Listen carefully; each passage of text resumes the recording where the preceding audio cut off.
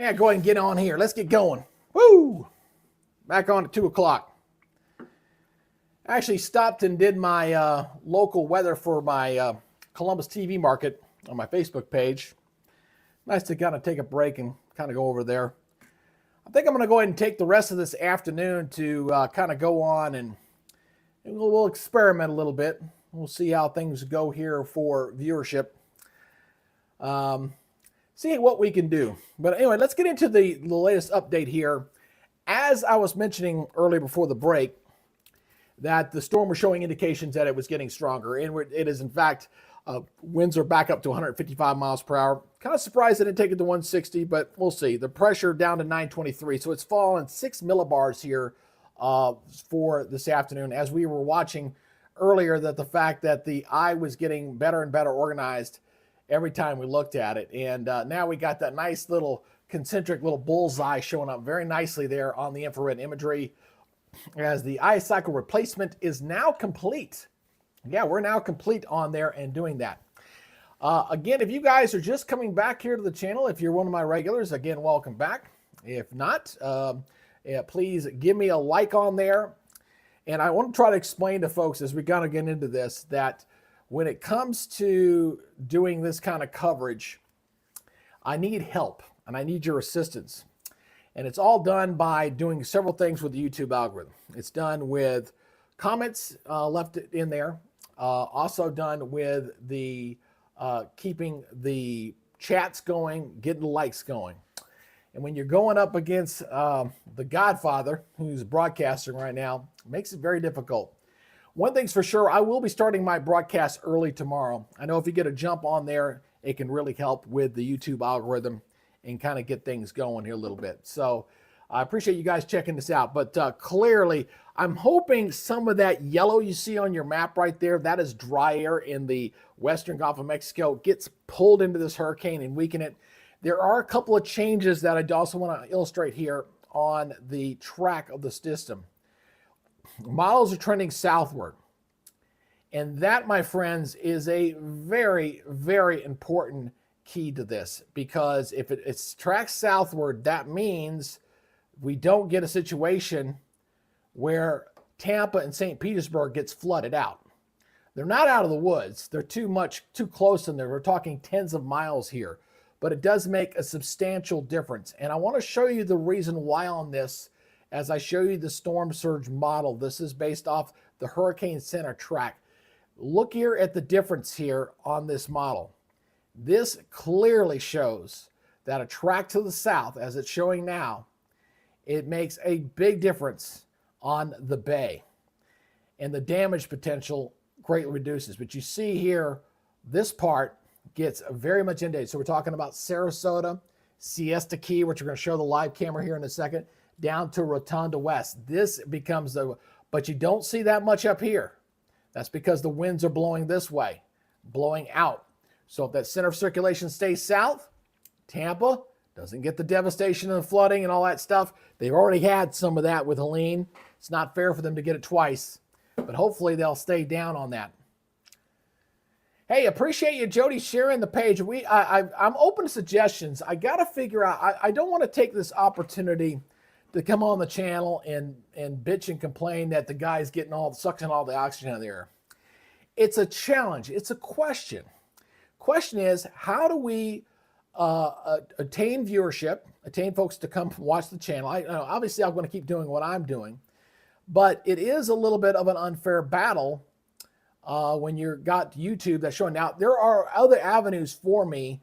I could perhaps start using some of the monetizing fund and actually buying time with YouTube to promote the channel. I could do that. I don't want to, but I could.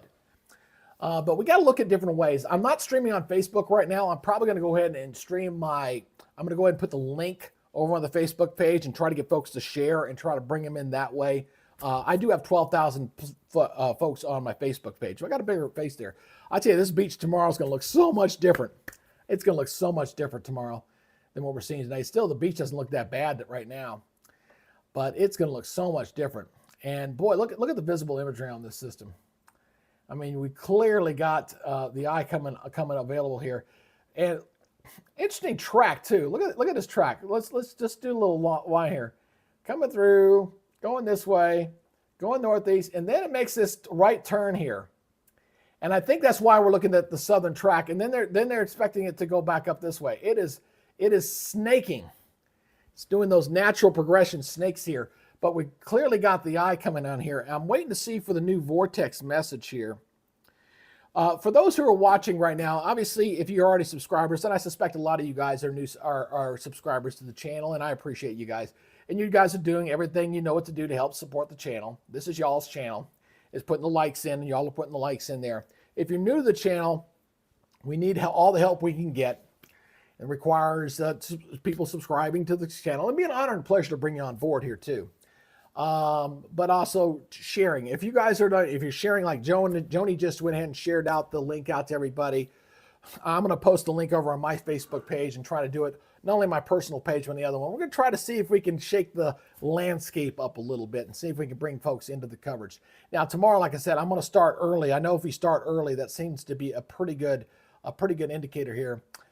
Oh, but that eye looks so incredible. Look at the eye on that thing.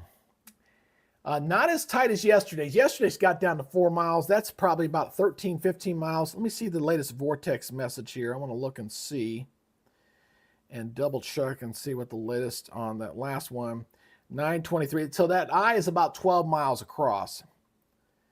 So flight level winds up to 145. That's 165 miles per hour. So we've got, I mean, it's only 1 mile below Cat 5. For all intents and purposes, it's a Cat 5. Let's just call it what it is. I know, oh, it's got to do 1 mile per hour rate, but we got gusts that are clearly Cat 5 above that. So we got a Category 5 hurricane here again. Question is going to be, how long is that going to sustain? How long is that going to last? As it's going to move into a more hostile environment as we go through this afternoon. So I haven't really changed this much. I'm kind of keeping this the same. I'm not going to change the expectations. If you're in Florida watching, or if you got relatives or anything down that way, the storm surge is still a major concern, but Tampa for the moment appears that the track has shifted further south. If that track holds, Tampa and St. Petersburg, although they're going to get the hurricane force winds, that's still going to kind of happen, I think, on the north side of the eye wall for sure. I still think the storm surge will be minimal. But down towards Sarasota, different story. Sarasota's looking at a different ball of wax here.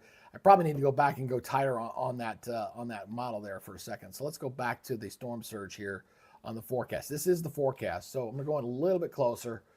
Again, we're talking from Largado Key, Sarasota South, down toward, I'm trying to run all these, Vamo, Osprey, all these different areas down here toward Laurel and Venice Beach, Darrell, in Florida.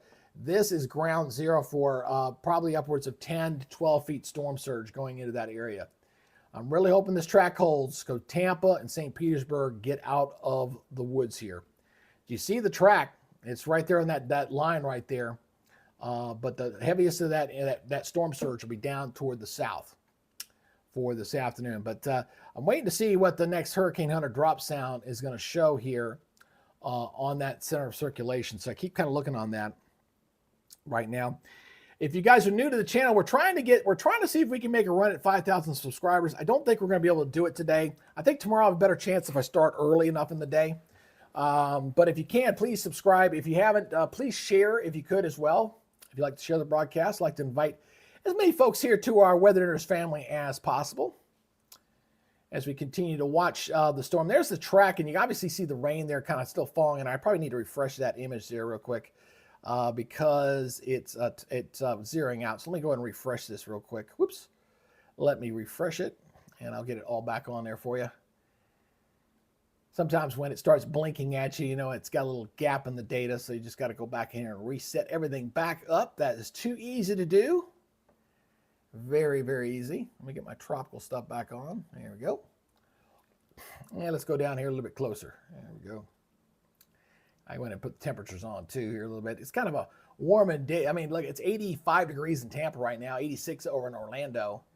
So still a little too far out for the radar to pick anything. We got that old boundary down there to the south that's kind of washing out. I'm surprised they even showing it, reflecting it still on the map there. But definitely getting some rains, not directly related to the hurricane moving across extreme South Florida. Saw a pretty good shower through Key West a little while ago, but nothing right now. So, yeah, it's still showing a little sunshine through there. Oh, thanks, Joni. You're awesome. Thank you very much. Hey, thank you, Kathleen Purdue. Thank you for checking out the channel. Helene was a horrific storm, and hopefully we don't get a repeat. Really do hope. The big thing is for that thing to stay south of Tampa. We don't need to see a Katrina 2, because that's exactly what you would have if that eye wall stays north. I'm hoping it stays south. That's where we want it to stay. We're going to get damaged, so we just want to minimize it as much as possible. So let me go here. I need to take my live stream. I need to go over to my feed real quick. So let me do that real quick. I'm going to go over to my YouTube channel, and I got to go to my channel, and I need to grab the link real quick. So stand by here for a second. And I'm going to grab this real quick. So I'm muted. Whoop, don't need to see me. And I'm going to go over to my Facebook page, and I'm going to paste this over there. And we'll do it this way here. Whoops, go back over here. And I'm going to put this on my Facebooks here. What's on my mind? Here's what's on my mind. Afternoon update.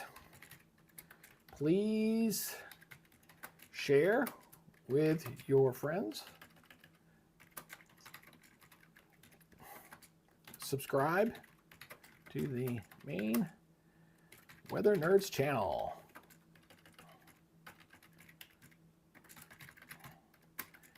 Thanks for your help in beating back the YouTube algorithm. I think that's right? That's what we're doing. Oh, I can't spell that.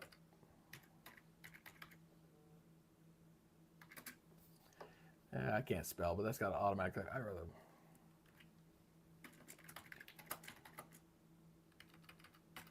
Do a double thanks there. There we go. Boom. All right, just got to push that over on my Facebook page, the link, and we'll try to steer people that way over to the channel. My Facebook actually does pretty well as far as this look. Yeah, I push it over on Facebook too. Appreciate it, guys. Boy, that's a sunny sky. Nice looking day there. Hey, Harmonica, you're weather dorks. So am I. You call me a dork, geek, you name it, man. We got it. We're the little, as Kobe likes to say, we're the little channel that could.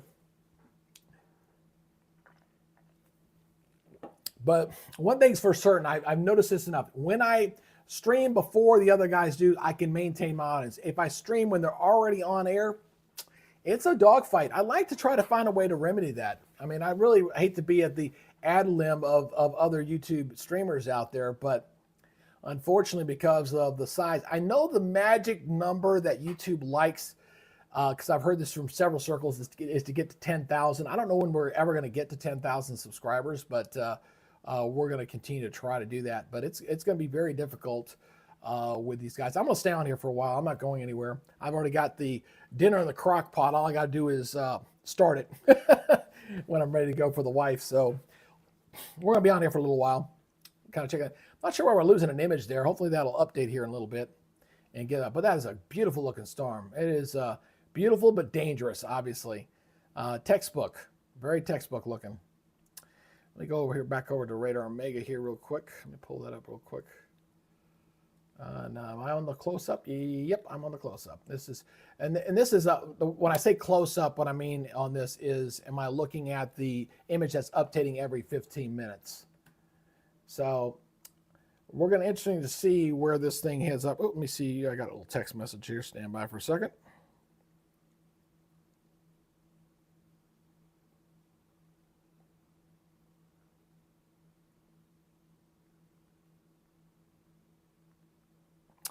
$14th, nice office.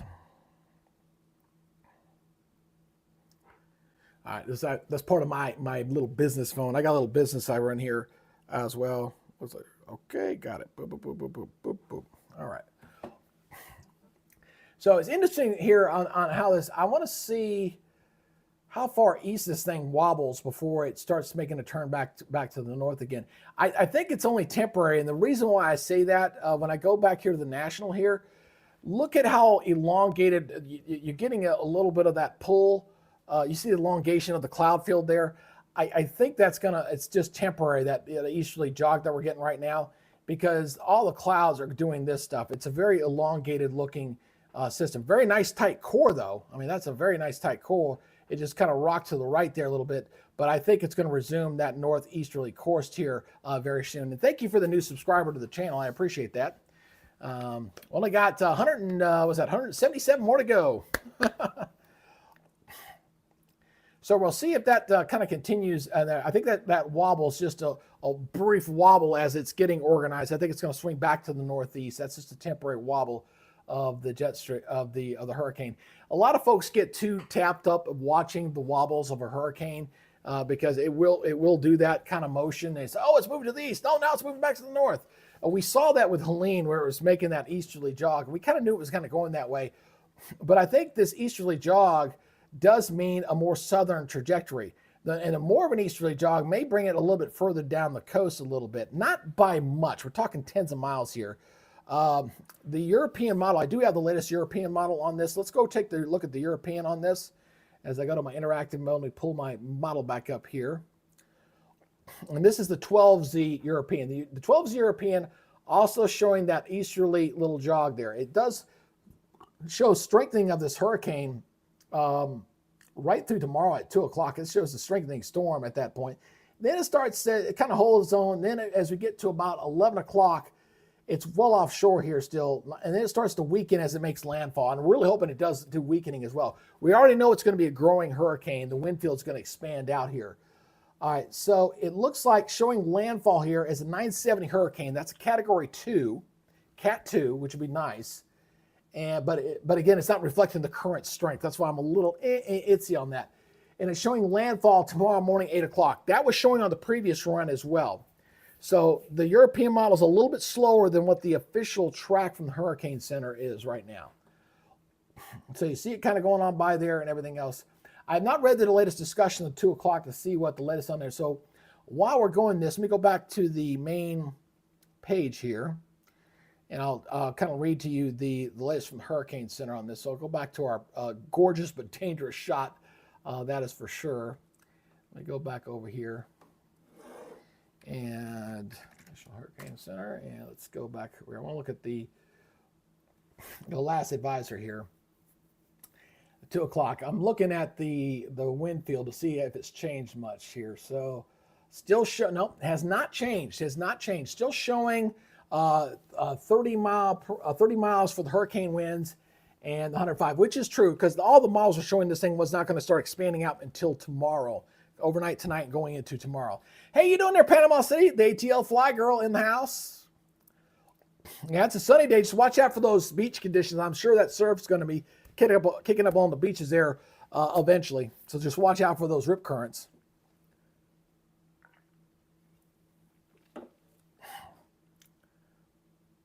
Oh yeah, that's true, Joni. Well, you got that. Weather is a big part of being part of the Forestry Service for sure. But very devastating storm here. I'm trying to see when is the next Hurricane Hunter aircraft going to be out there. I know we're going to get another one before the 5 o'clock advisory for sure. 923 closed, 12 miles, 1653. That's not that long ago. So the pressure's still holding at 923. Flight level winds 160. That's what that's showing. That's conversion there. So we're still, I don't know if it'll get much stronger than what it is. It's flirting with back to a Cat 5 again. But I think part of that might be because the fact that it's going over a little warm feed right now. If you see this little, that little curl loop right there, it's moving into a little bit of a warmer water. The warmer water, again, it's like jet fuel. It's like steroids for a hurricane. It feeds off those warm waters. And that's what I got. It's packed up here. What do you mean by packed up there? Does that mean that they're folks are going to the beaches, or what's going on there? I got to double check my thing. Oh, that's right. I can't see you when I got that on. Let me turn that off there. There you go. Now I can see you. I thought a lot of people going to the beaches. It should be a beautiful beach day. I didn't look at the cameras there at Panama City Beach, but I'm sure it's pretty good. Hey, let's take a look at the traffic conditions real quick. I want to see how the traffic conditions, and we can look at a few cameras here as well across Tampa to see how things are kind of progressing. So let's take a look at that. I know the airport did close today in Tampa. Looked like Interstate 4 heading out's got a little bit of traffic there getting out of town. Let's zoom into some of this and take a look. Doesn't look that bad. I see some rain in the area. No, that's not looking bad at all. So it looks like everybody that's going to evacuate's probably left there. We're seeing pretty good traffic flow. Let me get that bigger for you there. So that's on Interstate 4. Obviously, I'm assuming the left side is folks heading out of town, and the right side, less traffic going in town. So looks like looks like steady traffic, but not bad right now. Let's clear on out of this. And I'll zoom back out. I got to turn these, so many traffic cams, you got to turn that stuff off when you're looking. Where we've been having a lot of bottlenecks, and yeah, it's still there, is up here where the turnpike and the city come together. So let's turn it on and look at these cameras up here.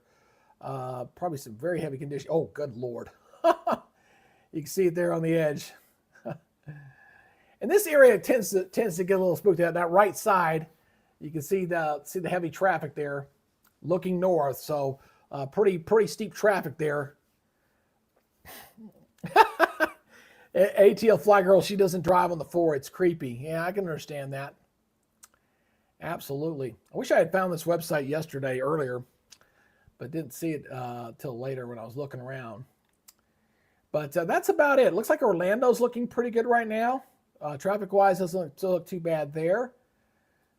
Just kind of looking at all the evacuation zones here. It looks like everybody's looking pretty good right now. There's a lot of little incidents where they got a lot of roads closed off here, especially on the West Coast. That's obviously where a lot of storm damage was done from Helene. That's what these little IQs here are. So not looking too bad. Let's go to Radar Omega here. I want to see if any of the Storm Chaser guys are out here streaming just yet. I see a couple of guys up here. Let's go back over to a broader satellite. Let's go look at the, and I want to keep this on the visible here. All right, let's go back over to Radar Omega here. Stand by for a second. I'll switch over to that. All right, let's close that down. And we got a couple guys now. Yeah, these guys have moved down the coast. Obviously, this is where ground's there. Vince has moved on down. Look at the debris. Oh, he just passed them. And look at some of the debris left over from Helene. He just passed a big old debris field there on the right side. This area, see all the sand on all the water. Storm surge got in here. There's the debris left over from Helene. In this area, yikes, they're going to get hit again, but I think even worse than the previous one. This Helene was a glancing blow. And they see all the sand, all the water on the road there that's left over from that. I actually know where that is. I've been down this way. I know exactly where he's at. I saw the Foxy lady. I said, yeah, I know where that's at. So that is down the key. It got, looks like Brandon's just getting into position.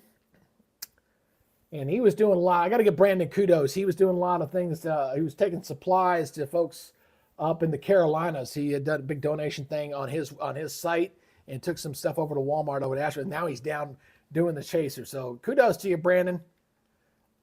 Give him kudos there. But we'll see what, I guess he's going to work his way down to the beach there. But boy, that is awfully, again, you can see the sand and the leftover mess left over from the storm surge. Again, it wasn't that bad here.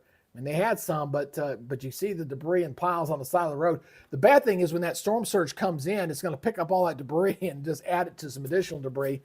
There you see it on the side of the road. He's right next to the water there. Yikes. Look at all that. That is not going to be good. I really hate it for those folks. They're going to get hit twice the way it's looking. As long as it stays out of Tampa Bay. And I know it's bad. These folks have gotten hit once before, and a lot of them probably have just been cleaning up, and they're going to clean up again. But you got to understand this. If that storm surge gets into Tampa and St. Petersburg, that's a bigger metropolitan area. It's about 3 million people. And the damage total cost-wise would dwarf probably Katrina. That's why it's so bad. If it does stay to the south, if we're going to get damaged, let's try to limit it as much as possible. So the things that I'm watching right now is to see how the storm behaves with the... Oh, I forgot to take that off refresh. My bad. Let me do that real quick. I don't have to keep that on refresh when it is doing its thing. It'll update on its own. But the size of the storm, which of course drives the amount of water heading to the coast, obviously the strength. Now, I'm hoping that the European model is taking it down to a Cat 2, which I'll be honest with you, it would not surprise me to see it weaken that much. Especially if you get some of that dry air and some of the wind shear to kick that storm's butt, which I really hope it does. I want to see this thing weaken. I want to see it weaken significantly. Because, I mean, everybody was kind of going bonkers crazy when this thing went up to a Cat 5 yesterday. We're flirting with it back with a Cat 5 right now. Obviously, with a radar image like that, it is a very, very powerful storm. Hey, if you're, it's now coming up on 1424. That's 224 for you non-military types. If you haven't subscribed to the channel, please consider it. Please give me a subscribe on there if you can.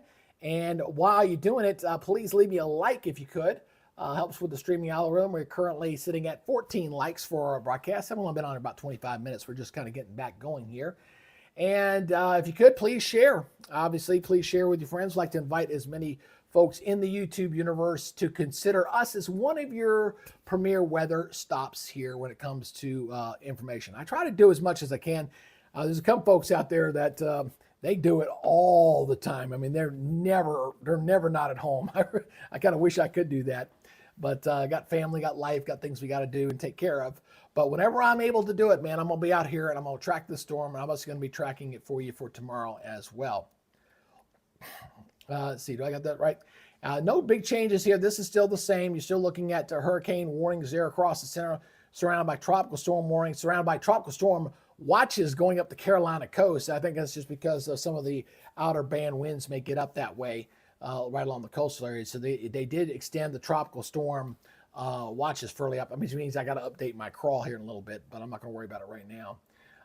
So we are looking at that going downhill here. And then obviously we got the severe component we got to watch for tomorrow, as we've got that slight risk for severe weather. This includes Miami. This includes Tampa, Orlando, Fort Lauderdale. All those areas in yellow, that is also your prime tornado zone for the track anywhere to the right of that center of circulation. Weak tornadoes, we're talking EF0, EF1 on the low scale, but if you get one of those 70-mile-per-hour tornadoes to hit your place, yeah, it's going to do a little damage. May not blow out, it may blow out windows, may cause some problems. So we had some with Helene, but they weren't overly bad. I do know that we had a couple of deaths too, from a mobile home that got overturned, unfortunately, and hopefully we don't have anything like that down in Florida. There is your tornado zone. Again, that yellow area south, that's that brown area. That is a 10% chance of seeing potential tornadoes as the system is making landfall. What's really bad is it's going to be happening at night in the early morning hours. So that's really a bad thing to see. Panama City, you do not have to worry about this. All you got to worry about is the surf in the rip currents. That's going to be the big thing for you folks up there along the Gulf Coast of Florida, is that you're going to be dealing with the currents. Obviously, you're looking at a fairly sunny looking day there up along the Florida Panhandle there, but not looking too bad right now. Hey, Joni, what you got for us? You lived in Silver Glen Springs with Andrew. Oh, boy, that was a bad one. Yeah, I was with the Florida National Guard then. Didn't make it down there, unfortunately. I didn't get to go, but some other folks did. My kid doesn't want to go to school. She wants to play with her cousin while they are here. Well, I don't blame them for that. But Panama City, you're fine. You do not have to worry about this. The big saving grace here for you guys, again, going back to that regional map. See that front now? It's gone stationary. You're on the other side of that front, so you're going to be looking okay. No problems there for you guys. Might see a few clouds tomorrow, but some of the outer rims of the storm. But the big thing is going to be rough surf, so just be careful there. Hey, if you're new to the channel, I'd like to introduce myself. My name is Greg. I am your personal weatherman here on the Weather Nerds YouTube channel. We're doing some live coverage here of a hurricane that has been strengthening for this morning. If you caught the morning update this morning, you had a hurricane that had 145-mile-per-hour winds. The winds have increased once again, back up to 155. What's happened is that the hurricane went through a life cycle replacement of the eye happened. The eye cycle replacement, I should say. And so yesterday it bottomed out at 897 millibars. It's not going to go that low again. I think it may drop another millibar or two here today, but 155, 160, I think that's probably as strong as it's going to get. Tomorrow, the environment starts to deteriorate out ahead of the system, as I'm expecting wind shear, and I'm expecting as well some dry air may get encircled into the storm. I can show you that dry air. It shows up so well on the water vapor imagery, so well on this. That all that yellow is your dry air, but that hurricane is holding it back at bay. It's not getting into that core. The core is pretty much very symmetrical, a very powerful storm there. As we had a little bit of an easterly jog, it's starting to make a little bit more of a turn here toward the north. We'll go in a little bit closer again on the infrared imagery here. As you can see that nice big circular eye right here. And you can see it here as well. I'll go over to the other radar too, so you can see the water vapor imagery. There's the water vapor. You can see that eye very well. You can see the shadows casting down on it as well. So a very organized, very symmetrical, very powerful hurricane here. It was already rated as the second strongest on record yesterday when it had winds that went to 180 miles per hour. The winds are at 155 right now. And really, when you're talking about 155, 180, they were kind of semantics at that point. Those are very destructive winds. There has been a wobble to the east, and I think it's because of this little turn here to the east. You see where it was tracking this way, moved this way. They're expecting to go back this way. I think it's because of that little wobble more toward the east on that path that they shifted the path up here in Tampa to south of Tampa by about 50 miles. If it shifts back to the north by 50 miles, then we're talking about another dangerous problem there. Hey, thank you there, ATL Fly Girl. I appreciate that. I appreciate that. Oh, you know what? I need to do that too. Let me do that as well. There's something I needed to do. I was looking at me. I need to do that. I will do that right here. Let me pause me or get off this page real quick. And I will put this here. If you guys want to share this, here you go. I'm just going to put I'll put that in the share there. Obviously, you can share from the view. I also put the share in there as well. So we're going to see about trying to get the old subscriber base going. Hey, if you haven't subscribed yet to the channel, please consider it. It does help us with our broadcast. Because we're a small broadcast entity, we need all the assistance we get from our viewers. And that basically means leaving a thumbs up in there, leaving a comment, let us know where you're from, and obviously subscribing to the channel. All those things kind of help with the broadcast. Probably not going to get much today because we're still trying to figure out how do we compete with the bigger channels when we're all streaming at the same time. We're all competing for the same audience. So that's something I'm just going to have to do a little more investigation and a little more look on to see here. Ooh, that's a nice camera there. I might want to change over and use that one. I just found the Clearwater Pier Beach camera is streaming. That looks live. Ooh, I'm gonna use that one. I like that one. Let's see. There is Naples. I want to keep that one. I definitely want to keep Siesta Key. I think I'll change the Key West one. So stand by here. I'm going to show you the other. I'm going to change the Key West camera because this one's further up, and I think this is obviously where. And Key West having a beautiful day anyway. So let's change cameras here. I want to put this up here. And I got to change the title here. So bear with me for a second. And this is the Clearwater Pier Beach. And I'll just abbreviate Florida there. Whoops. There we go. Kind of like that. It's a little different. That's a good shot. I like that. We can keep a good eye on the pier there. Although I got to bring my size down a little bit. Stand by. I'm a little over. Let's bring that down to 68. Boop. And that should do it. There we go. Then I got to make it fit. I got to be a little tipsy there, but that's a good camera. It's amazing that with a hurricane in the Gulf like that, you expect that the waves would be a little more energetic. And I think the reason why we're not seeing it again, because of the size of the storm, not the strength, but the size. It's a relatively small hurricane. So right now we're not getting a whole lot in there because of that. Now, as the storm expands, as is expected to do so, as we look at the model here, let me get that model back up here. I want to look at actually, let me switch over to the B here. Hold on one second. I want to switch over to the B because I want to see what that one looks like. There's the 12Z on that. All right, so let me show you this one. Let's go back over here to the model, and we're going to go through again. Look how tight this thing is. As this is 15. This is the current, right? So you see how concentric, how tight that wind field is. As it moves tomorrow, so we're going to see this is the 12Z.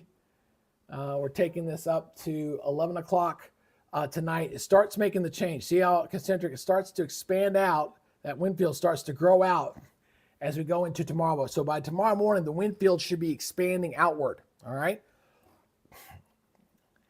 And we'll see where this model. I've looked at this 12Z one here.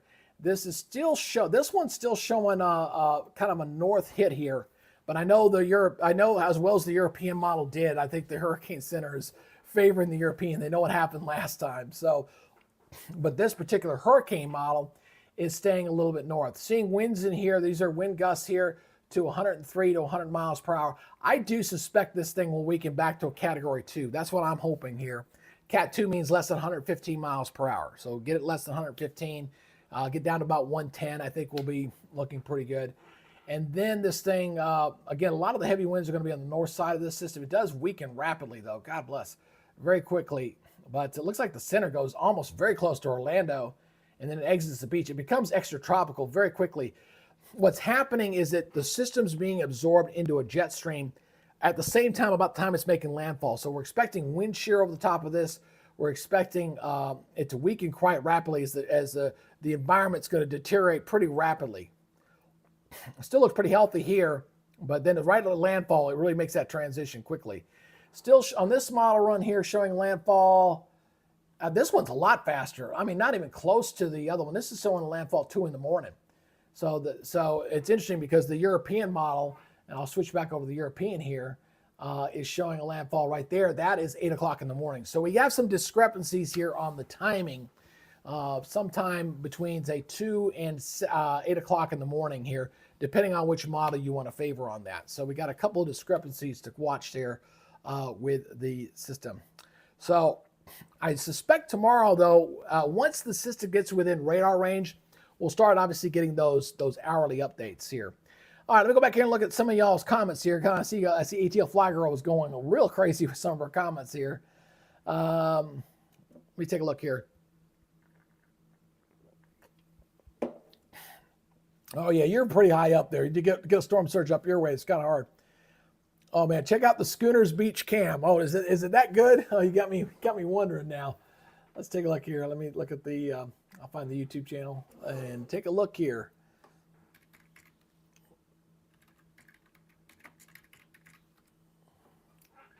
Schooners Beach cam. I gotta find it first. Oh, let's show you. Panama City Beach live camera. I see plazos. Oh, it's a beautiful day. Looks nice there in Panama City. I see a lot of people at the beach, but even the waves there are not that bad. Look relatively flat. Boy, a lot of people in Destin. I'm using the model data here to kind of show you all this as I'm looking here real quick. There's Sterling Reef. Yeah, that's a beautiful day there in Panama City. Not looking bad there at all. So, but we're gonna stay on the main cameras though. We're gonna stay on the main cameras. As I mean, that looks a lot more ominous there in Naples. Look at those clouds getting awfully dark right now. Looks like folks going swimming out there. It didn't look bad. A lot of people in the water. Because it looks like the waves are only about 1 or 2 feet. You see the surfer out there is like, dude, where's the waves? Like, trust me, my friend, they'll be there tomorrow. You'll be dealing with the waves tomorrow, to say the least, as that picks up. Siesta Key, which is the area I think could see the worst potential storm surging, at least based off that model I just showed you a little while ago, could be quite significant there. Johnny, LR can't let it win. It just strengthens my faith, my ability to survive. Kind of reading over y'all's comments.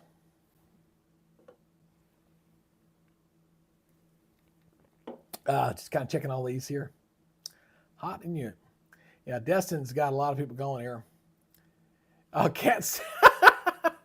Yeah, I'm going to tell you right now, it would not shock me before I die, because of all the debates with global warming and these storms becoming stronger and all that stuff, that someone decides, you know what, we're going to invent a category 6. Maybe not a 7, but a category 6 storm.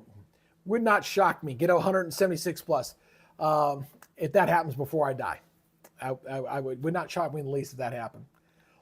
Let's go back here to the radar here as I continue. Oops, not that one. Let's go to, I'm on the wrong one there. Sorry about that. I scrolled too far up. Oh, that's nice. That's just a very, very powerful storm. Let me go back and look at my hurricane hunters here. I got someone here asking me a question here on Facebook here. Hey, be available to join our broadcast tomorrow evening in the 10 o'clock hour Eastern. Oh, believe I can make that happen. So I've got a little, well, I mean, there's one way to help your channel. I got Newsmax reaching out to me, asking me to do a broadcast for them tomorrow at for their 10 o'clock broadcast. Well, I'm interested to see. I have to get my headphones out to be able to hear them and try to see how they want to come on board. But probably will end my stream before 10. We'll start it early. I might come back on, or I might just leave it up. I think I have the ability to stream both. I could probably can keep the stream live and then go live with them as well, especially if they're doing a Zoom call or something. So if they want to talk about everything going on, we can do that. So it's nice to be wanted. That's nice. I'm sure they reached out to the Godfather and he told them to go pound sound. I'm sure. I feel so bad for the people who haven't been able to money or knowledge model their homes in Florida in 2004 later. Yeah, that's true.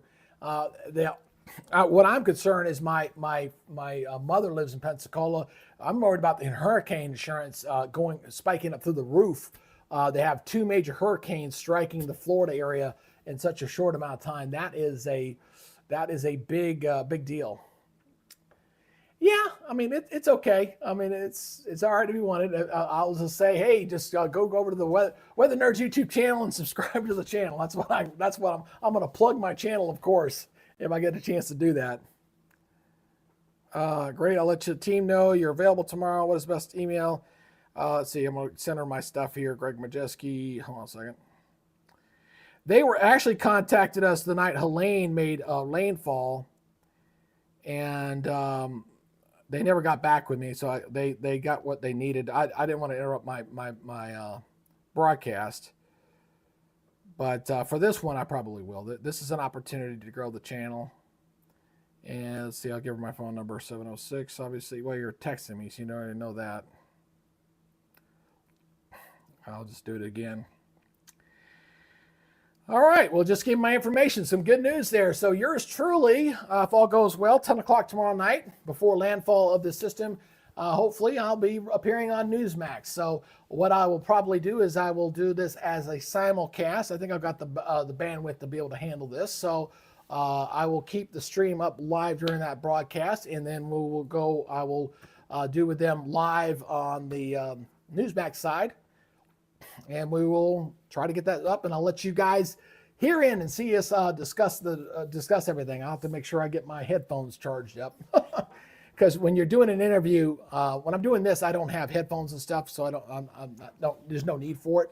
But that'll be very fun. That'll be good to do the interview and perhaps grow the channel a little bit. That's one way to get around the Ryan Hall beast. Go out there and get on the broadcast and see if you can reach an audience that way. That's one way to do it. Oh,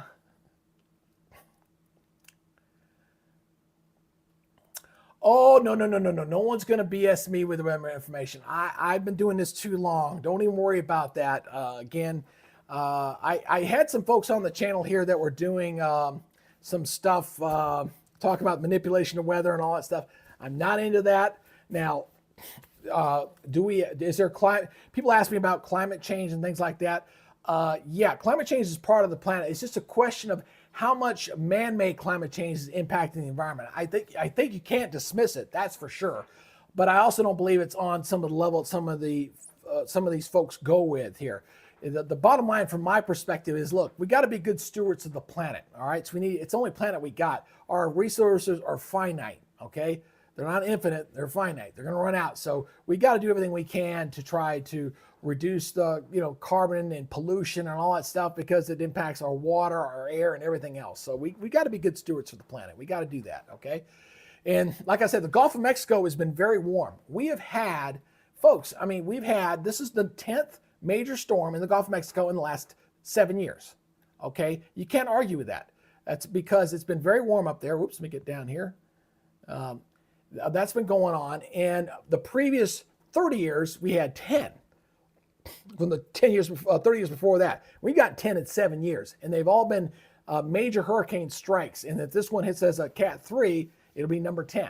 So we can't disregard the fact that we've had the Gulf of Mexico is fairly shallow.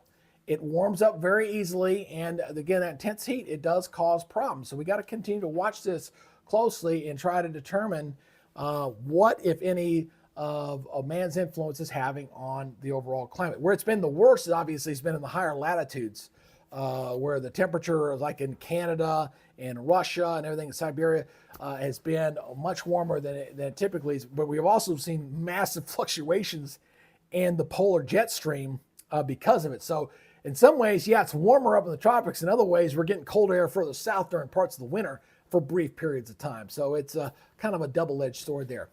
All right, hey, we're coming up at 2:45 here on Eastern Daylight Time. I want to introduce myself to anybody new checking out the channel. My name is Greg, your personal weatherman here on the Weather Nerds YouTube channel. And if you haven't subscribed yet to the channel, what are you waiting for, man? Go ahead and hit that subscribe button, hit that notification bell so you're alerted on our broadcast. I do daily shorts when we got tropical activity going on. I usually do a daily forecast in the mornings. I usually post it around 8:30, 9 o'clock when I'm not covering weather here. So again, please go ahead and subscribe to the channel. It helps us with the YouTube algorithm right now. Let me get off that image because it keeps flashing at me. I got to go look at the other one here. Right now, we are at 17 likes, so we ain't got a lot there so far. So help us out. Do the like, do the subscribe thing, and all you guys that have shared, I know y'all have shared the channel. Go out there and share the channel as well. Because heck, I'll just want to look because I'm just curious. I'm curious. I got to look. I'm sorry. I know I shouldn't, but I want to go take a look. I want to see. So The Godfather right now has 109,000 people watching him. And he's doing his little stream right now. So tomorrow I'll get an earlier start, and that'll help us maintain our audience. One thing, the YouTube algorithm, when we were doing Helene, we started before everybody else. We were up pretty high, but then we were able to maintain pretty well all the way up to landfall. So the trick is starting early enough to where you're locked in, and then you can ride that train out for the rest of the day. And that's what I'll do tomorrow. Absolutely, we'll do that for tomorrow. Kind of looking at y'all's.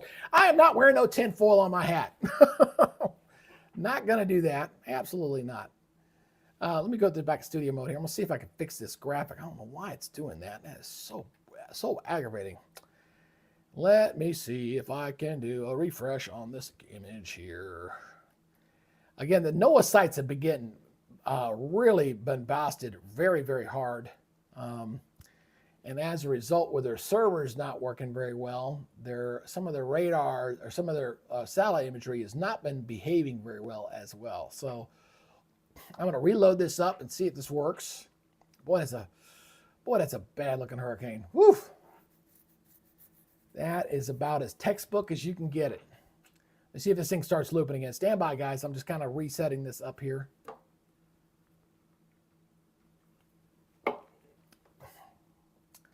Come on, get looping, you bozo. Again, you're going through government servers, so, and every brother and mother's uncle is trying to get on it. So there it goes. Let me get the auto refresh here. Auto refresh. And timestamp 1807. That's still a little old. Hold on, it hasn't looped yet. Hold on. It's loading up. Stand by. It's coming. It's coming. Hope everybody's doing pretty good. Hey, Major Carver. Hey, good to see you there, Major Carver. How you doing? Currently over the loop current. Yeah, I was mentioning that earlier. That's definitely why this thing has exploded. I was showing that earlier. In fact, let me bring that up again. There it goes. Finally got that looping again. Ooh, look at that thing. Woo, look at that. That's a nasty hurricane. It's over this loop. I was showing this earlier. And let me turn this thing back on so you guys can see it. So what Major Carver's talking about is the fact that it's entered into that loop area of some very warm water. We're talking about 87-degree water temperatures in that loop. So we're talking octane, we're talking jet fuel, we're talking any other we're talking amphetamines, anything you could think of, whatever you want to call it. It is juiced up right now. It's on steroids. There, that's the word. Steroids. That's the word I was looking for. And that's what's feeding that bad boy, and that's why it looks like that right now. Woo, that looks. I gotta believe that's Cat 5 again. I really do. Looking at that symmetry, looking at that eye wall there, it's starting to expand out. You can see that as well with the system. Let me look at the. I want to go back and see if the vortex messages have updated at all yet. Nope, still the old one.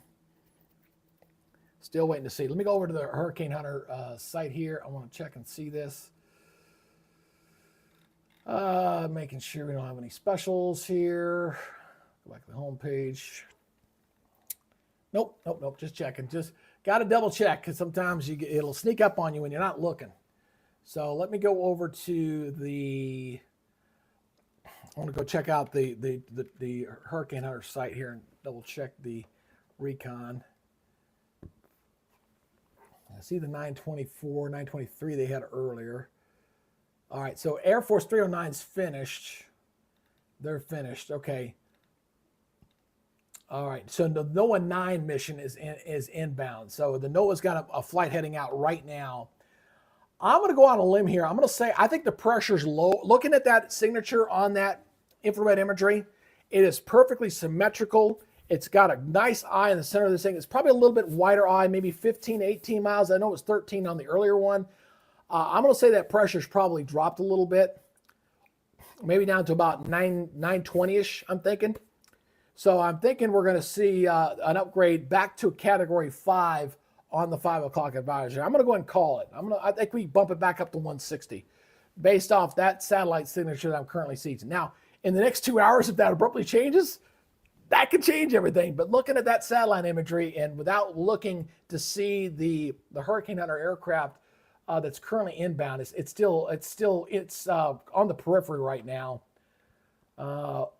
It's on its first leg in, so it's just heading in. Probably another hour before we kind of see that update here. Let me show you this. I'll show you the NOAA flight. Let me get it over here real quick. I will show you the flight real quick. Stand by. I gotta swap it out from the Air Force guys. So I gotta swap out their update. So stand by here for a second. Okay. All right. So there you kind of see it is currently inbound. It's on that far left side of the screen. It's actually inbound right now on the Hurricane Hunter aircraft. So let me go here. So it's kind of flying in like this. So it's just now kind of heading in toward the eye. So we'll get an idea here probably within the hour of what that is showing for that time. So again, this is the NOAA flight, not the Hurricane Hunter guys. This is the NOAA guys. Hey, if you're new to the channel here, again, we're watching this very powerful hurricane, folks. It is looking awfully dangerous with the storm. Let me go back over here to Radar Omega here. I want to show you again the infrared. That eye is starting to really clear out a little bit. It is look at the eye. I'm going to stop this on the last image. That eye is starting to clear, and when the eye starts to clear like that, when you start seeing that start to clear on out, that means that the air is sinking in the middle. You got it circulating off the sides and sinking dead middle. Okay, so I see every indication here based off the visible satellite imagery as well as the infrared imagery that the storm is not done strengthening, that eye wall continues to intensify, and also seeing indications that the wind field may be expanding just a little bit, not a ton, but just a little bit there on the outlooks here. I am not putting a foil on my head. You guys are crazy today.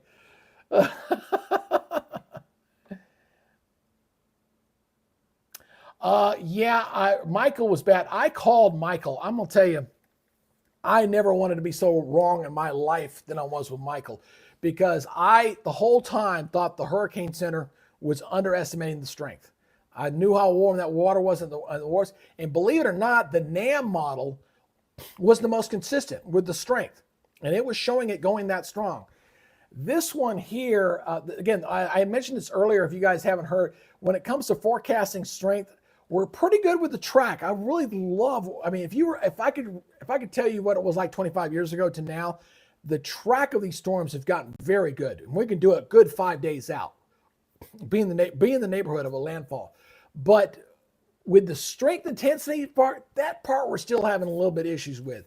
We saw this during Helene. Remember, they took it to a Cat 4, then they brought it down to a Cat 3, and then it did make a landfall as a Cat 4 again.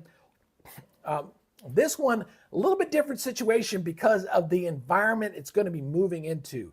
We're talking about wind shear. We're talking about maybe some dry air getting into this as well. But for right now, this thing's in a healthy environment, and it will probably be there at least for maybe another 18 hours or so. I think by the time we get to this time tomorrow afternoon, we should see things begin to weaken. Let's go reestablish this track for you if you haven't seen this again. So they have it still as a Cat 4, 150 mile per hour winds at 8 o'clock. I think that's going to change because I suspect we got a Cat 5 right now. Again, without the Hurricane Hunter data getting in there just yet, I can't confirm that just yet, but we'll see how that works out. So they take this to 1:45, 8 o'clock in the morning tomorrow morning. So they weaken it back down to a pretty good Cat 4 there. And then by the time we get to 8 o'clock in the evening tomorrow night, so we're about 30 hours away, they weaken it back down to 125 mile per hour winds.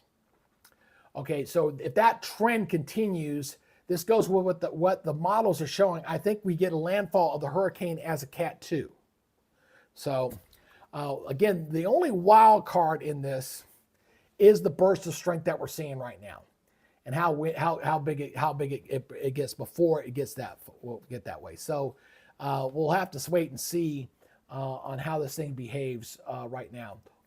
One thing's for certain: there's the southern track, staying away from Tampa Bay itself, so we don't get that storm surge to go into the bay here.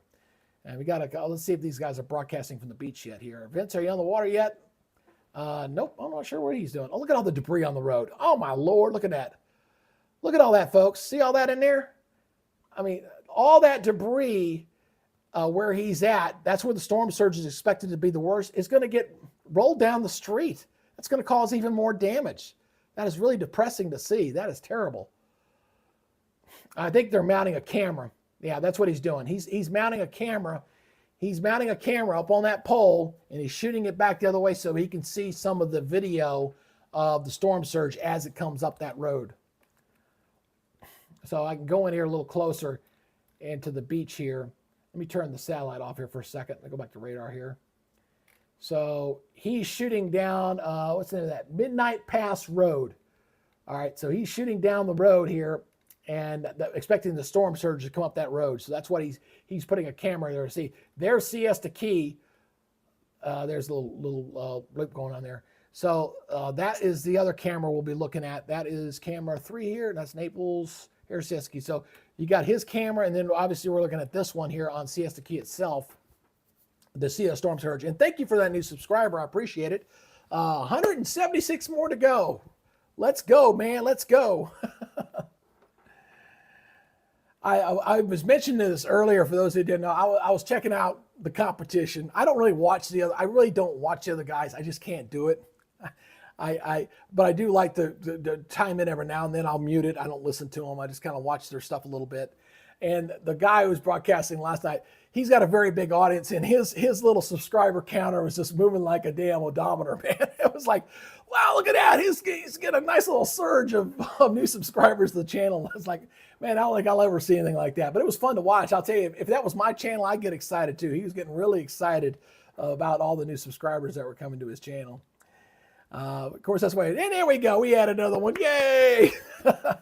We've added today 29 new subscribers to the channel. So, and I try to remind myself, it is part of the game a little bit, but any day that you can go and watch the channel grow and make a little bit more on there. I'm getting ready to switch off this image here. Stand by, guys. I just got to find where I'm at.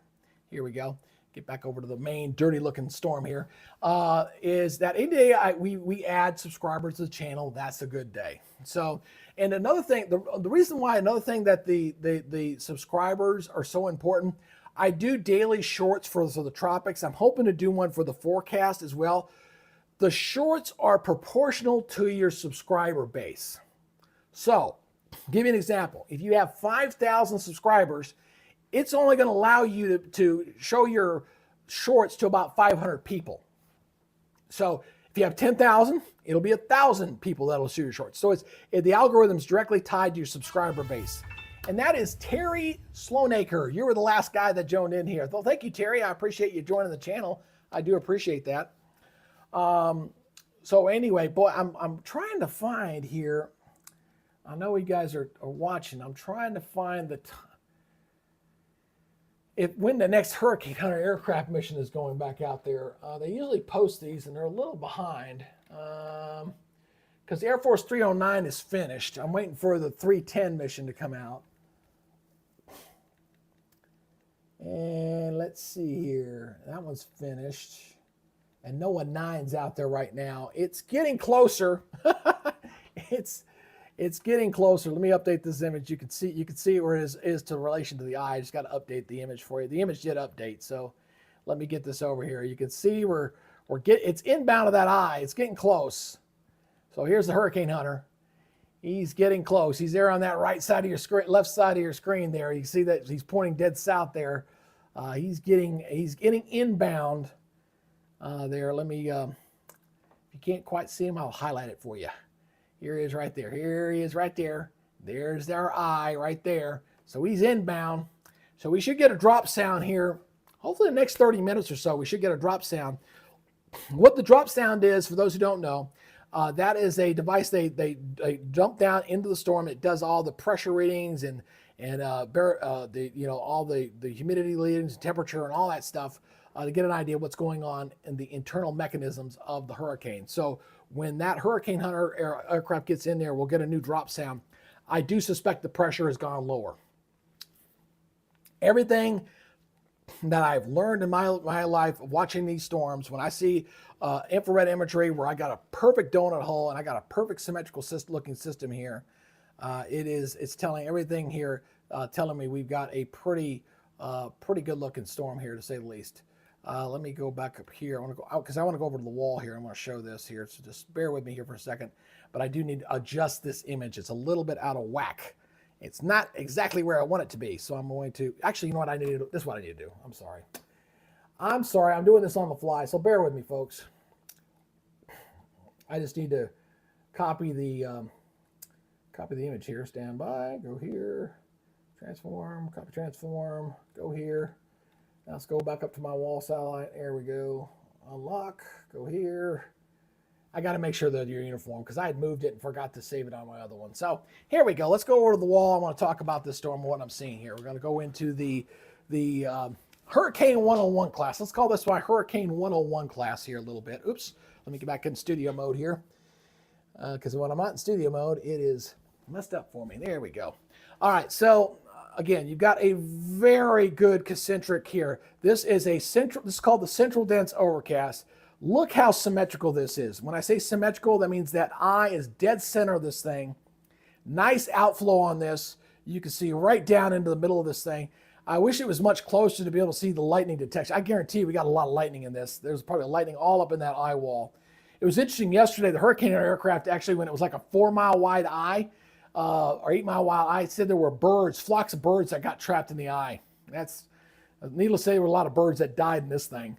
They couldn't fly forever, but there was a flock of birds that got caught in the middle of this thing. But this thing's looking very concentric. A good outflow here. Again, it's still a very tight hurricane, although this eye is a little bit bigger than what we were seeing yesterday with this storm. So I'm guessing that eye looks like to me anywhere from 15 to maybe 20 miles across. Again, just kind of eyeballing a little bit.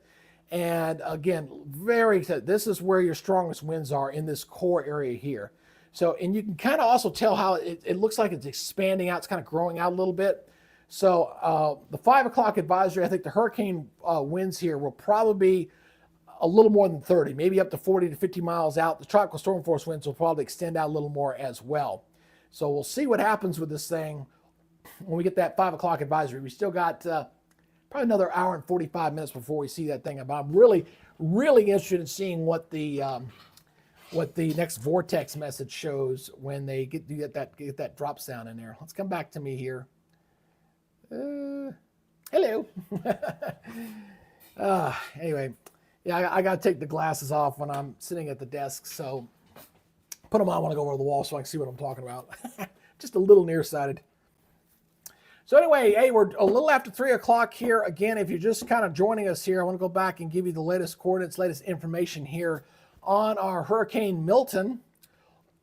Very strong, powerful system. This, as of the 2 o'clock Eastern Daylight Time, about an hour ago, the winds were increased to 155 miles per hour. Pressure's down to 923, but we got a new Hurricane Hunter aircraft heading into the center of that storm. A NOAA research plane going into it. NOAA mission number 15 is inbound. I do suspect the pressure has fallen. I also suspect that the winds have also increased based off satellite imagery that I'm seeing on both the visible and the infrared. So I suspect we've got a Category 5 hurricane back in the cards again, but I don't think it's going to stay that way, not for very long. It's over some very warm water for a little while, and the environment's still pretty good. But I do suspect we're going to see this thing get a little bit stronger as we go through time. Going back here through some of the comments here. I appreciate it. Thank you, Harmonica. I appreciate you guys helping me out there. I appreciate you guys. We're going to get this thing going. Hey, if you guys have, if you're new to the channel and you haven't subscribed yet, one of the things that we have to do on this broadcast, just so you know, because we're a small entity, it requires our viewers here to kind of help us out a little bit. The average turnover here is about every 5 minutes we get a new person on board here. So before you leave the channel, please give a thumbs up. If you consider subscribing to the channel, it'll be an honor and pleasure to be one of your many YouTube weather sources out there. God knows there's plenty of us out there, but obviously go with the one you feel the most comfortable with. And we got 175 more subscribers to get to our 5,000 goal. We're hoping to kind of reach it during this hurricane event. We're not going to do it today. Maybe we'll have better luck tomorrow when we start a little earlier. But we're hoping to do that. But it does help the algorithm when you do the subscribing, leaving the comments, as well as leaving the likes. And they actually a few more likes popping in there. Thank you very much. I appreciate that. So anyway, that's what we're looking at right now. We're going to see what happens here very shortly. But boy, that storm is looking awfully powerful, to say the least. Let me go back here to the regional radar here a little bit. Yeah, still too far away. Again, all this rain that you see here, and I'm going to go to my interactive mode here on the radar here. We're kind of moving. This is, you're still too far away from the storm. A lot of this is just maybe some moisture being pushed out ahead of the hurricane, but this is not related directly with the hurricane here. Some of this rain that's moving into Tampa and down here in South Florida, not a big deal right now. Oh, talk text. Oh, man, don't talk text. That stuff will always copy down the wrong stuff. Talk text is, I do it when I do my business. I do a lot of talk text a lot. I got a text message here I got to look at.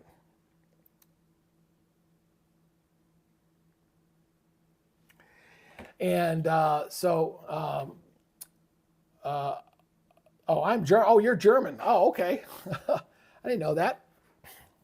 Hey, Major Carver, what you got there for me, brother? The fact it started out at 9:27 with much time left over, a good environment. It's very concerning. Meso mergers of thermal. Boy, you're just like showing off your weather geek knowledge there, Major Carver. I appreciate it. I understand everything that you're saying. Yeah, and the novice may not, but I understand what you're saying. Yeah, excellent ventilation. We've had that really for the duration of this quite a bit.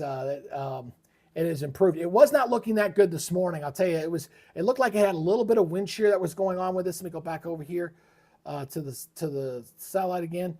But you got a clear chimney. That's what I like to describe. I always describe the hurricane as a big heat engine where the chimney is where all that heat's evacuating out the top and you got sinking air in the middle of it. And right now that chimney is clear. It's clear as a bell. And I'm just waiting forward to seeing the next Hurricane Hunter Recon drop sound. And hey, Major Carver, if you get it before I do, post it in there, man. If you see it before I see it, let me know, man. It's inbound. It's making the turn in, but it hasn't dropped its sound just yet. It's moving southeast, moving around the periphery of the storm.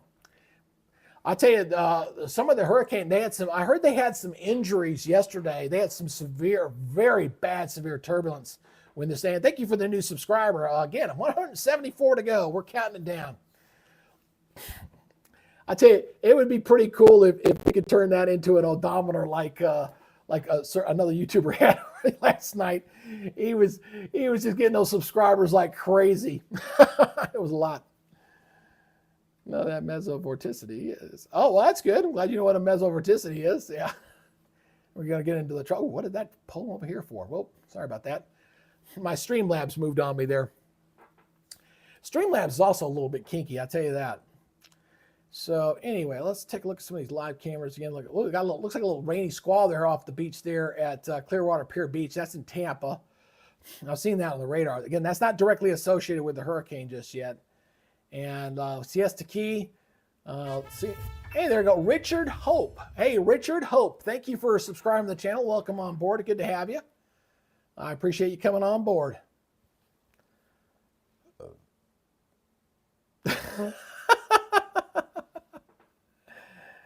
You guys are crazy. Just kind of reading over some of these comments here. I won't post everything, but it's fun to read over y'all's comments. Well, that's interesting here. I haven't checked the Naples cam in a while. Noticing the swells seem to be coming up just a little bit. It was looking a little flatter out there earlier, but looks like look at the wave action starting to pick up a little bit there in Naples. I suspect that'll continue to come up. I don't know. You could ride motorbikes there on the beach, but it looks like the wave action's starting to come up a little bit there along the beach. We'll see how that looks in a couple of hours. Yeah, rapid intensification. Since it was already pretty strong and powerful to begin with, it's just a reorganization of the eye wall at this point. Again, I do not expect this thing to get back down to 897 millibars. I do not see that happening again. That is something. If that were to happen, I will honestly say I've never seen that again. Because typically when it comes to a hurricane, once they bottom out and they get to their strongest level, you don't see that happen again until much later. I guess I need to update my crawl. I've not done that yet.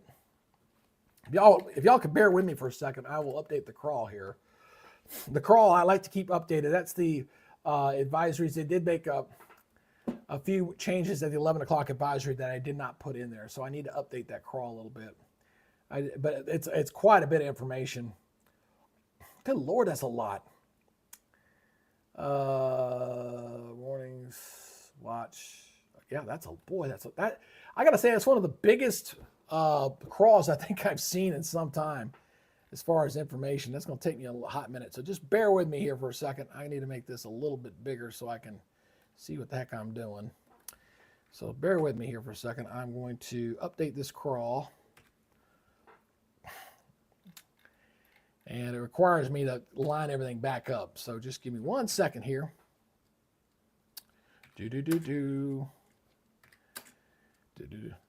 It's very sensitive too. I wish there was a way I could paste in here without having to do this, but unfortunately, that's the way this software I use operates. It doesn't just do a thing. I was trying to get this automated. There's a buddy of mine who helped me with my severe weather stuff, and we just never got back to it. It might be something we look to do for next season, is to make this crawl automated, like I do with my severe weather stuff. So the severe weather watches and warnings, we got a nice crawl on that, and that's automated. I don't have to fool with that anymore. It works pretty well. We like it. Almost there. Two more paragraphs, I think. Oops, back it up. I'm fixing my crawl. I want it all be accurate information. We don't want old information. We want the latest and greatest, the new stuff. Almost there. Boy, that thing is long. I don't know. We're going to crawl that long. Maybe it wasn't worth me redoing.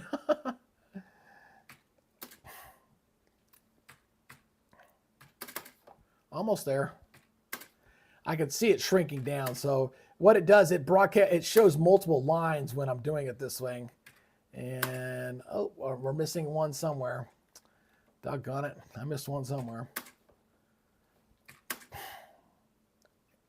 Nope, still missing one. There it goes. Got it. Boom. Hey, we're done. Sorry, guys. Had to go in there and update that crawl and get it going for you. So right now, giving you all an update, we've been broadcasting for an hour and 15 minutes, and we're coming up on 15 minutes after the hour. It's that time to also remind folks, if you haven't subscribed to the channel, please do so. Go ahead and hit that subscribe button. It's critical for our broadcast to be able to maintain our audience when we're doing live coverage. So if you could do that, I would appreciate it. We added a few folks, like we just added Richard and Terry and Michael here for today. Continue to put the likes in there. We're up to 25 likes. That also helps with the algorithm.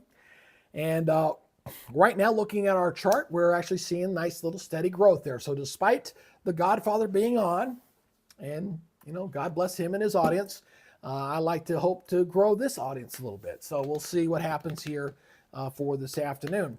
Again, I'm just really waiting to hear what the hurricane hunters got to say here. That's why I keep going back to that, because I really want to see if that pressure is in fact falling as I suspect it is doing so at this moment.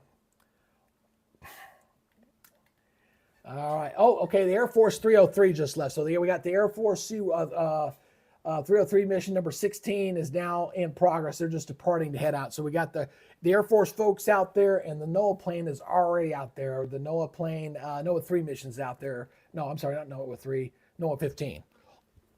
So that one looks like they're not quite in the eye just yet. Just double checking this real quick. Nope, still kind of going around in circles. They do crisscross patterns when they do this, okay? So when they crisscross, they will get it in a position where they'll go right over the eye, go right through the eye wall, which is where the turbulence is. I can tell you right now, that NOAA crew, when they fly through that thing, it's going to be tremendous turbulence. A lot of uplift going on with this. Hey, what you got there, Major Carver? What you saying here? Yep. Yeah, absolutely, man. That CDO. When you get a good CDO like we got right here, you got a very strong hurricane and you got a very healthy environment. That is for sure. You only have it with the strongest hurricanes when you get a good CDO like this. And this is a big donut hole on this thing. Absolutely. Major Carver is our unofficial weather nerd, geek extraordinaire teacher on the chat. You got any questions? Throw them to Major Carver too.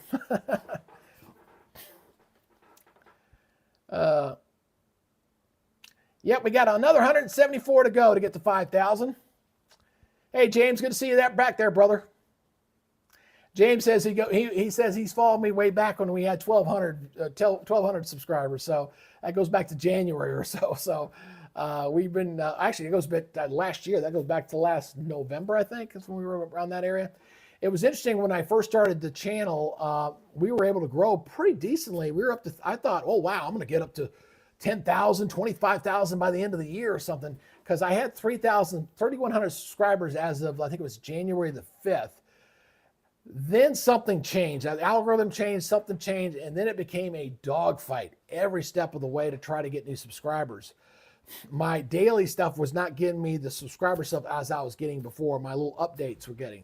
I did find that the shorts were helping me. The 1-minute shorts were giving me some help with the tropical updates. Those were all pretty good. And then basically, ultimately, the live broadcasts like these became the bread and butter to go to grow the channel. So it's just, you just have to adapt to whatever the environment gives you to, almost like the hurricane. Say, let's go back here to the, I want to look at this. I want to go back here to the visible imagery. I have not looked at this in a couple of cycles here.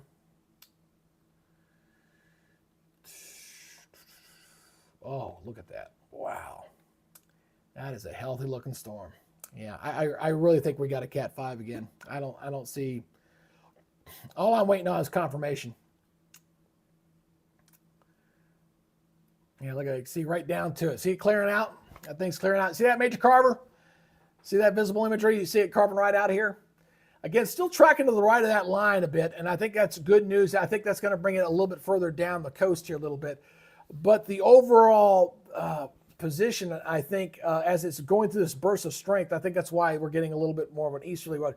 Again, folks, someone had asked earlier how many storms have done this. We've only had 14 named storms that have gone from west to east in the Gulf of Mexico, historically speaking. So this is a rarity to see one going this way. It's also a rarity to see one this powerful Really in October, we had Michael in October, we had Mitch in October, both M storms. Both of them were very, very powerful hurricanes. This one is as well. I see here we got our viewership up to 30 here right now. If you're new to the channel, let me introduce myself. My name is Greg. I like to refer to myself as your personal weatherman. We are doing some water coverage here as we're waiting on the Hurricane Hunter aircraft to give us an update on this very powerful storm. Look at all that dry air, man. I really hope some of that dry air really kicks this storm's butt tomorrow. I'm hoping it does, and weakens this system and brings it down to a category 2 or something like that, or 1. And right now the track appears to be heading south of Tampa. Go back here to Radar Omega here. You see what I'm talking about here. Let me switch this back over to the Gulf sector here. And I do want to keep it on visible. I don't like all that color. It's distracting. So again, we're looking at the track here, and it does track this thing to the northeast, and I do expect it to continue that northeast trend, because the upper level, when you see it kind of a little long shaped a little bit, that kind of illustrates that. But the track here is now south of Tampa. Okay, that's important, because before the track was looking like if it was somewhere up in here, all that storm surge water would have gone right into the bay, and Tampa, St. Petersburg would have gotten flooded out tremendously. Now that it shifted down to the south, what's going to happen is the winds are going to be blowing this way. It'll actually empty the bay out a little bit. And it's going to be areas down here to the south that's going to be here. We got one of the storm chasers who set up his camera down here near Venice. So that's probably a good place. That's about where I would probably put the camera. But Sarasota, Long Key, Inglewood, Grove City, all these areas in here which have got debris left over from Helene are going to get it again, but even worse. It was bad enough with Helene because it was a glancing blow as it was going up to the north. But with this one, it could potentially be worse. Now, the wind field with Helene was much larger. It was a bigger hurricane. This one is a very compact one, but all models indicate that as this thing moves to the north, the wind field tomorrow is going to expand and begin to open up. As it approaches the coast, we're going to see some interaction with the jet stream, wind shear, dry air. It should weaken it, and it's going to make a very quick transition to become extratropical. It's going to weaken quite a bit, especially once it gets across Florida. So we got a lot of different things that are going on here for tomorrow, which is going to be making the nowcast part of the storm for tomorrow a little bit of a fun thing to watch. The big thing is I'm just hoping it stays south of Tampa. We're going to have damage. I mean, really, can we damage an area that's already been damaged once by hurricane, or damage it anymore? Probably a little bit more, but it's already been damaged, and they haven't repaired anything. So let's go ahead and hit an area that's gotten there. Tampa had some flooding stuff as well, but the problem is, had this thing gone north as strong as it was with all the water, the storm surge would have been a much, much, much higher, and the damage would have been even on the level of a Katrina. And that's why the storm surge here, they're still showing that 10 to 15 area in that zone. Hey, what you doing there, Major Carver? What you got here? So currently transitioning. Oh, and neuroscience. Whoa, dude. You're a lot smarter than me.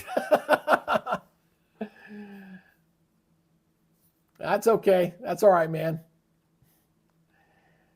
I will keep up my streaming as best I can. Good to have you on here, board. I do appreciate y'all's input. And it's also good when I get other weather nerds who to keep another pair of eyes on things, to maybe bring up a point or something that I might have missed. It's always great to have that. One thing I did love being in TV was the fact that you had a chief, you had other broadcasters to kind of pick brains and kind of do things with.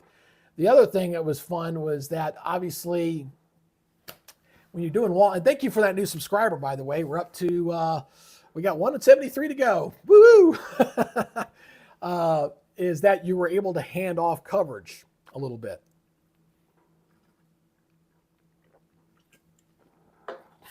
So I know I talk too much too. Sometimes you don't have to. But let me go back here to, I keep going to the Hurricane Hunter aircraft because I want to see if they got that drop sound. Oh, they're getting close. Oh, they're down on the Yucatan coast right now. So looks like here, if I was going to mark it, whoops, I'm sorry, let me do that. Hold on one second. I'm going to use this to highlight. Looks like that Hurricane Hunter aircraft is sitting right about there. That's where he's currently in. So he's circling around. They're probably going to make a little inbound, and then he's going to cross right across the center there. So we're probably still another 30 minutes away. I thought he'd get there a little bit sooner, but he's still inbound right now, waiting for the Hurricane Hunter to verify what we're seeing on the satellite imagery, that we have got a hurricane that's probably back to Category 5 status. Now, I want to reiterate this again, folks. Anybody kind of new, kind of chiming in. Just because the storm is strengthening, intensifying at the moment, and may go back to Category 5, I do not expect this storm to hit as a Cat 5 near anywhere on the west coast of Florida. The environment tomorrow is hostile. It will begin to weaken. I want it to weaken a lot. I know the wind profile is going to expand. That's going to happen naturally when you got a hurricane that's going to unwind a little bit. But again, I still think that we're going to have some significant storm surge and significant damage there on the west coast of Florida. Hey, what we got here? B. Farrell. They made it in the rain in Vietnam. I imagine they could. Well, good to see you there, B. Farrell. Appreciate you checking out the channel. Thank you for coming on board here today.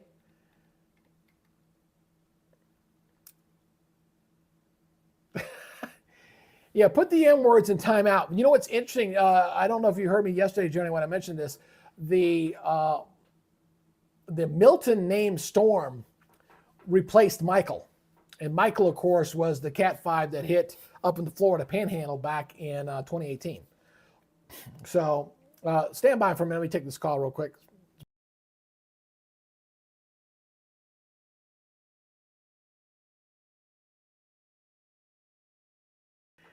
Anybody will be glad when the political season's over? I will.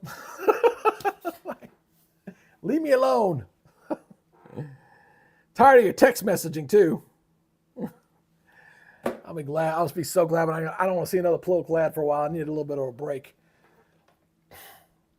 All righty. Please hold. I didn't please hold. I just checked it. There was nobody there worth talking to.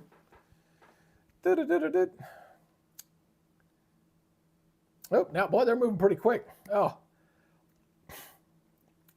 Well, he's taking a weird approach. That's weird. I just got a new image here. It looks like he is right about that hurricane aircraft. He's right about there. That's where he's at. Just waiting for him to get inbound, man. I want to see that drop sound.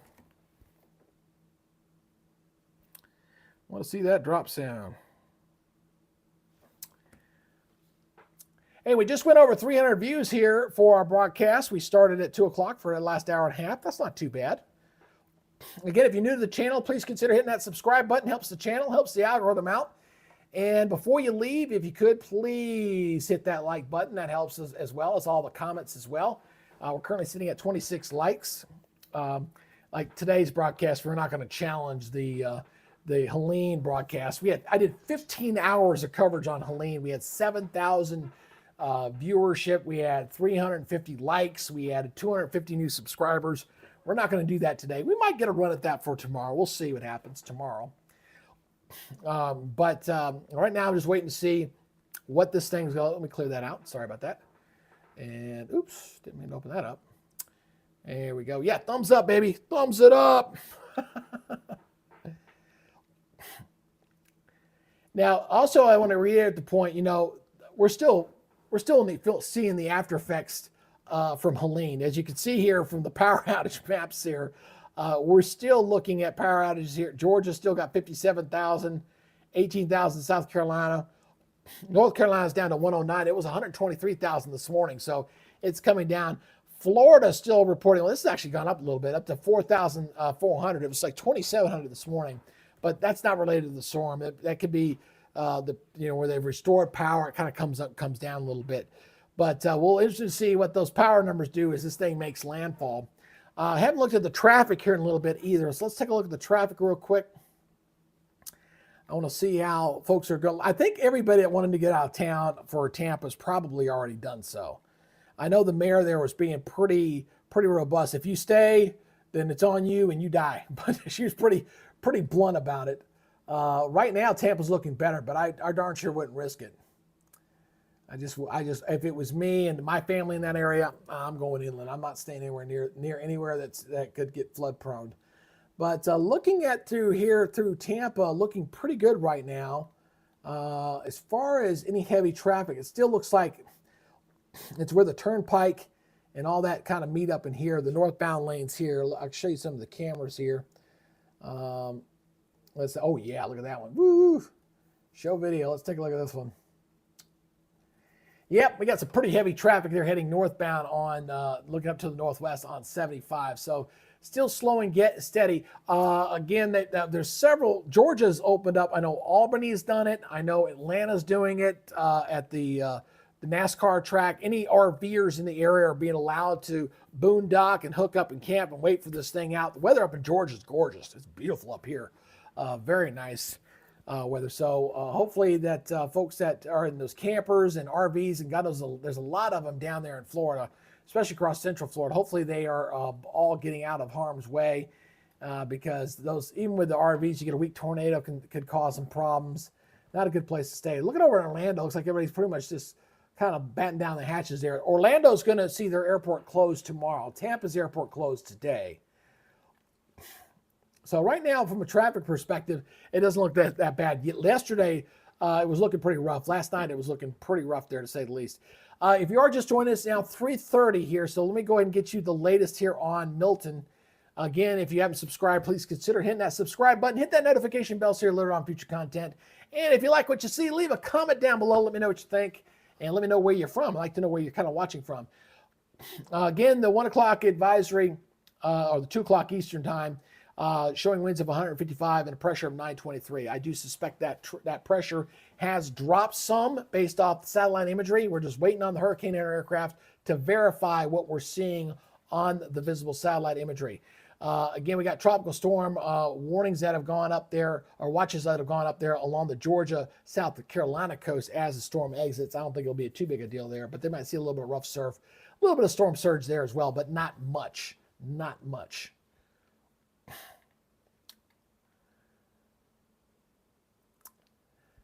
Yeah, I actually had gone to the store after I got with my dad, and I meant to buy some throat lozenges. I didn't do it. I should have done it.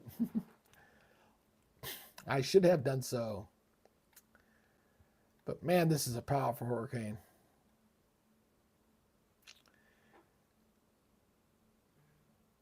Oops. Let's see, I got a little alert here.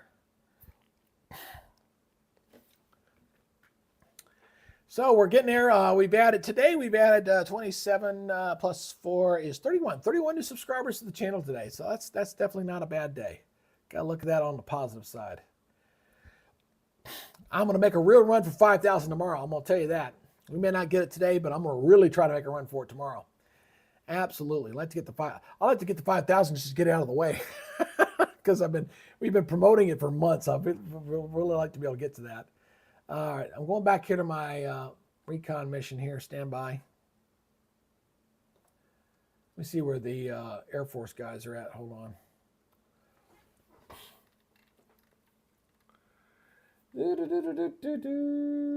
one's finished. Oh, they're just taking off. They got a good. Yeah, they got a little ways to go before they're down there.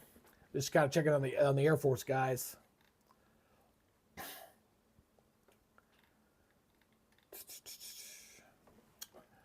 Just looking. Waiting for this NOAA mission. It's one I'm looking for. If you're wanting to interested, it's NOAA mission number 15, NOAA 9 mission. That's the one I'm waiting for on their drop sound. They're not inbound on there just yet, and hopefully in the next 30 minutes or so they'll get there.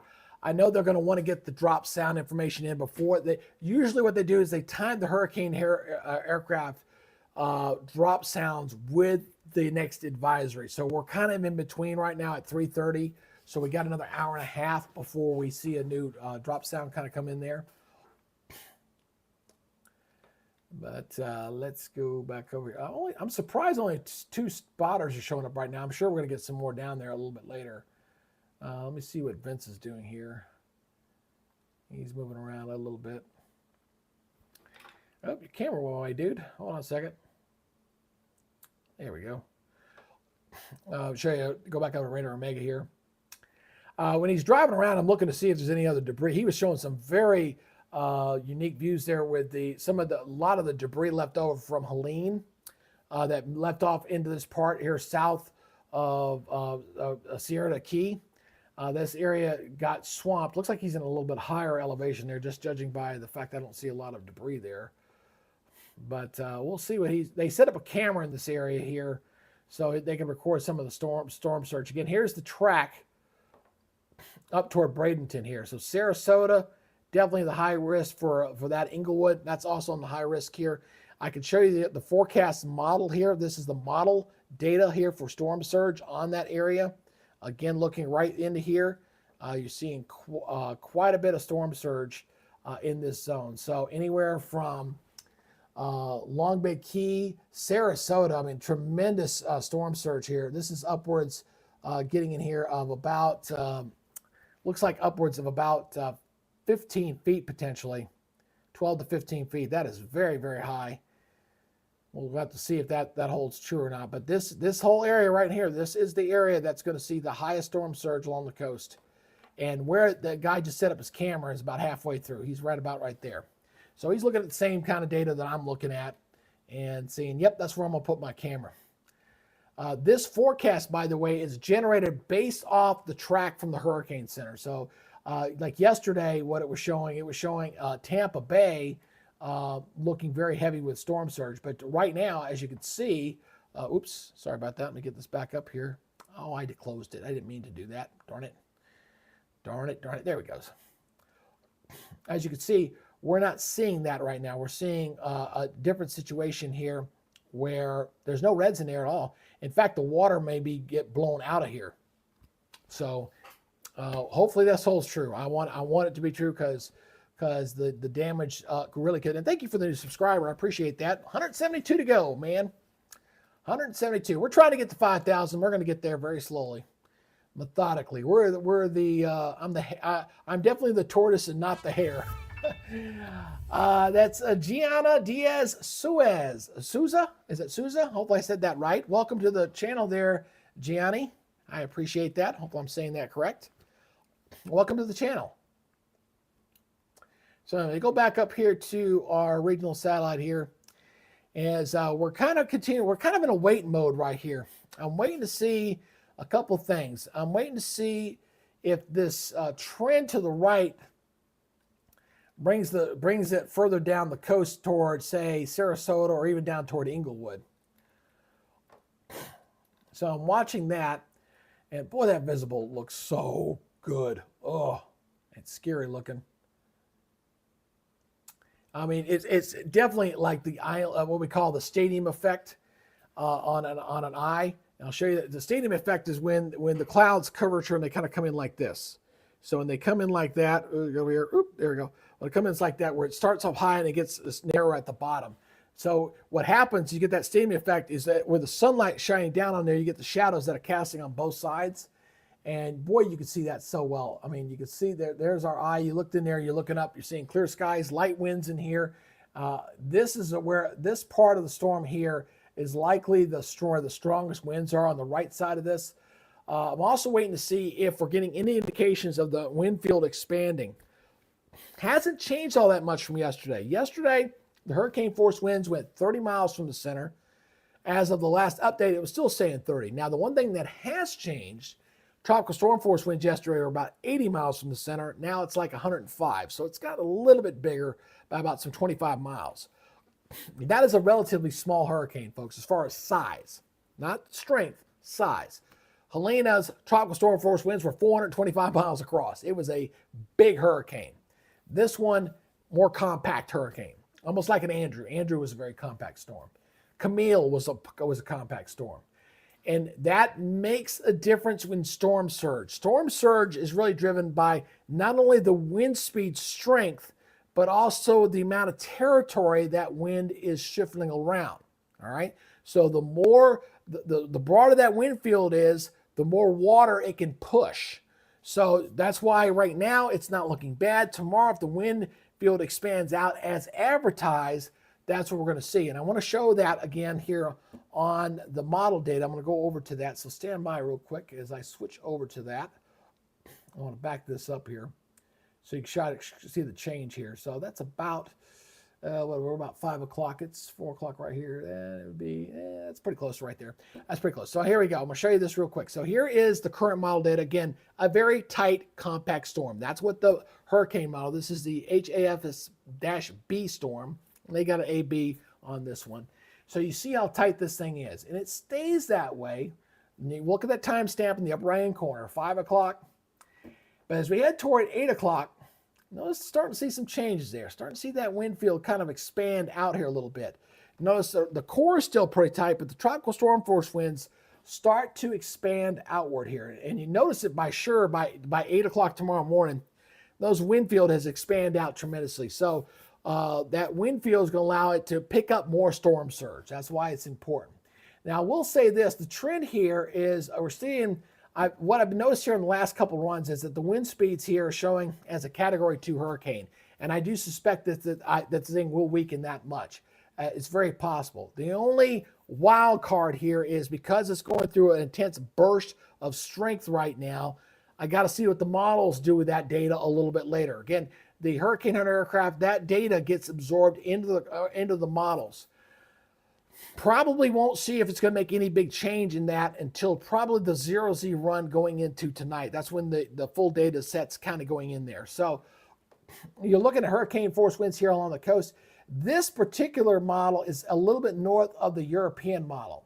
It's bringing the eye right through the bay there. So it's a little bit further north than the official track. That's why we can't really take Tampa and say, oh, you're all clear, you ain't going to worry about it. No, I wouldn't say that. My gut tells me, and what the European, I kind of trust the European, that it should pass to the south. But I can never give a guarantee like that. I can never say, I think the odds are, it's probably 60, 70% chance it's going to stay south. But you still got that 30, 40% chance it could go to the north. But I think if I was a betting guy, I'm going to say it's going to stay to the south right there. But I've seen weirder things happen. We got to watch this. Tomorrow's going to be a nowcast. But again, this thing's going to start transitioning into something extra tropical almost exactly when it's making landfall. And this wind field is going to expand out into the Atlantic, so it becomes non-tropical pretty quick. But a lot of the interior is going to see some hurricane force winds on that. Absolutely. As we're coming up on 340. Let's go back to the infrared imagery here. Oh, not that one. Sorry. I rolled up too far. That's me. Hello. All righty here. Let's check my analytics here. I haven't looked at this in a little bit. And we're up to 30 likes again. Thank you. I appreciate you guys. Keep those likes going. Keep the likes going. Keep the comments going too. And we keep adding to our subscriber base. We got 172 to go. Let me look through our chat here. Hey, Major Carver, what you got here? The right exit of the jet heat potential at that time extreme as well. Sub 900 to run as possible. I don't know about that. I'm just going historically based off, if that was to happen, that would be a rare occurrence. I don't remember. Usually when a hurricane bottoms out once, you don't see it go below that a second time. I've seen reorganization of an eye wall, but I've never seen one actually return to that level twice. That would be unprecedented if that happened. That's why I'm really curious to see what the pressure is. I mean, if I had to bet, I bet that pressure's down about 915 millibars right now. I really believe that. Ooh, looking through y'all's comments. Got to get honey for that microphone. We have unprecedented ragweed going on right now. I got yellow flowers all over my area here in Northeast Georgia. It is bad, very high, to say the least. You guys can hold on for 1 second. I need to go to the restroom real quick. That's the first thing I got to do, and I'm going to grab me another soda. So stand by here for just 1 second. I'll be right back.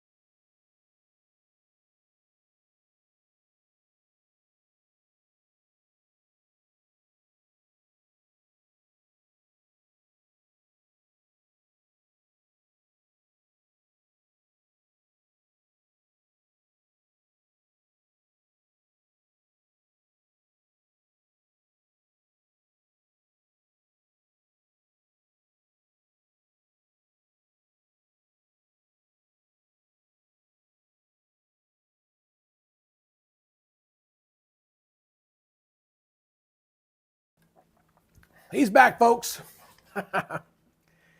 Diet Dr. Pepper, breakfast of champions.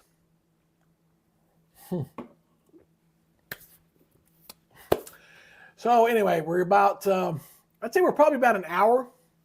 Usually they try to get the 5 o'clock advisory out by 15 minutes prior to the top of the hour, and they do that for the news stations.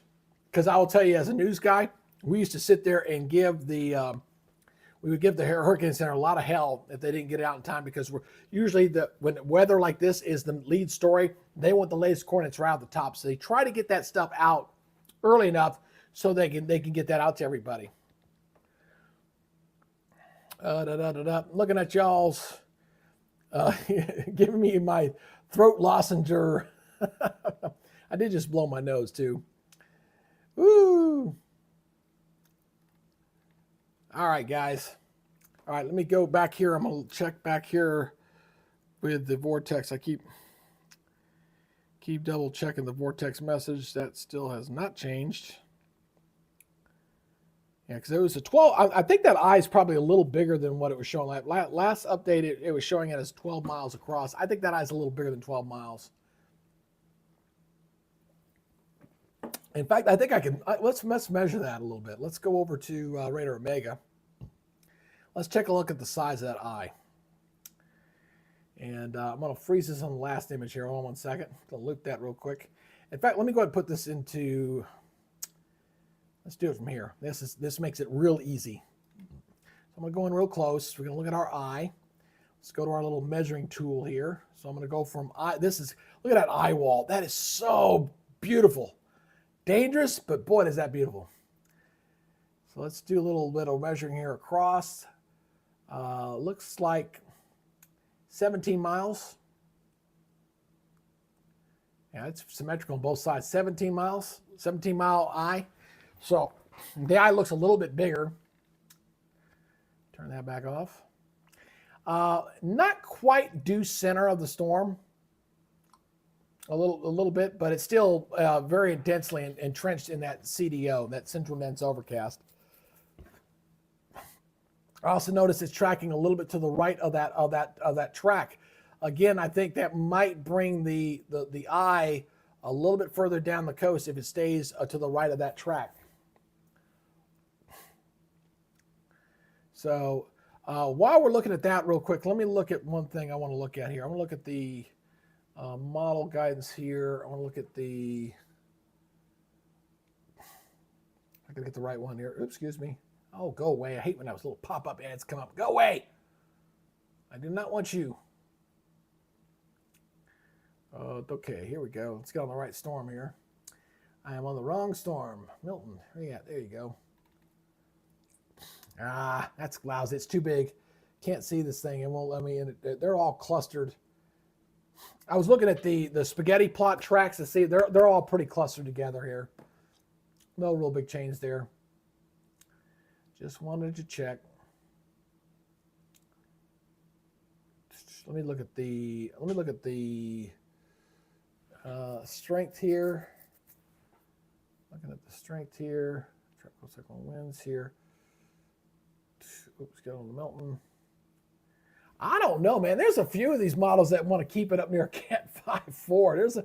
Most of them are bringing it down, but boy, there's a handful that want to try. There's a few that just want to keep it as a very big storm all the way close to landfall. That's interesting. I mean, most of them are down, but some of them are going up. Watch that pretty closely. Hey, Derek, what you got? Oh yeah, that was a big change, man. That eye really got, it really got going here as it reorganized, as it restructured. Again, it can't hold that for too long. Another 24 hours, we may be looking at a live eye cycle replacement taking place. So I do expect that. That's another thing that may weaken it too. Well, playing video games and claiming it was Hurricane Milton appearing out of nowhere.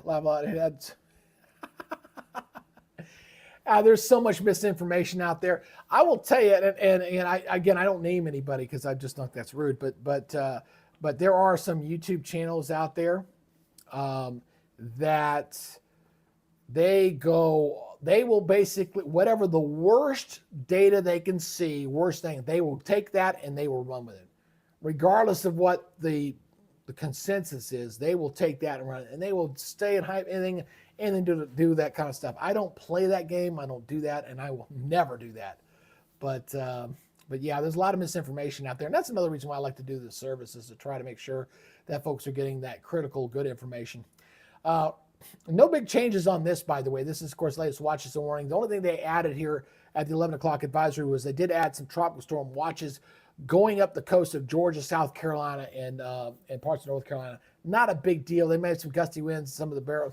I think that's just precautionary at this point, because I really don't think the Carolinas are going to get much. I really don't. Let's go take a look at these beaches again. I'm going to keep going back to the beach cams. Looks like I got a little rain there in Siesta Key. And sort of coming up a little bit. Looks like a little bit higher than it was. But starting to roll a little bit more. Let's see down toward Naples. See folks are out in the water and noticing the breakers, starting to see the swells a little bit more. Definitely on the increase there across the Naples area. Now, I will say this, if it does take a more southerly trajectory, this Naples camera also is going to see some increased activity and worse stuff going on there as well. Hey, Janelle, good to see you back on with us.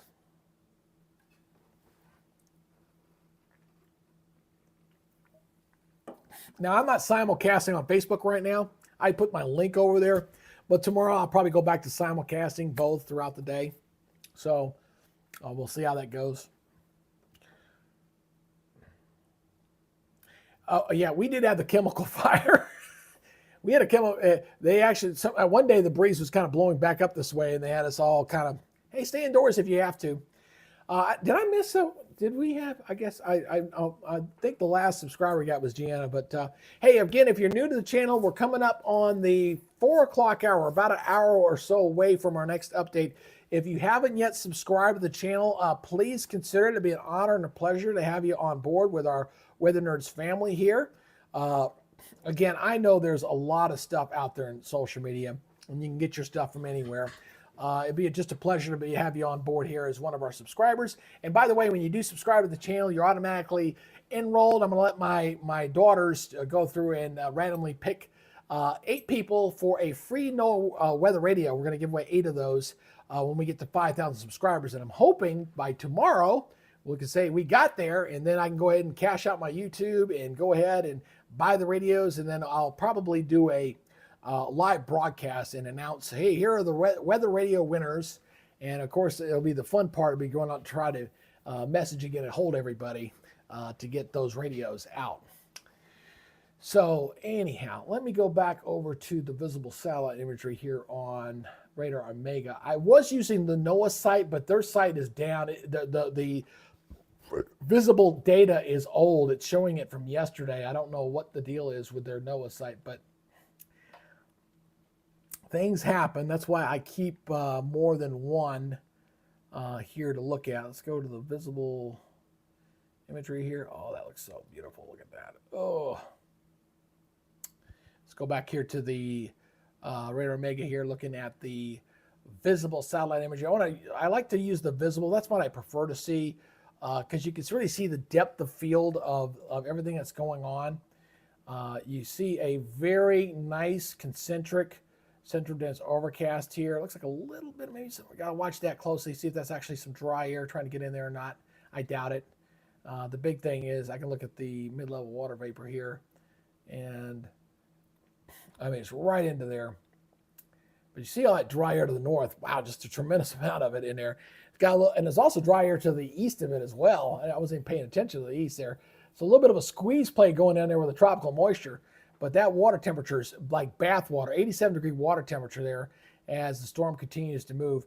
Again, the trend today, folks, has been shifting the forecast landfall a little bit further south, which has been good news for the Tampa area. Again, this was something that over the last couple of days, it kept going Tampa, right just to the north of Tampa. And that was bad because any potential storm surge with a north landfall of Tampa would mean Katrina 2, New Orleans 2, whatever you want to call it, because the storm surge would have flooded out St. Petersburg as well as going into Tampa, regardless of the overall size of the storm. Now, if it goes south, Tampa looks good, but areas there from Sarasota down southward, down to Punta Gorda, it's going to be just absolutely terrible. Yeah, I use Tropical Tidbits. There's one of my sites that I do use. They're one of my many sources that I look at. Oops, I got a text message here. Stand by. Stand by.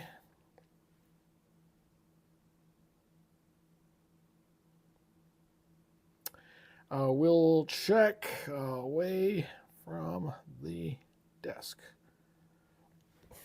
Anyway, all righty, here we go. Let's get back over to the main over at infrared image here. I want to go back to checking on my Hurricane Hunter aircraft here.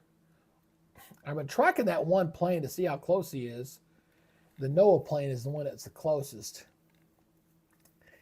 And like NOAA mission 9, I don't know where he is. It's not plotting his location. That sucks. That's terrible. Can you say sucks on YouTube without getting fined? Hope not.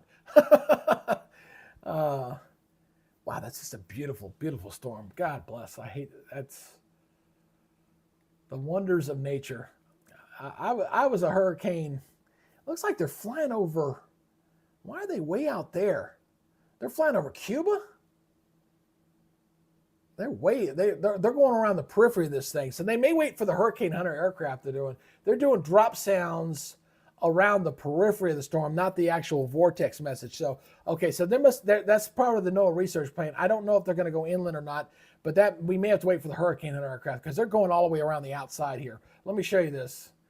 I will get this over. Stand by for a second. I'll show you what I'm talking about. I'm talking about something you can't see, so let me show you what's going on with that. I need to change the location real quick. Stand by. This is the NOAA research plane plot, and here we go. So you see the green path that they're going. They look like they're going around. They're dropping. You see those numbers? Those are drop sounds. So they're looking at the environment around the hurricane that'll go into the model data. So it's doing a periphery run around the storm. Now it's going back over Cuba, and I guess we're gonna have to wait for the Hurricane Hunter aircraft, which I'm waiting to see here. They've got one inbound. It is Air Force 303, number 16, is en route. But unfortunately, I'm not seeing their geo position to be able to tell on that just yet. I just know that they're inbound to the hurricane. It's 4 o'clock. I got to believe we're going to get some sort of drop sound before 5 o'clock. If not, what may happen is we're going to probably get the potential for a special one after the 5 o'clock update. So without seeing the data, I don't think they're going to go specifically with the satellite data. Let me go back over here to the eye here. Sorry, guys. Get back out of studio mode here. And we just passed 400 views here for today. Not bad for 2 hours of broadcast. I mean, it's not on the level like we did with Helene, but that's okay. It's steady. Nice and steady. Hey, again, if you're new to the channel, as we're coming up on 4 o'clock, we're about an hour away from our next update. If you could please do me the favor before you leave here. It's important for the health of our channel if we show the interactions of YouTube out. We got to show the YouTube algorithm some love, okay? We're averaging about 6.5 minutes on our viewers right now. So every 6.5 minutes, we got new viewers coming in and coming out. So if you're new to the channel, please consider subscribing. That's number one. And if you're one of the 22 folks out there watching right now, if you could please give a thumbs up before we leave. That's all I ask you to do. Leave a comment down below. We got a pretty good chat going on down there. And if you have any questions, I'll be more than happy to answer your questions as well. As we're kind of waiting up here on the 5 o'clock advisory, probably should know something, hopefully in about 45 minutes, because I usually try to get it in before the top of the hour. And thank you for that new subscriber. See, you ask, you shall receive. Cha-ching. Hopefully that's somewhere on Streamlabs, and I'll be able to acknowledge the person who just subscribed. So thank you very much. I appreciate that. All right, let's go back here to, Again, you may be reason why this thing is strengthened. So I get is it, see that loop curl right there? That is the main reason we're getting the big strengthening right now. It's that's the storm sitting somewhere not quite that far north, but actually I don't think they've actually. I'm kind of eyeballing this a little bit. Let me go back over here to the site real quick. Stand by for a second, because I am kind of eyeballing this a little bit. And looks like they do set of that.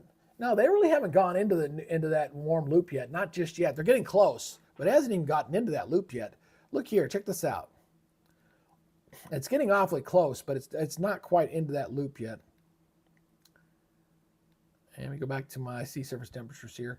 So it looks like that center, I'm kind of eyeballing this, would be right about there. Right about there. But it's getting ready to move into that very, very warm water. That might be what our major was talking about earlier, seeing if that was going to have an influence on it, but it hasn't quite entered that loop. It's pretty close. It's still some warm water it's in right now, but it's a very nice little warm loop there with some warm current blowing some very warm water temperatures, about 87 degrees Fahrenheit into the Gulf through that circular pattern right there. Now notice it's much cooler there up there in here. The water temperatures are not nearly as warm. It's still warm, but not 87 degree warm. So big difference there. Now, I've not changed this outlook here for those who are kind of joining in for the first time. The storm's going to be moving at a pretty good clip. The rainfall amounts out on the European model are showing about 6 to 8 inches. So moderate flooding. Again, we're not talking about anything like they saw up in Asheville, because that's mountainous. All that water just kind of, it funnels into one spot, and that's what caused a lot of the problems up there. But those flood-prone areas across central Florida, say from Tampa, Orlando, over to Daytona Beach, they're going to see some flooding taking place. Wind damage will be there. I may reduce this a little bit. I'm going to wait and see what happens as we go into tomorrow. I may back that off a little bit, especially because I was taking this as a Category 3 hurricane. If it looks like it's Cat 2, I may bring that down a little bit. Tornado threat, that'll stay the same. I'm not really going to judge that. And the surge, regardless of if it's a Cat 2 or not, I still think the surge is still going to be tremendous there along the coast. So I'm going to keep that high. And the power outages may back that off just a little bit, depending on how big the wind profile gets. We're still waiting for it to expand out. Hasn't done it yet. So we're kind of going off forecast. But that's what I'm tracking there. The flooding, the wind, the tornadoes, the surge, and power outages.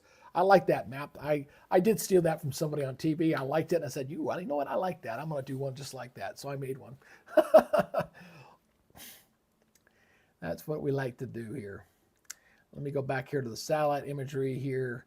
And we'll stay off the water vapor. I like that one right there. That's the one that gets everybody's attention and eyeballs going. Let me take a look here at the precipitation. I have not done that yet with this new model run, so stand by real quick. Precipitation totals. Let's go into U.S. state. Let's go to Florida. That hasn't changed. That's still the same. Yep. So the flooding potential there across the central portions, and I can show you the outlook here again. Oh, not that one. This one here is still running high, and it does line up pretty well with what the model data is showing here as well.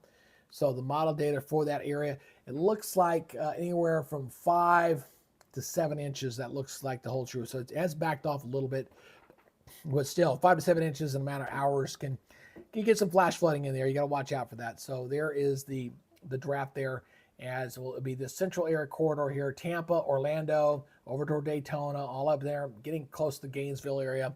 We'll see some pretty heavy rains from the core of the storm as it makes landfall and traverses across the state. Also, a lot of the heavy winds are going to be on the north side of this thing as well. That is definitely going to be another factor with this. But oh, no, I keep going. I keep hitting the wrong one. I mean, this is my show. You think I can remember which one is one of my slides that I like? I still didn't do my cross-section graphic. I don't know why I kept putting that. I'll have that ready tomorrow. I have this graphic. I just haven't made it yet. It is a graphical representation of a hurricane, kind of dissected 3D. Something I can do over the weather wall, so I kind of explain the internal mechanisms a little bit. I just didn't create it yet. That's me, my ADD kicking in and kind of kicking the can on the road on that one.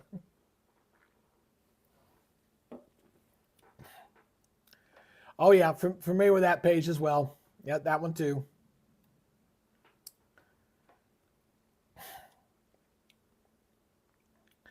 I know what you're talking about, Joni. There was something there is another system that may form in the same general area as these systems came from. But looking at the latest model data on this, it looks like it will not get in the Gulf of Mexico. And I'm looking at the 12Z here again. It's still firing something up down there in the Western Caribbean, but it drives it into the Yucatan. So it does not come up into the Gulf, and not an issue there. And then there's another one that comes in behind that one and goes into the Yucatan. And then they're still showing like at least 3 more systems out there. So I think we get Nadine probably looking here potentially this weekend out in the Caribbean, but it's going to slide into the Yucatan and move west. So I'm not expecting that to come up. That's our next system. Nadine will be our next name storm. What you got there, Major Carver? My weather geek extraordinaire chiming in. Be unprecedented, but this hurricane and the environment timing is already somewhat unprecedented. Honestly, foreseeing. All right, dude. Hey, I'm not telling you wrong. I'm just again, you're using the proper word, unprecedented. It would definitely be unprecedented. My suspect is the last reading we had millibar wise was down to 923. I'm suspecting it's down to around 915 on the next one. That's why we keep looking back at the Hurricane Hunter aircraft and waiting to see what's going on with that. So I keep going back here and checking, but the Air Force folks are en route and they're not plotting their position, so I can't see them. And the NOAA research plane is doing a big circle. So that's not going to help me, not with the drop sound. So we're just kind of on wait and see mode and waiting to see what's going to happen with this vortex message here. And waiting to see, I tell you, that one yesterday was fun. Birds, flock of birds trapped in the eye. I'm like, what the hell? I even posted on my Facebook page. I'd never seen that before. Nope. Still waiting. Still waiting. I feel like I'm trying to watch a boiled pot or waiting for a boiled pot to boil or something. Waiting to see if it's going to confirm what I visually see with my eyes. You know, gotta go back to that. Let me go back here to Radar Omega here. I need to go back over to my visible here. Stand by. Oh, look at that. Wow. Oh, I got to show you this, guys. Ooh, just every time I look at it on the visible, it gets even better. Holy moly. Check this out, guys. Woo! Can you say stadium effect? Look at that. Hey, Major Carver, you like that? Check that puppy out. Hey, you might be onto something, brother. That is a beautiful looking storm. Look at that thing clear out in the last few images. It cleared out completely. Whoa! Wow, look at that. All right. Major Carver may have convinced me. We may make a run back down to 900 millibars. Let's see if that happens, boy. We got to wait till when you see it pixelating out like that too. When you see that where it kind of pixelating out, that means it's going off the chart with the intensity white in there in that eye wall. Probably a lot of lightning in there too. Wow, look at that. Still staying to the east of that track though. But getting a little bit of the shadow effect there, showing down across as the sun is kind of shining across the eye there. Yeah, that's what yeah, you said it there, brother. Sheesh. That's exactly what I would say. That is an amazing looking eye on that thing. It's something when we did our first update this morning, it was covered. Even on the IR, you couldn't see it, but you knew it was in an eye cycle replacement that was going underway at the time. And now to see it strengthened down to its basically full potential, the only thing I will say with this one compared to yesterday, okay, the eye wall yesterday was 4 miles across. Being that tight, there was no way in heck that was going to be able to sustain those winds for that length of time. It was way too tight. So as soon as it started to collapse, it collapsed quickly. It went from 897 millibars, shot away up to about 915 in a matter of like an hour or so, like hour and a half. It went up quite a bit because it was too tight. This eye is a little bit bigger, as we just measured it across there, and we can switch over to that mode again and double check, just to double check here. Look at that puppy. Woo! Look at that thing. Talk about symmetric. 15 miles across. Oh, then I could go this way. 15 miles across. 15. I width and height checked on both of them. 15 miles across. So this eye wall is a little bit wider. Now, why is that important? It's important because the fact that it's not 4 miles and it's 15, I think that eye and that strength and intensity can sustain itself a little bit longer than what it did yesterday. Now, is it going to go for that long? Probably not. Like I said, we do anticipate this thing moving into a hostile environment going into tomorrow. And it is moving into some very warm water temperatures there with that current warm water loop there. But that is an amazing looking sight right there. A very intense hurricane. I still think it's a Cat 5. I think I'm calling it for the 5 o'clock advisory. I just have to wait another 35 minutes to confirm what I suspect that I already see. And so we have a Category 5 hurricane again out there with this beautiful symmetrical looking storm, very tight, very ominous looking stadium effect eye there that has taken shape here and clearing off. If you're in the middle of that eye right there, you'd be seeing blue skies above. If you guys go back and look on YouTube later, not right now, but later, and look at eye wall Hurricane Michael. There was a guy that got in the middle of that eye on Tyndall Air Force Base, the road between Tyndall and Mexico Beach, and you could see the stadium effect, a beautiful center, and that's exactly what this is, because Michael was about 15 miles on its eye as well, if I remember correctly, 15, 16 miles. I called it at 2:30. Yeah, that's what we were thinking. That's about the time I was thinking as well. I thought we were going to see Cat 5. We're just waiting for the plane to get out there to verify the pressure. That's all we're waiting on. I'm just waiting for verification. The satellite imagery to me clearly shows that we got a Category 5 hurricane. And the question and the debate that we're having here on the channel right now is, does this thing make a run to go back below 900 millibars again? I've never seen that historically. I don't think that's historically ever happened. As the good Major mentioned, it would be unprecedented to see something like that. But when I see an eye like that, cannot rule it out, my friends. You just can't. We're going to see here very shortly.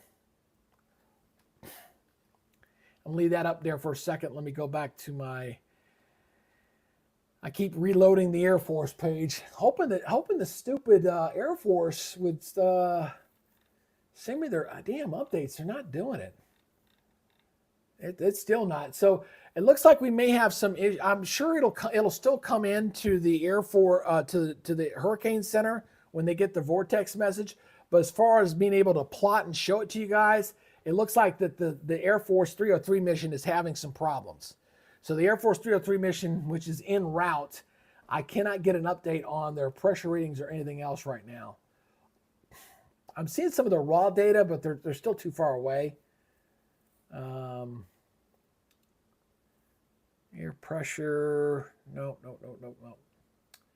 Nope. They're still inbound. So I think I can look at their raw data, but I can't look at their exact location. That's not plotting right now. Hey, if you're new to the channel, we're coming up on 4:15. We're about 4:12, right? 4:13 right now. Welcome to the channel. Again, if you could help me out here, we're a small YouTube channel. And in order for our broadcast to have any kind of success, it needs your help and your participation. So what we're debating or what we're talking about here, if you're kind of just joining us, is the strength of the system. We're calling it for a Cat 5 at here on the next update. That's the last update was 155 mile per hour winds. We're thinking it's back up to 160, and we're dealing with a Cat 5 hurricane, maybe higher, maybe up higher than that. This was the last update here. It was at 923 millibars. I suspect the pressure is down to at least 915, and I think the winds are back up to 160. That's what I'm calling for right now. Our good friend, the Major here on the chat, he's thinking we may take a run at going back below 900 millibars. Yesterday, we got down to 897. This is a very strong-looking storm, and now that the eye cycle replacement is complete, and that's very obvious, as you saw with that image there. Let me go back to Radar Mega because it's such a beautiful shot. And I don't know how much longer we're going to have obviously it's starting to get late in the afternoon. We're going to lose our light. So, man, I need to record that one. I need to record. Let me record this puppy real quick. I need to record this. Hold on. Let me see if I can remember how to do this over here. Oh, here we go. And let me screenshot this puppy here real quick. I'm going to freeze it there, and I'm going to save this puppy. I'm going to save this thing. Might make a screenshot of this for later. Desktop, no, downloads. There we go. I'm just was saving that image. I want to save that image for a future list. But look at that thing. Unbelievable. No, yeah. Y'all are speculating the strength at landfall. And yeah, Major, help me out here, brother. Yeah, this thing is moving into a hostile environment, folks. It's an okay environment now, probably for maybe another 12 hours. And then after that, the environment starts going downhill. When I talk about environment, I'm talking about wind shear. I'm talking about potential dry air getting sucked into this thing, and it will weaken. Now, the problem is it's going to transition. The wind profile is going to expand out. We're going to see the wind profile drop down. I'm thinking Cat 2 at landfall right now, despite the fact that it's intensifying right now. So I think we're going to see like 105, 110 mile per hour winds at landfall. And the storm surge, everybody crying, yeah! I was like, let's zoom into the monster here. We're going to go into the monster of the eye. There you go.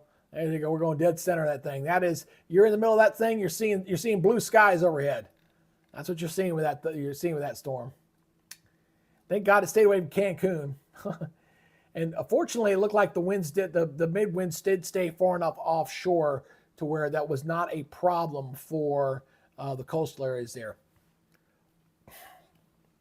So we're about maybe 30 minutes if they get it in early. But at the same time, I still do not see it. I keep looking at a vortex message. I keep looking. I keep resetting. Still hoping to see one up. Still the old one. So I remember when I was working at the Weather Channel long time ago, 1997 to 2000, I worked there. And I remember hitting the reset button on the internet. And we did have internet back then, for those who think we didn't. And waiting for that vortex message to come in, hitting the recycle, refresh. Just trying to wait for that next update. And I really want to see what this thing's got to say. I'm calling 915 millibars. That's my call. Anybody want to make any bets? Put it in the comments there. Anybody, who's got their bets? I've got my bets on 915 millibars on the next one there. Major, if you're still watching, what are you thinking? What are you thinking on the next bar? I'm thinking an 8 millibar drop to 915 millibars and a wind to 160. That's what I'm predicting here on the 5 o'clock advisory. It may have gone lower than that. God knows we saw it go a lot faster so quick yesterday.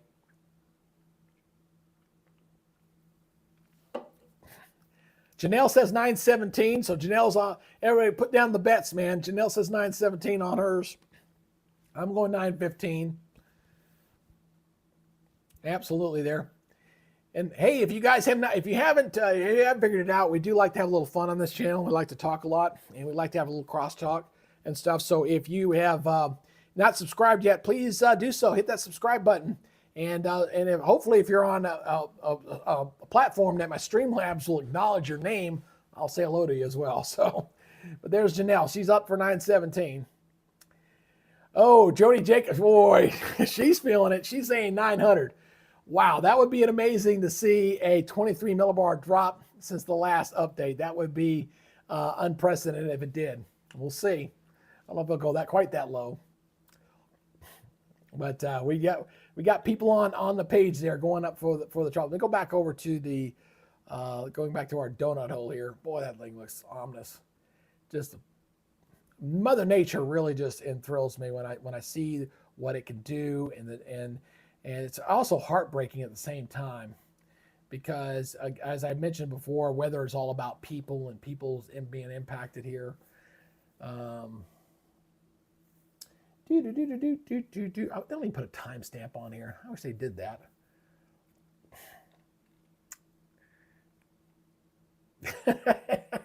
Just not showing it. I do not know. Somebody put the data in wrong. At least I'm going to go check on the NOAA flight. I haven't looked on that in a while.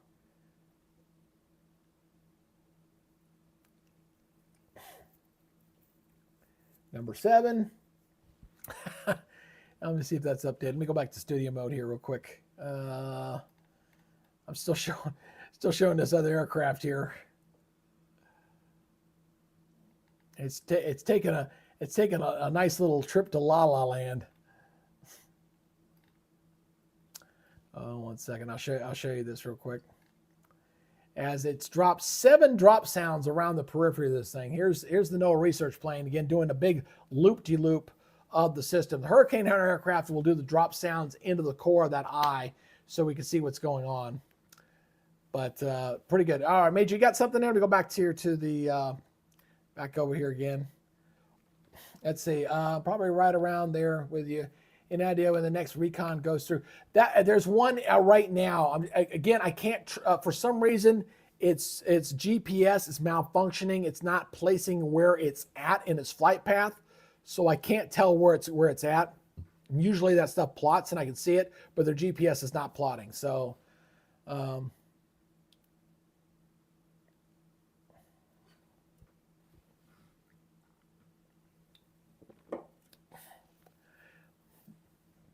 Now we'll look at that for the future.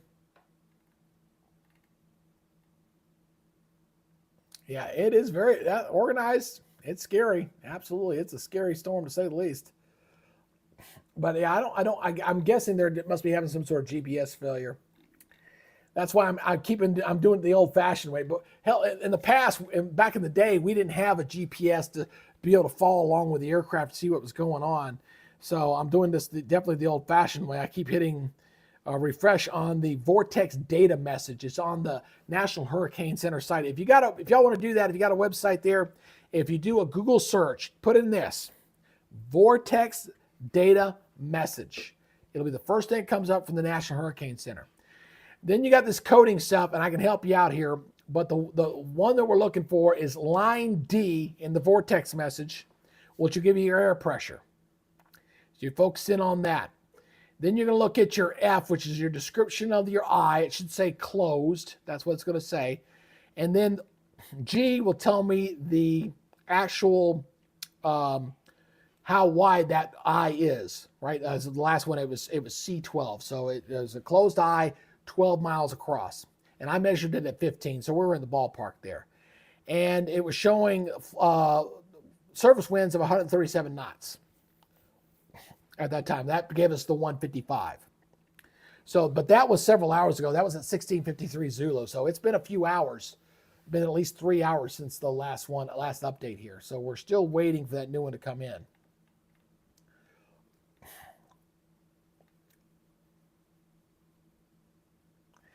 Well, Major Kirby, if you're distracted, welcome to the party, my friend. I'm just as distracted if you ain't figured that out. We're all a bunch of ADHD weather nerds here on the channel. Absolutely, man. Oh, man. Whoops. Sorry about that.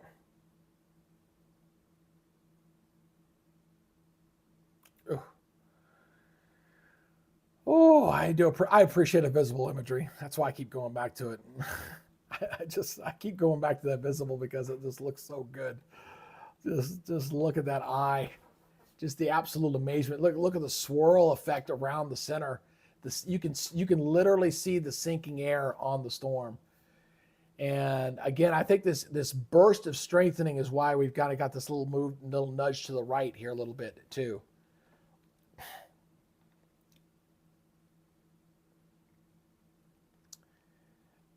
Yeah, we try to keep it entertaining as long as everybody is nice to each other. Luckily, I will tell you, I know that some fellow meteorologists and stuff, when they talk to their social media and stuff like that, they can get darn nasty on some of this stuff. I tell you, if I get anybody in here that gets nasty or becomes an issue, I will definitely bar them. I don't want that kind of crap on our page, not just my page, our page. We don't need to have that kind of garbage.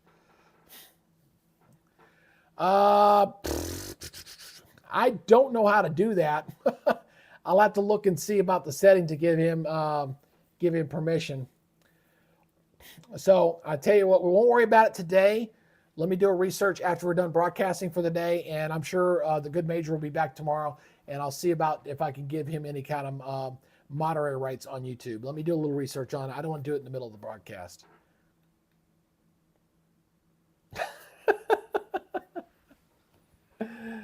Oh, man. Crazy, crazy, crazy. All right. Got a few more minutes here. Let's get off this thing and let's go check out some of the cameras. We haven't done that in a little bit. Let's check out some of the camera views here up and down the beach. Clearwater Beach. This is up near Tampa. The pier there. Not looking bad. Looks like a low tide right now. Starting to see a general swell increase there, but the wave action is still not that bad. Again, because this is such a concentric tight storm, the wave action is not that bad. But as the storm transitions and expands tomorrow, this will look a lot different tomorrow. I promise you that. Here's another camera. This is Siesta Key. This is where I suspect a potential ground zero for some of the worst storm surge is going to come in through here. This area got hit pretty hard back with Helene came through, and we'll see how you can see the wave action is increasing a little bit more in Siesta Key, which is a little bit further down the beach than that other camera we saw. And then finally going further down the beach here toward Naples. All right, hey, now we're starting to get some breakers out. Yeah, see that? Getting a few breakers a little bit further out away from the shore now. So the wave action is slowly but surely starting to come up there in the Naples area. I know when we were doing our Helene coverage, we were watching the key there. We were watching the waters that were coming in until we lost the camera, unfortunately. It's still down, by the way. It didn't come back up. The storm surge took that out. But we'll see what the surge is. But right now, folks are just enjoying the day at the beach. The surf is a little fun to play in. It's not too bad out there. But obviously the surfers trying to get some action, hoping for some bigger waves. But hopefully they just watch out for those rip currents. That's the big problem out there. And we continue to look here. We can also look at some of these cameras around Tampa and kind of look at the conditions there, some of the waters around there as well. We can do that too. Let me do that. Still looks like most folks have evacuated out of Tampa. I think that all happened last night. Anybody that's there now, they're staying. They're not going anywhere. But we can look at some of these traffic cams, like some of these bridges and stuff, and you can kind of see the bridge action here. Not that bad. A little wet. Got a little rain there falling there in Tampa. But these bridges are open until the winds get up to about 45, 50 miles per hour. Usually that's when they say, okay, bridges are closed down. We're not doing that anymore. But there's usually a threshold for the winds to cause a problem. Let's try to find another camera here. Let's look at, these two are down. How about this one further down? Yeah, that's a little bit better. Let's look at this one. Yeah, this would be a good camera to watch here, especially if you get any kind of surge going into that bay. But right now, again, you're seeing the water action here. This was one that was pretty active during Helene. We saw a lot of water. It was breaking over the sides of the roads, and I was kind of surprised it was still open when that was going on. But again, you got these great traffic cameras down in Florida. I just wish Georgia had decent cameras. They're not worth a damn up here. They're really bad. Let me close this down. I forgot. My bad. So as far as traffic is concerned, I'm looking around here. Let me turn this off. I want to look and see. Again, it looks like still that main area up toward the Silver Springs area. The worst of traffic is around Ocala. No surprise there. That area is typically slow to begin with, to be honest with you. When you go through there, we'll take a look at one of these cameras up here. You can see a little bit slower there. Let me get I like to stream the video. I don't like just shooting images. I want to see motion, man. I want to see motion. And you can see folks going northbound.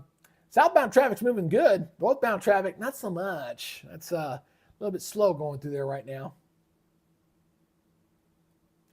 But I think anybody that was going to evacuate has probably done so at this point. Everybody else is kind of batting down the hatches and waiting to go.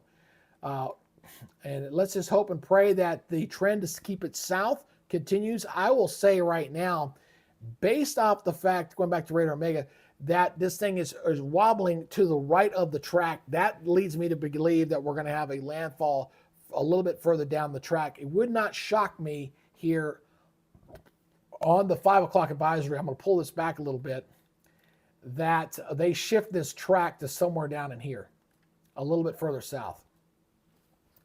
And that is good news for, obviously that is great news for St. Petersburg and the Tampa area up in there.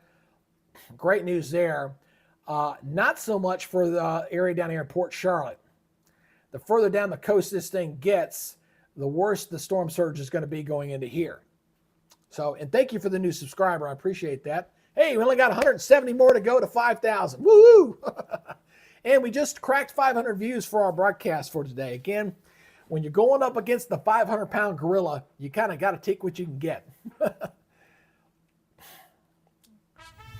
So, and that was Sparky. Hey, Sparky, thank you for joining the channel. I appreciate you coming on board here. I did notice here, I think Vince might be seeing what I've been thinking here. He's moved, he did place one camera, now he's further down the beach. And he may be thinking what I'm thinking because of what I'm seeing with the storm, that this track may shift a little bit further down toward the right here.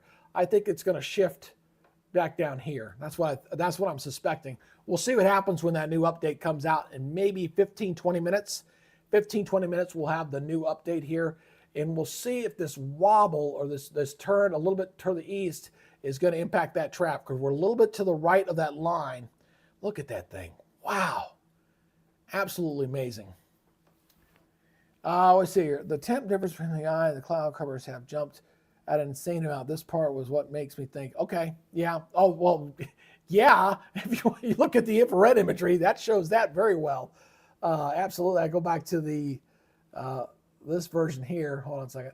I mean, that right there, boom. I mean, look at that thing. He's talking about the infrared, the temperature difference between what's in the eye wall and on the outside, and you see that so well. So here you go, folks. This right here, let me do a little lesson here. So you got, here's our eye. You're right in here. You're looking pretty good. Between this red and this top zone right in here, this is some very, very strong. This is where you're really in most intense winds are sitting right in here. So we're doing a little bit of your knowledge. So all that in there is where your most intense winds are around that center of circulation. So, and I'm interested to see what the next advice. I think the hurricane force winds are probably going to extend a little bit further than 30 miles. We'll see. Again, let me see here. If I was going to measure from here over to here, that's 30 miles. That's actually 30 miles. That's interesting. That's actually 30 miles. So, all right. So maybe it doesn't change on the next update. That actually measures out 30 miles across. So, but you can see where those winds are stacking up so nicely on there. Very nicely indeed. I'm going to go back to my vortex message. I'm still waiting for this new one to drop in. Still waiting on it. Not there. Let me go back to the Hurricane Hunter page. I'm seeing if the Air Force has got their GPS issues fixed, and they don't. So I'm not going to plan on it. They don't have a GPS guidance on there. And I don't know if this data is coming in is raw. It doesn't have a timestamp. Oh, there it is. It's 2022. That's 10 minutes ago. They're still not in the eye yet. They're not there yet. That's about 10 minutes old. I can see their raw data, but I can't see their GPS plot, which kind of sucks. Okay, looking at y'all's comments here. You know, I know a lot of folks want to throw away the historic. I'm going to be honest with you. When I think of historic seasons that I think were worse than this one, I'm going to say 2004. You had Charlie. You had Ivan. You had Wilma that year. Those were you had 3 storms that were all that we went through the alphabet. In 2005, we went through the entire alphabet there and then some. And then, oh, what was it? God bless. It was more recently. I think it was 2 years ago or 3 years ago. We went through the entire alphabet again that year as well. The only thing that saved us this hurricane season was we had a 6-week block where the Saharan dust layer was throwing out a lot of dry Saharan dust. It was killing every wave that was going on the tropics, number one. Then the trade winds were fairly strong. We had some upwelling of some water in the eastern Atlantic. That was a problem. And then the waves were coming out the coast a little bit too far north. All these major hurricanes outside of Beryl have all generated near the coastal areas. They weren't tropical waves that were coming across the Atlantic. We did get some now. Obviously, we had Kirk. That was a big boy out there in the Atlantic. We had a couple other ones out there that finally got going, but we were getting into the end of September, October before that started moving.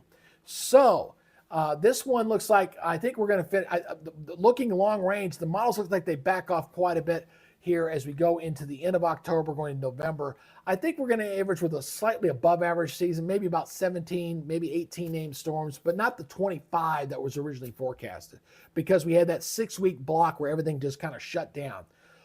But for those kind of tuning in, we're at 634. I'm anticipating at about, 634. 4:34. I've got military time. 4:34. I'm anticipating another 10 minutes or so that we're going to have our update, hopefully 15 minutes prior to that. But it's all going to depend on if we get this drop sound in from the hurricane on our aircraft. I keep looking, I keep checking to see if we're going to get that. But this is, I think what we're discussing here is if we're going to be. Oh, yeah, it was 2020. I know it was a few years ago. I couldn't remember that last one where we went through the entire alphabet. It was 2020. Yep, thank you. Janelle says they got 5 time-lapse cams on the Fort Myers beach. Well, we'll keep looking at that. I think Naples is pretty close. That's one of our other cameras there. Tomorrow, those cameras are what's going to come into play. We're going to really watch those cameras. I've got my quad view here. Key West, I'm going to take that out. I'll probably change that out with another camera. We got Naples, we got Siesta Key, which is where I think we're going to see prime area there. And Tampa Riverfront, of course, I might need to remove that camera as one of my 4 there, just because the fact of the matter is I don't think the storm surge may be going there. They're not out of the woods yet, but I'm interested to see what the 0Z model runs do here tonight with that.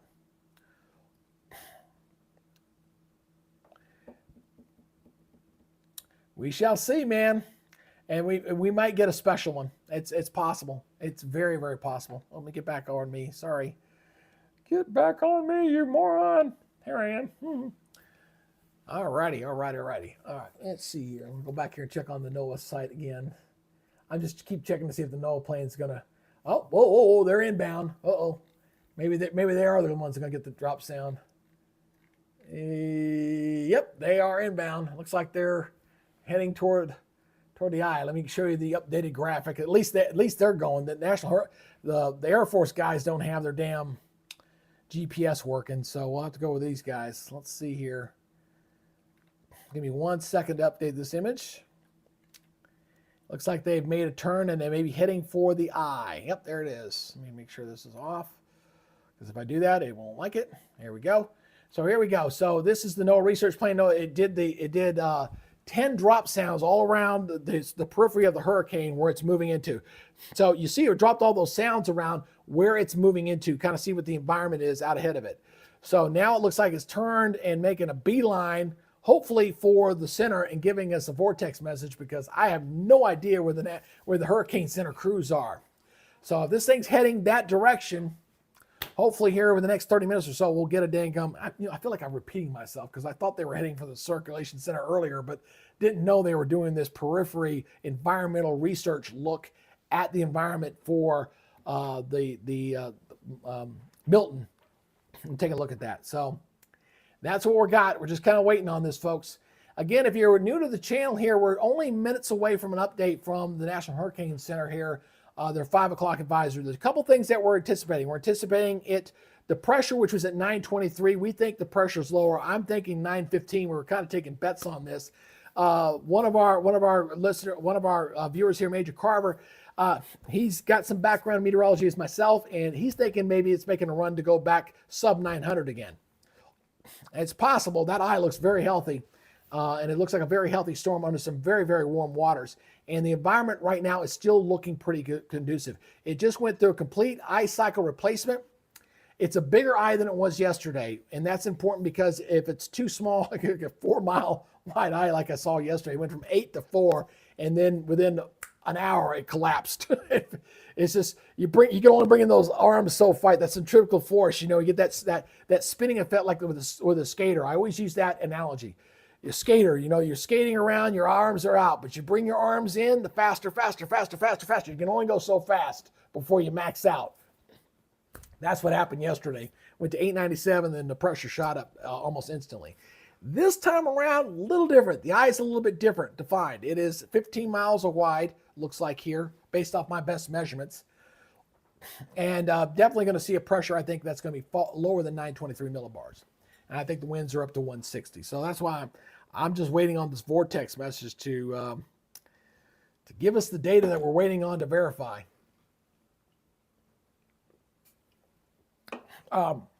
Pause here for 1 second, guys. Hold on for 1 second. I have to start a crock pot real quick. Stand by for a minute. All right, stand by.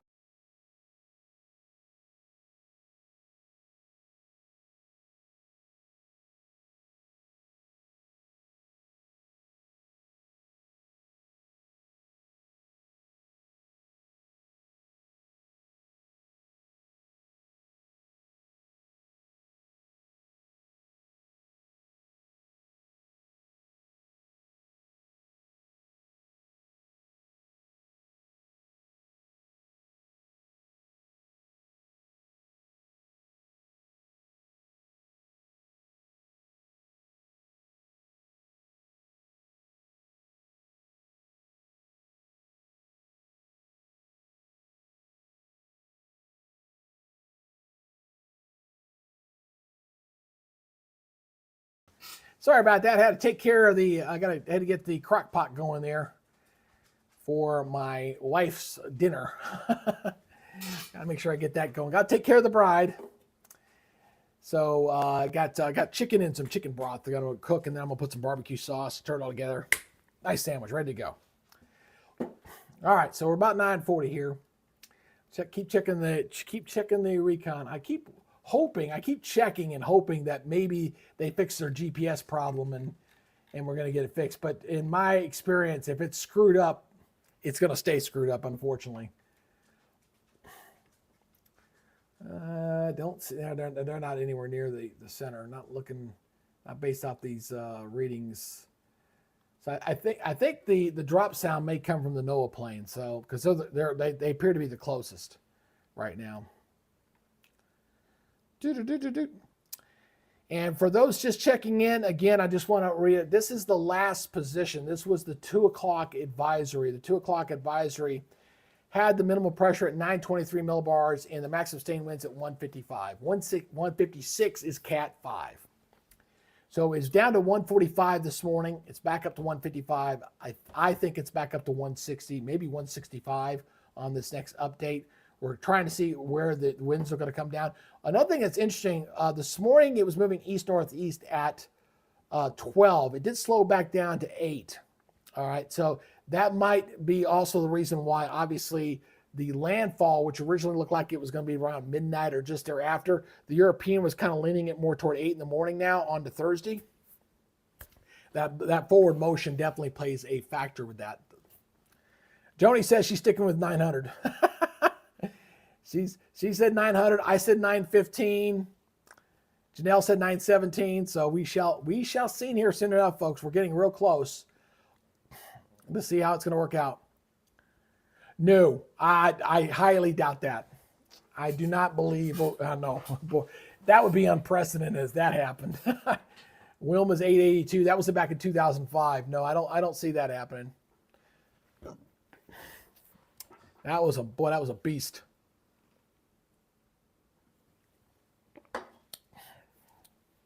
Yeah, I honestly don't think that's going to happen.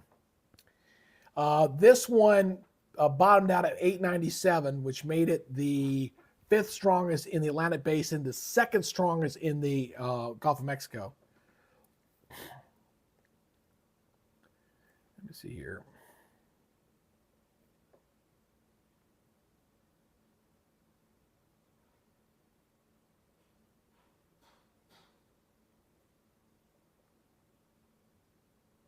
Just double check some here. I want to check here.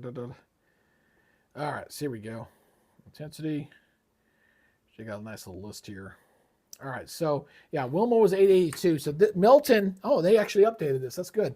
All right, so Milton is at 897 was the lowest pressure. The lowest pressure at landfall was the Labor Day hurricane back in 1935. That one hit the Keys, and that one was 892 millibars. Gilbert was second at landfall at 900. So, again, at landfall. And Camille was also at 900. That was 1969 for Camille. But Milton bottom out 897. The next one, fourth on the list, would have been Rita at 895. That was also 2005. 2005, boy, that was a very busy year. That was the year we went through the entire alphabet and then some. And Wilma was 2005. I stand corrected there. So we'll see how it works out. I don't think we're going to get all the way down that low. Let me get back over to our image, man. I don't want to stick on that too long. Whoops. There you go. You see a dramatic image like that, you just want to stay on as long as you can. The big thing is I need to go back over to my visible because I only got the visible here for a little bit longer, and we're going to lose our visible satellite imagery on our big hurricane here. It looks, boy, that looks so ominous. Eye is completely hollowed out. Amazing. Check out the Radar Omega satellite here. Look at that. Look at that hole. Completely hollowed out. But to the east of the track, and that's what I do. I suspect that track's going to shift a little bit further south. Just a little bit.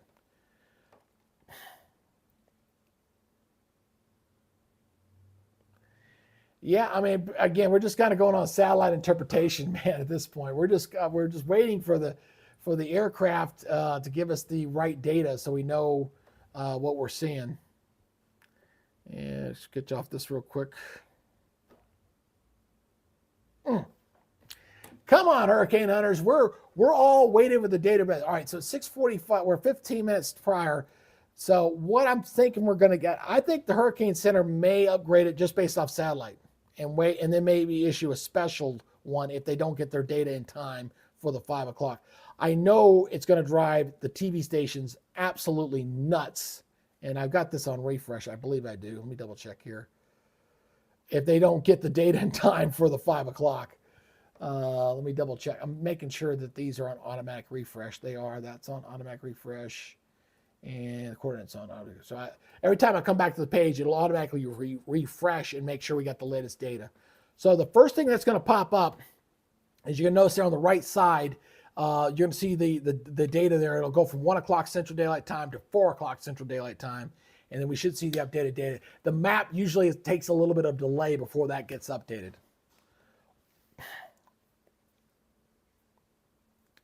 You know, what's interesting is that the subtropical jet is active now in October. That's a little unusual to see that.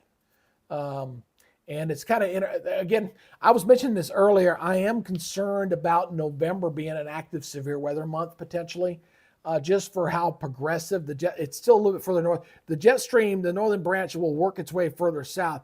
But looking at how oscillated the damn jet is already, I'm really concerned about once we get out of October and get into November and the position of those jet dips and streams. Well, we're going to have an active severe weather season in November. I'm a little concerned about that. But obviously, we got to get through this hurricane first. I'm getting ahead of myself. I'm pretty sure they've evacuated all of Sarasota. I'm pretty sure. Let me look at the, let's do this real quick.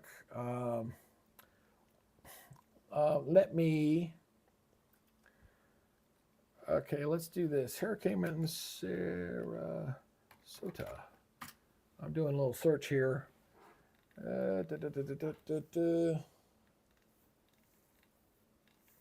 looking at the Twitter right now real quick. So let me scrub through here, see if I see anything from Sarasota specifically.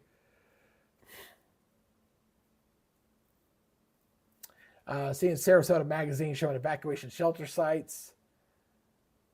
Ooh, that's a pretty image. Oh, wow. I got to show this. Let me go over to my Twitter here. Stand by, guys. Stand by. Oops, hold on a minute. Oh, you didn't show up, man. What's up with that? I gotta go back and fix that. Stand by for a second, guys. I'm not sure what happened to my feed here.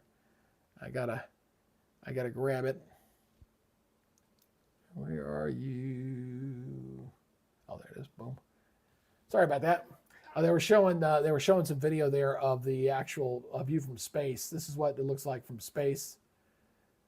You can see the. Well, I tell you one thing. I can imagine. Can you imagine being on the space station and flying over the center of that thing and seeing that eye the way it is right now? How ominous that would look. Yeah, everybody's kind of getting on this fact that it's going to be a little bit further south, which is good news for Tampa. I'm glad for that. We didn't, again, it had been 100 plus years since they had taken a direct hit, but this is going to shift further down the coast for sure. And again, I got to say, all that debris, that was from 34 minutes ago, all that storm debris that's in that area, Siesta Key area. Now, if it goes further south, Siesta Key, all that debris don't go nowhere. That's some good news there. So, but boy, no matter how you spin it, somebody's going to get hurt with this thing. You can't spin it any other way. So let's go back here to the good from the Milton latest here, waiting for this thing to update. Oops, let me take that down. Sorry there, brother. Still waiting, still waiting. Man, I hate that. Let me go here, go back. I'm going with the aircraft recon here. The NOAA 2 mission is in or out. So there's another plane going out to Milton right now. There's another one. There's a NOAA 2 mission going in. Air Force 303. They're finally, somebody decided to flip the damn switch. Thank you. Now I can see where you're at. I didn't think that was going to come back on. It's not near the center though. Checking on the other one here. Stand by. The NOAA research plane. It's still going around the periphery. Never mind. I thought that NOAA flight I showed you a while ago, I thought maybe it was heading for it. No, it's doing an inner scan. It's not doing the vortex. They got 3 damn planes heading out of this thing. They mean business. I'm surprised they waited so long. I can't tell where he's at. I can't show that because I can't tell where he's at. Let me go back here to the, let me get the image back up here for you guys. Oops, stand by. I really hope some of that. But you see all that wind there blowing out ahead of this thing? That's why, again, you're not going to see it change that much. Go back here. Sorry about that. See what I'm talking about, Major? You see these clouds going that way. You see it all streaming that way. It's being nudged in that direction. No doubt about it. It's going to go to the northeast. It just may be further down the coast. And I got to admit, it's doing a pretty good job of keeping that dry air at bay. I don't see any intrusion at all. Zero so far.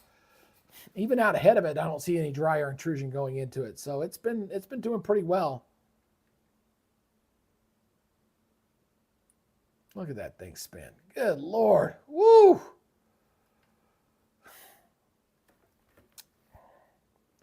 You guys keep looking. If that thing posts before I do, let me know here. That's still the old one. Frustrating me. I want to see the new damn vortex. That is frustrating me. The big thing is I hope all of the evacuations along the coast there are done. When we get the new path, and I got a funny suspicion it's going to be down. The storm chasers darn sure think so. Let me switch this back over to Gulf Mexico Caribbean here real quick. I'll go back to visible satellite while we still have it. But you can definitely see that let me go over here, Radar Omega. The storm chasers are thinking like we're thinking. They have shifted down the coast based off what we've been seeing with the storm. They're down here now.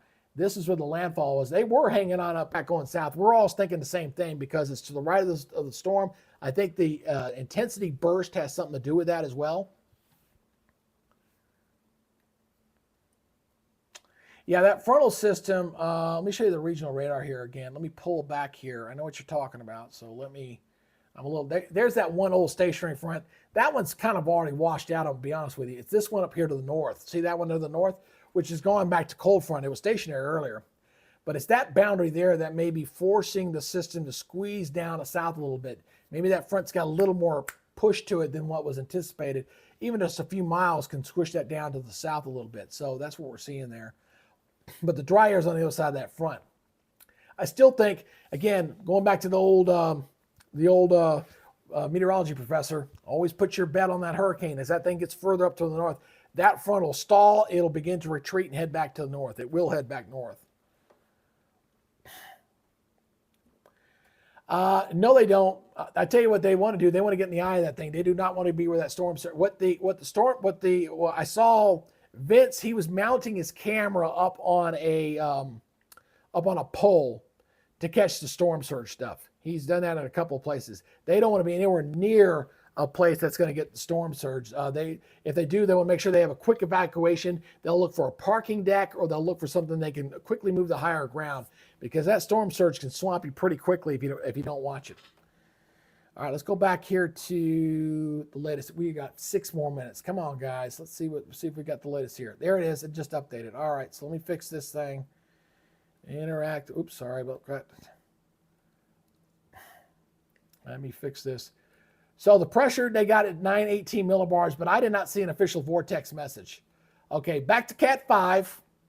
All right, breaking news here. Still waiting for the upgraded graphics. So breaking news here as of 4:54. Back to Category 5 status. Janelle, you win. You said 917. So it was 918, so she missed it by 1. I said 915, so I was still a little bit aggressive. And the winds are back to 165. So Category 5 hurricane again. Category 5 hurricane. And I'm still waiting for an official vortex message. I think that pressure reading right there is satellite indicated, because I've seen nothing from the aircraft. So I do suspect that pressure is lower than that, Janelle. I know officially, though, we were talking about the 5 o'clock update. So you win this one.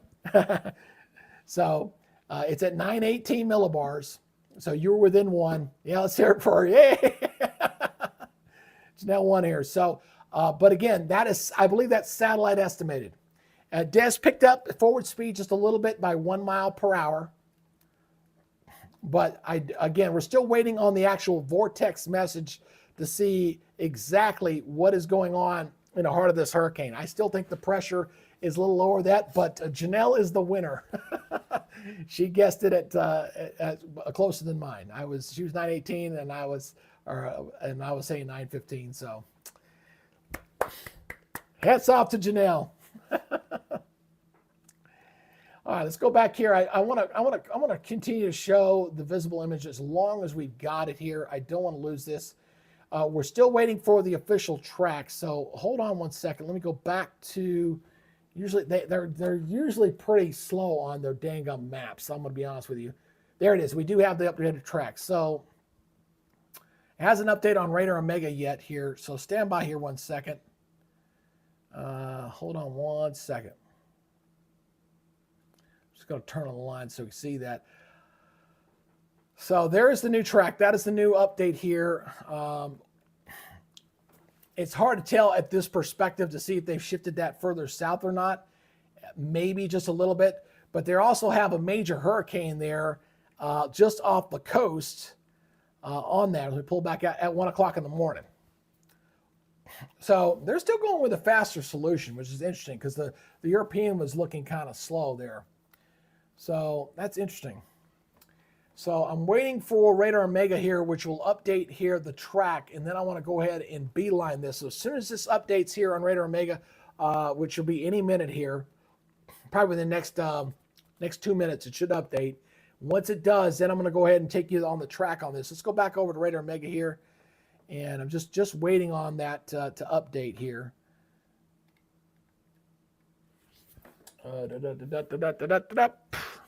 Again, I got that nice visible satellite imagery that I just love here. Also, while we're looking at this, I need to read the discussion. So bear with me for a minute, folks, while I go in here and take a look at what the hurricane. We're looking at the size. I'm looking at the wind field here. I want to look at that. All right. They did make some changes to the crawl. I'll worry about that later. I'll get to that a little bit later. God, it's a lot of crap. Jeez, that's huge. Yeah, that's estimated minimal. So estimated, yeah, because they're doing it off the satellite. They don't have a vortex message yet. Let's see here. Okay, hurricane force winds are still 30 miles from the center. That has not changed. And we saw that when we were doing our measurement on the infrared. The tropical storm force winds, however, have increased to 140 miles. So the storm that was 80 miles with the tropical storm force winds has now increased to 140. So it's almost doubled in size as far as its wind field, what we had yesterday.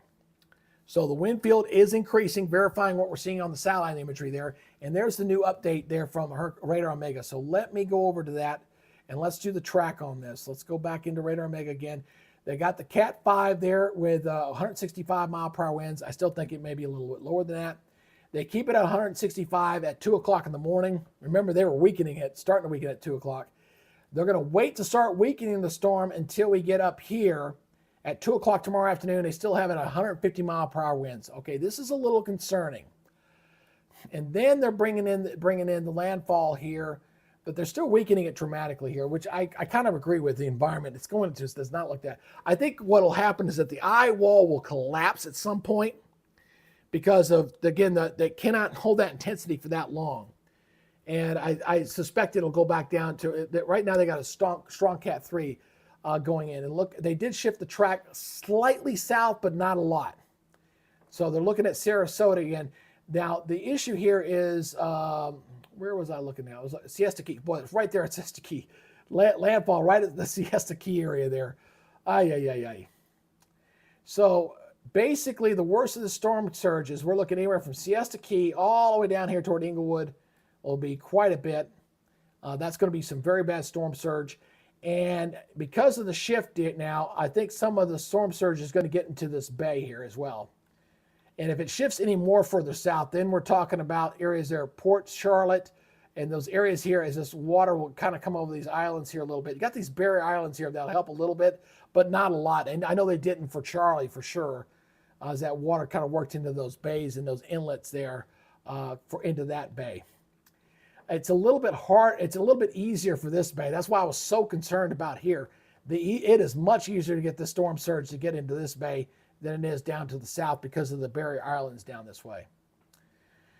So the storm chaser guys, they're saying, yep, we're getting in position. We're going to see if this thing shifts any further to the south or not. Let's take a look at Vince's camera. He's kind of on motion right now. Not looking bad there. And Braden, he's over on the side of the road of the interstate. See the traffic mirror moving pretty good. I wonder what road that is. Can't tell. Cannot tell there. But there's our update, folks. There's our 5 o'clock advisory. Again, we've got the latest on this as of 5 o'clock. We now have, I'll go back to that again. We now have a Category 5 hurricane that is expected to maintain Category 5 status into tomorrow morning. And then it should begin the grounds of weakening. All right, so the good news is that the environment tomorrow is more hostile than it is today. So this went from a Cat 5 down to a Cat 4, back to a Category 5.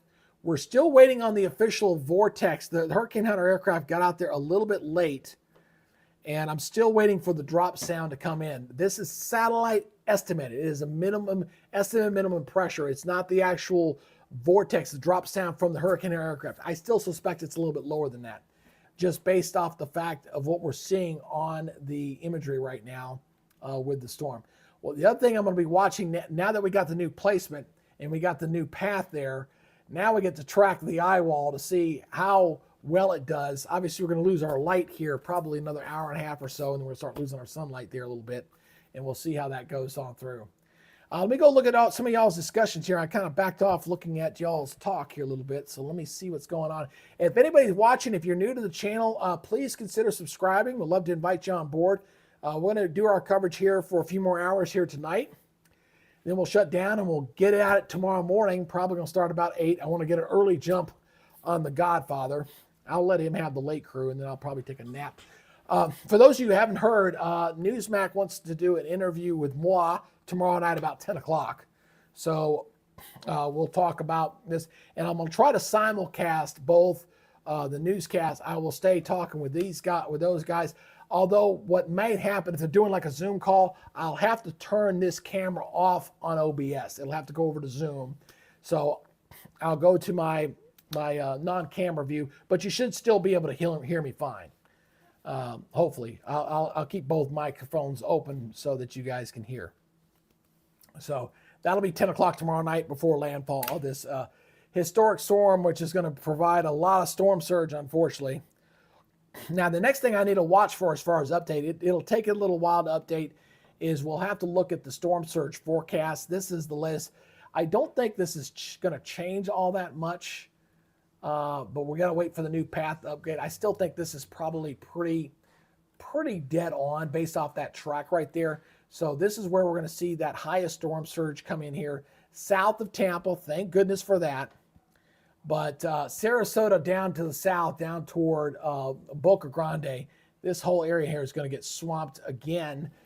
They got sideswiped with Helene, but this is going to be worse. And any debris that's on the roads is just going to get pushed inland. The stuff that's already been damaged, if it did get damaged before the storm, it's definitely going to get damaged on this one. I don't see any way around that. But we definitely wanted to keep it out of Tampa Bay because the destruction could have been Katrina-like. It could have been New Orleans-like if it does not stay south of there. I'll be watching here as well. Let me look at I want to see if any of these models have updated. Let me go back here. I'm going to put you back on the hurricane real quick. Stand by for that.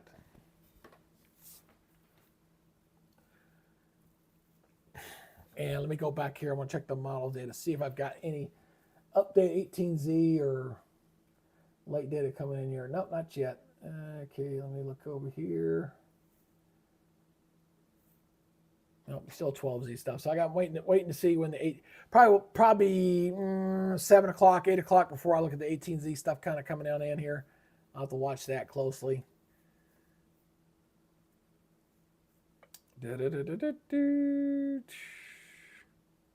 Ooh, is that not? Oh, that's kilometers. I was gonna say that. I knew that'd be wrong. It was like 130 mile per hour. No, that's not right. Now that hasn't changed. So we're gonna be looking at what I'm waiting on here, folks. Just so you know, I'm waiting to see what the next models do with the fact we have this burst of strength. So because it's not accurately reflecting that in the model, so that's going to impact what this looks like. This is still looking at look how tight this thing looks like here. This is the 5 o'clock position. It's mimicking it pretty well. Very tight, very concentric storm right through the air. But it's over the next few hours that the storm's wind field, which is already starting to expand, we're already seeing that, will expand even more overnight. So by 8 o'clock tomorrow morning, you got a sizable increase here in the wind field. That's important because the bigger the wind field, the bigger the storm surge. And we're already anticipating that going in toward landfall for tomorrow. So I'm waiting to see, this is still the 12Z run. That's the morning run. And we're getting kind of late. The 0Z starts at 8 o'clock. We're only 3 hours from that. The intermediate one, it's okay. It's kind of a stopgap. But it'll be the 0Z run tonight, which will have all the data from the Hurricane Hunter aircraft, all that stuff kind of come into this so we can kind of see if that nudge to the south is going to continue to be a trend or not. So let me go back here to that model here. Again, I keep looking for this vortex message. I'm still waiting on it. Not there yet. Let me go back to aircraft recon and refresh. NOAA 17 is still inbound. They're doing a circle. Oh, they're 16. All right. Oh, they're real close. All right. They look like they just passed the center of circulation here. I got to bring this over. Looks like they just flew an eye. We should have a vortex message here pretty shortly. Let me show you this real quick, folks. I got to update the image, so stand by with me. Stand by. Because I have to do this because I'd rather just have one and just kind of paste it back and forth than have multiple ones. It gets a little confusing. So again, there's a Hurricane Hunter. He just flew over the eye here. I'm looking for the raw data here to see what it's got as far as pressure. Not there yet. Can't see it. I see it down from earlier when it was on the outer rim down to 955. We know it's lower than that. So we're just waiting on that vortex message to pop through. They'll probably do several passes. So we'll see exactly what that aircraft is showing in there as we're waiting for that vortex. Again, if you want to wait on that, if you want to do that with me, go in your Google search, put in vortex data message. Vortex data message. Put that in your Google search there. It's the first thing that comes up, and then you'll see a kind of a coding thing in there. What we're waiting to see is basically line C in that code. You'll see A, B, C, D all the way down. And this, the D shows us the actual air pressure. D, I said C, didn't mean to. D. And you're going to see the old one, which was 924 millibars. It also showed that the eye was closed. That's what F describes the eye wall. And G actually shows how many miles across the eye is. So the eye is, as of that message, was 12 miles across. So we're waiting on the new one to come in here to see what those flight winds. Flight winds were 137 knots. It's 155 miles per hour. That was the update we had on the previous one. So if there's anything different in here with that drop sound, what'll probably happen is that the Hurricane Center will do a special. They'll do a special. They'll say, okay, pressure is this, and the wind speed may be increased. And that's a possibility. What they put out at 5 o'clock was a satellite estimate on the pressure at 918 millibars, which is down from the 923 millibars. And they also did the wind estimate at 165 miles per hour, which I think is pretty reasonable on that. So that's why I keep going back to wait and see what that drop sound says, because it's so important. Let me go back here to the chat, guys. What are y'all talking about?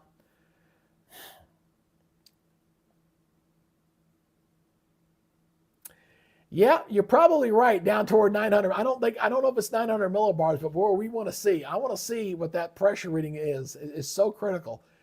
For those who are just kind of tuning in, we were kind of having a little debate here on the channel, talking with some of the folks how low we thought the pressure was going to go. We thought, I said 915. Janelle won. She was 917. She was closer. It was 918 on the update. So we were having a little bet there going on the 5 o'clock. And now we're just kind of waiting for the actual air pressure update. We're all debating now how low is it going to actually be there. So here we go. Oh, Lord. No politics on the channel. Absolutely. We don't do the politics things. Please do not do into that. We do not like that. We keep this strictly as a weather-centric program. Absolutely.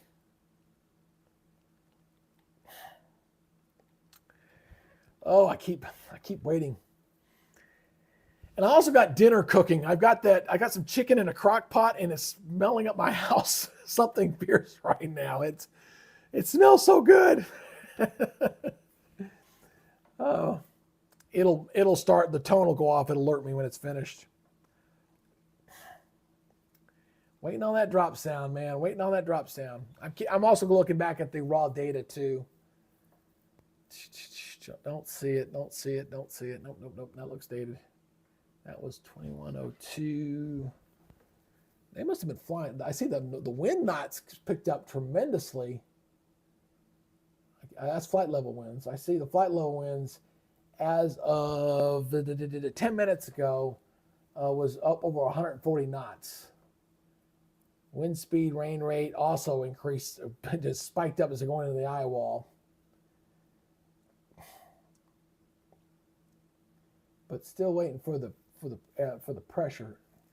The MSLP, the main sea level pressure, it was broken data all the way down. I see the flight level invert winds spiked big time on the raw data, but the drop sound is not showing it complete. So I'm looking at the raw data on the drop sound. It's possible the drop sound malfunctioned. They're going to have to do another pass and drop another one in there. So I'm looking at the raw data here, and it's incomplete. When you see the red line, it disappears, comes back, disappears, comes back. They're not getting a good data signal there from that drop that they did on that drop sound. That looked like that was an incomplete drop sound, unfortunately. And that was dropped as of 10 minutes ago. So we may have to wait for them to make another pass, because it looks like they may have got incomplete data there. Hey, I want to go ahead and thank some of the people here. I want to acknowledge some of these people again here who subscribed to the channel today. So I'm going to go through some of these names here. I want to thank Sparky for joining us, Gianna Souza for joining us today. Souza, I wonder if you're not related to the great Simple Living folks, are you? I know the guys up there up in Idaho. Richard Hope, Terry Slonaker, Panophilia 70, Michael Garcia today, Alan Isabel, Mary Kerp Smith, and Nancy also subscribed today. I want to thank everybody for coming on board. And if you haven't subscribed yet, we'd love to welcome you here to the family. And you're more than welcome to join the chat. We've had some very interesting chats here today as we've been watching this hurricane re-intensify. And thank you for that new subscriber, whoever just chimed in. Hopefully the Streamlabs will catch your name and I can acknowledge you as well. Streamlabs doesn't acknowledge everyone. So I think it depends on your device. I think if you're on a computer, it'll do it. I think on the phone, it doesn't. So not sure why, but I do it when I can. Let me go ahead and refresh this again.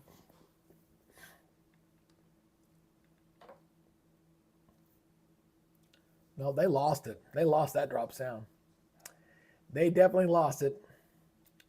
They're going to have to make another pass. All right, so it looks like here I'm pretty safe to bay. I'm looking at the raw data. I'm looking at the GPS position. The Air Force drop sound was an incomplete data set. They're going to have to do it again. They're going to have to pass back through and drop another one. Eventually, they'll do at least 1, 2, 3, 4, 5 drop sounds typically as they go through. The first one malfunctioned. That was bad. So they'll go back and do another circle around, and they'll do another one. But it takes a little while. They don't just abruptly turn on a dime when you're in the middle of a hurricane. They have to go around the periphery of the wind profile to fly back into it. And God knows with an eye looking like that, the turbulence has got to be through the roof. I mean, really bad turbulence, to say the least, on that. What's interesting again, and going back over to the visible satellite imagery here, I'm going to probably have to switch this over to the IR as well.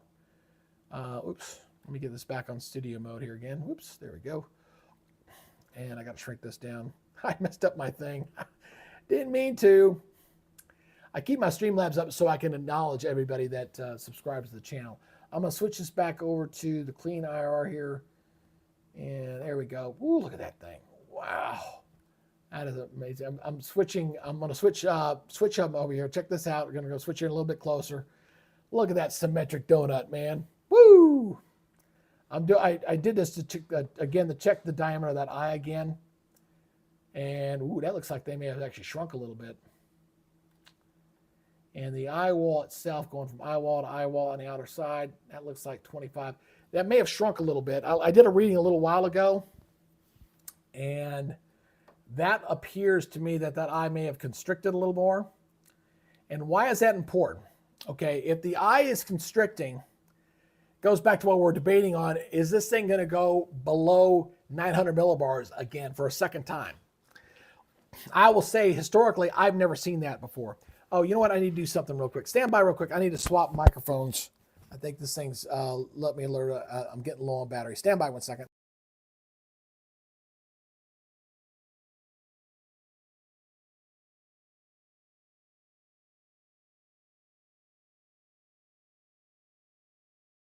There we go.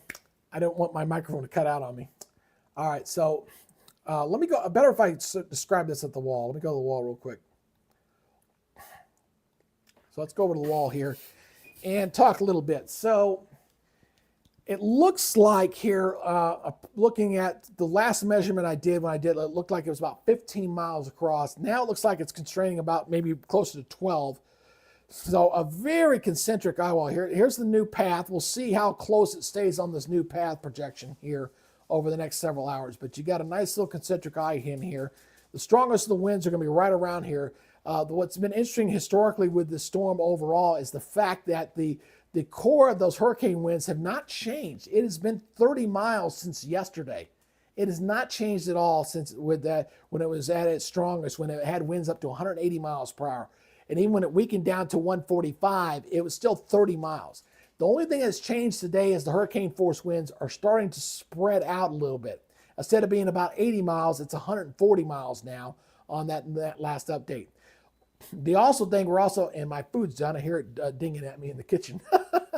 What's going to be interesting is I showed you the hurricane was the NOAA research plane was kind of dropping those sounds around the environment. That may also give us an idea of the wind profile in this also as well to see if that's expanding out as well. So clearly a very strong, powerful hurricane. It's just we're still waiting on that damn drop sound. I'm a little disappointed that the one that we were waiting on did not come in. Oh, you seen there's something there, Major? I didn't see that. I was at the wall when that came in. Hold on. Let me switch back over here to Rain Omega when I'm up here. I'm seeing this correctly. The CMR Recon shows extra polarity. Now, let me. Oh, you got the vortex message came in? I was just waiting for it. Nope, I don't see it. Where are you getting that from? Because unless you're getting it from the raw data, which I didn't look at. Hold on, let me look over here. Let me look over here.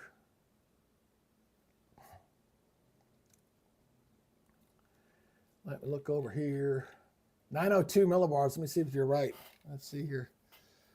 Oh, there's the NOAA mission. Where is the hurricane? And there they are. I see they're around the eye wall there.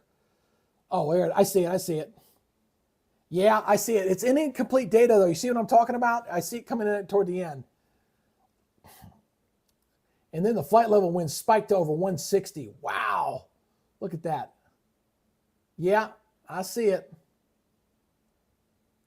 Okay. All right. So here's what I think. Here's my prediction. Thanks for catching that. I kept waiting for that update to come in. It updates every 10 minutes or so.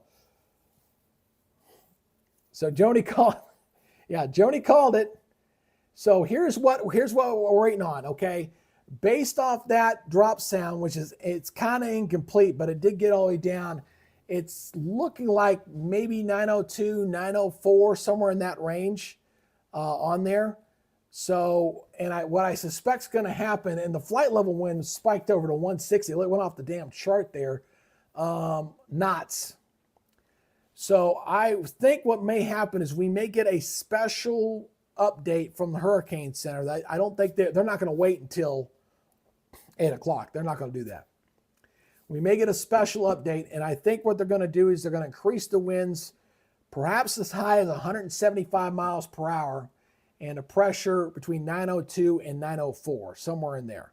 That's what we're thinking. So for those just joining the channel, we've just got the unofficial vortex message. We're looking at the raw data, and we're waiting for the full vortex message to come in from the National Hurricane Center to verify what we're seeing with the raw data. The raw data is showing a spike in the winds at flight level to over 160 knots.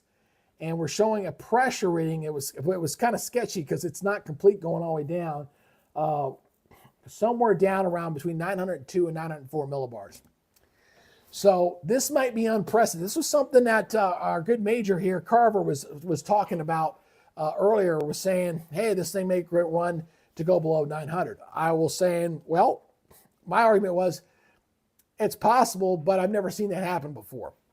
To see the system that went down to 897 and this thing making a run at 897 again, I've never seen that. This will be unprecedented, and this would be a first. And I'm looking forward to the research paper that somebody writes on this storm. No, I don't think so. If it does shift, it may shift slightly further south, but I still think the general landfall location is still going to say. I'll be waiting to see what the 18Z European has to say about it, but I still think the landfall looking very, very likely where it says. We can kind of go you this. We'll go and show you this again. Landfall is still looking like up near Sarasota and Siesta Key area. The good news is Tampa is getting off the hook. They don't get the storm surge into the bay, although they're going to get some very strong winds in here. We're also anticipating this thing weakening rapidly. So it may go up to 175 mile per hour winds, but it's going to weaken tremendously by the time we get to landfall. This is 2 o'clock in the morning going into Thursday. Okay, so early Thursday morning, looking at just a few hours for landfall here. So we shall see what happens here with the storm. But boy, this thing has just been a monster. Look at some of this blow-off moisture here out ahead of the storm, not even related to the storm. But I'll have to watch that. The thing is right now, this thing's still way too far out of range. And sometime tomorrow, we should be able to see maybe the Key West radar being close enough to see anything. That's still maybe some of this outer band here, maybe. It's still a good distance away. We got a good long time to watch that. Go back here to satellite mode here. And I'm not a fan of that one. That gets overdone a little bit. Oops, sorry about that. Get off that.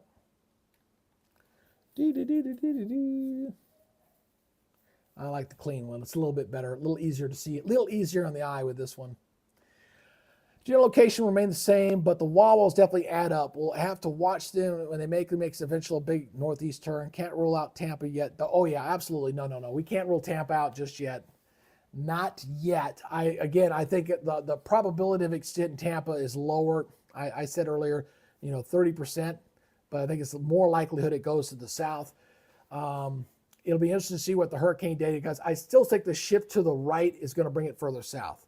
The fact that any kind of shift to the right. Now, if this thing starts wobbling back to the left of that line, if we start seeing indications of it staying left of that, like right now, it's dead center. Obviously, we just updated at 5 o'clock. So, of course, it's going to be dead center of that line right there. But if it stays to the left of that line, then we'll need to watch about if it's further up the coast or not.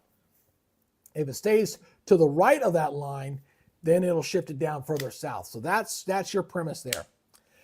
Hey, we're coming up on not too far from 5:30. We're still waiting on the official vortex message here from the National Hurricane Center as we're anticipating the storm to get a special update. As of the last update here, if you're just kind of tuning in for the first time, again, Milton is back to Category 5 status. Winds are back up to 165 miles per hour. The satellite estimated pressure was at 918. We're seeing indications from the Air Force drop sound that says, no, we think the pressure's gone down to between 902 and 904 millibars.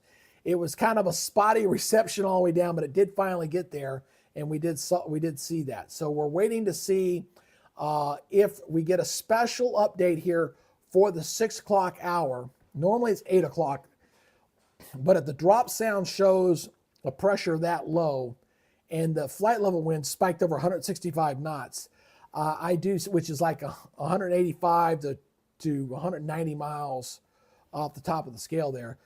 I think the winds may come up to 170, 175, and the pressure will show 903, 904, somewhere in there.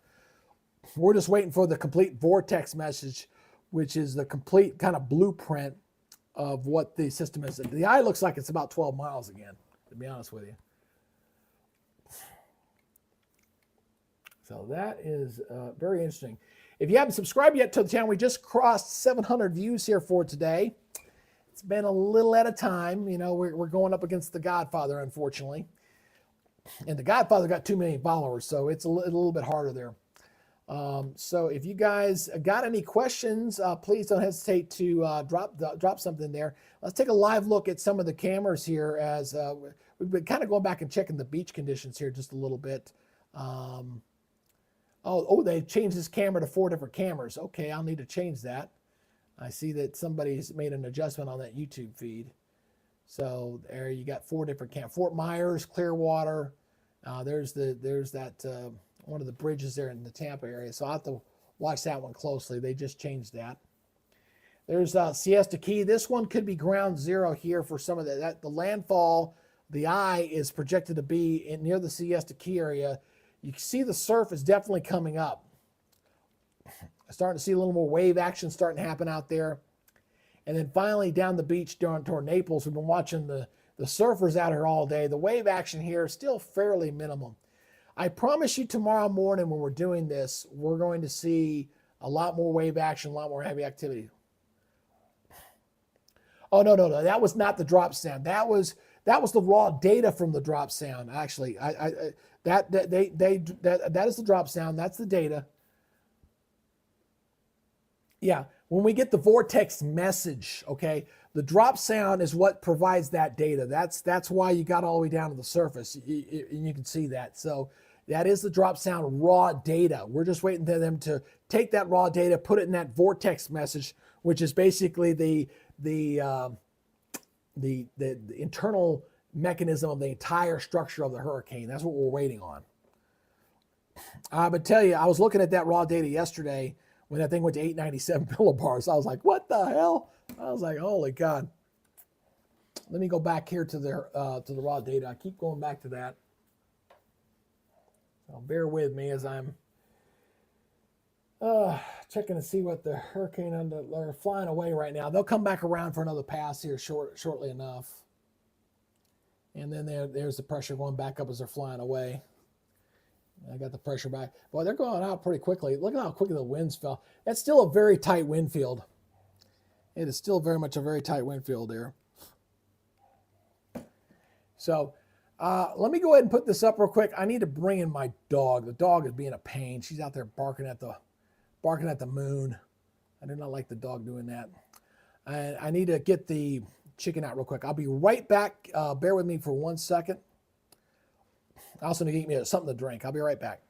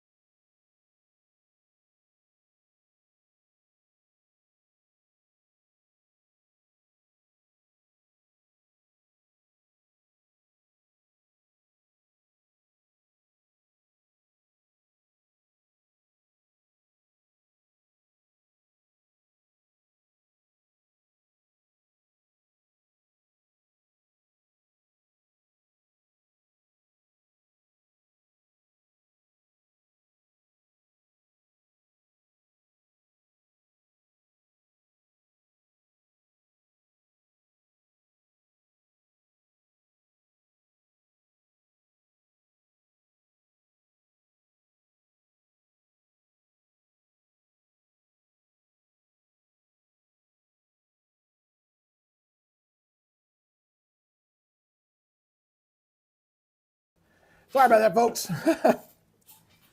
At least I can say I got my wife's dinner done. Woo! All right, let's go back here and check out the vortex message here. Still nothing there. Still waiting. Let me send my wife a little.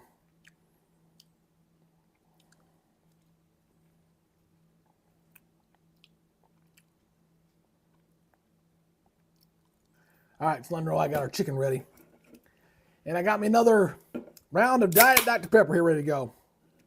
Now, tomorrow night, tradition, I will have some beverages before landfall. That's just kind of my tradition there on that, going way back in the day. So again, we're at 5:30 here on our Tuesday evening. What we're dealing with, again, to kind of recapping everything that's been going on here. And we're going to wait for another vortex, wait for another drop sound here. I'm looking at the Hurricane Hunter aircraft. Looks like they're getting ready to, they're heading outbound. They're going to make another loop here real soon and drop another vortex message. So it may be another 30 minutes before we get a full vortex message, because that other one looked like it was spotty data. It really was, looking at it.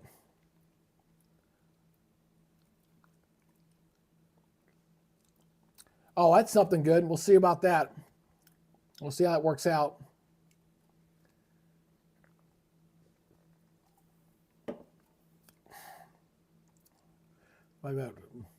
We have to shift that right. I'm going to have to shift that a little bit. It's starting to get a little bit out of that range there. Actually, let me do this. I'll tell you what I'll do. Let me go to Radar Omega. I'll put this one up for right now. And I need to adjust that. So I'm going to put this one right here. And while I'm doing that, I'm going to adjust this other image, because it's starting to, it's not really centered anymore, because it's moving a little bit out of the sight. So I'm going to go ahead and adjust this real quick. So let me go ahead and adjust this camera view. Again, if you're new to the channel, please consider subscribing. We'd love to have you join our family. We have 169 more to go to our 5,000 level. We're about 95% there. We're knocking on the door of 5,000. It'll be a great little accomplishment for our little channel here. Been in existence for about a year now. And so we're just trying to get things going in the right direction here with this, with our service here. If you got something you'd like to ask a question on, please post them down below. We can go ahead and take a look at that. And if you got anything specifically I can answer, please just don't hesitate to let me know that as well. Let me take this back this way a little bit, see if I can go this way. I'm adjusting my image here a little bit on the satellite image here, just a little bit, so it's a little more centric. So hold on a minute. Yep, oh, that's the end of it. Oh, it looks like I have to go that way a little bit. All right, because I'm on the edge of the data. That's all right. That's a little bit better. I can live with that. That's a little bit better. That is a little better. Copy, transform, lock that up, and then boom. See, that's a little more center. I just wanted to make sure that was a little more centric there for the other stuff. And then I got to go back to this one and transform, paste, transform, boom. There we go. Just had to move that around a little bit.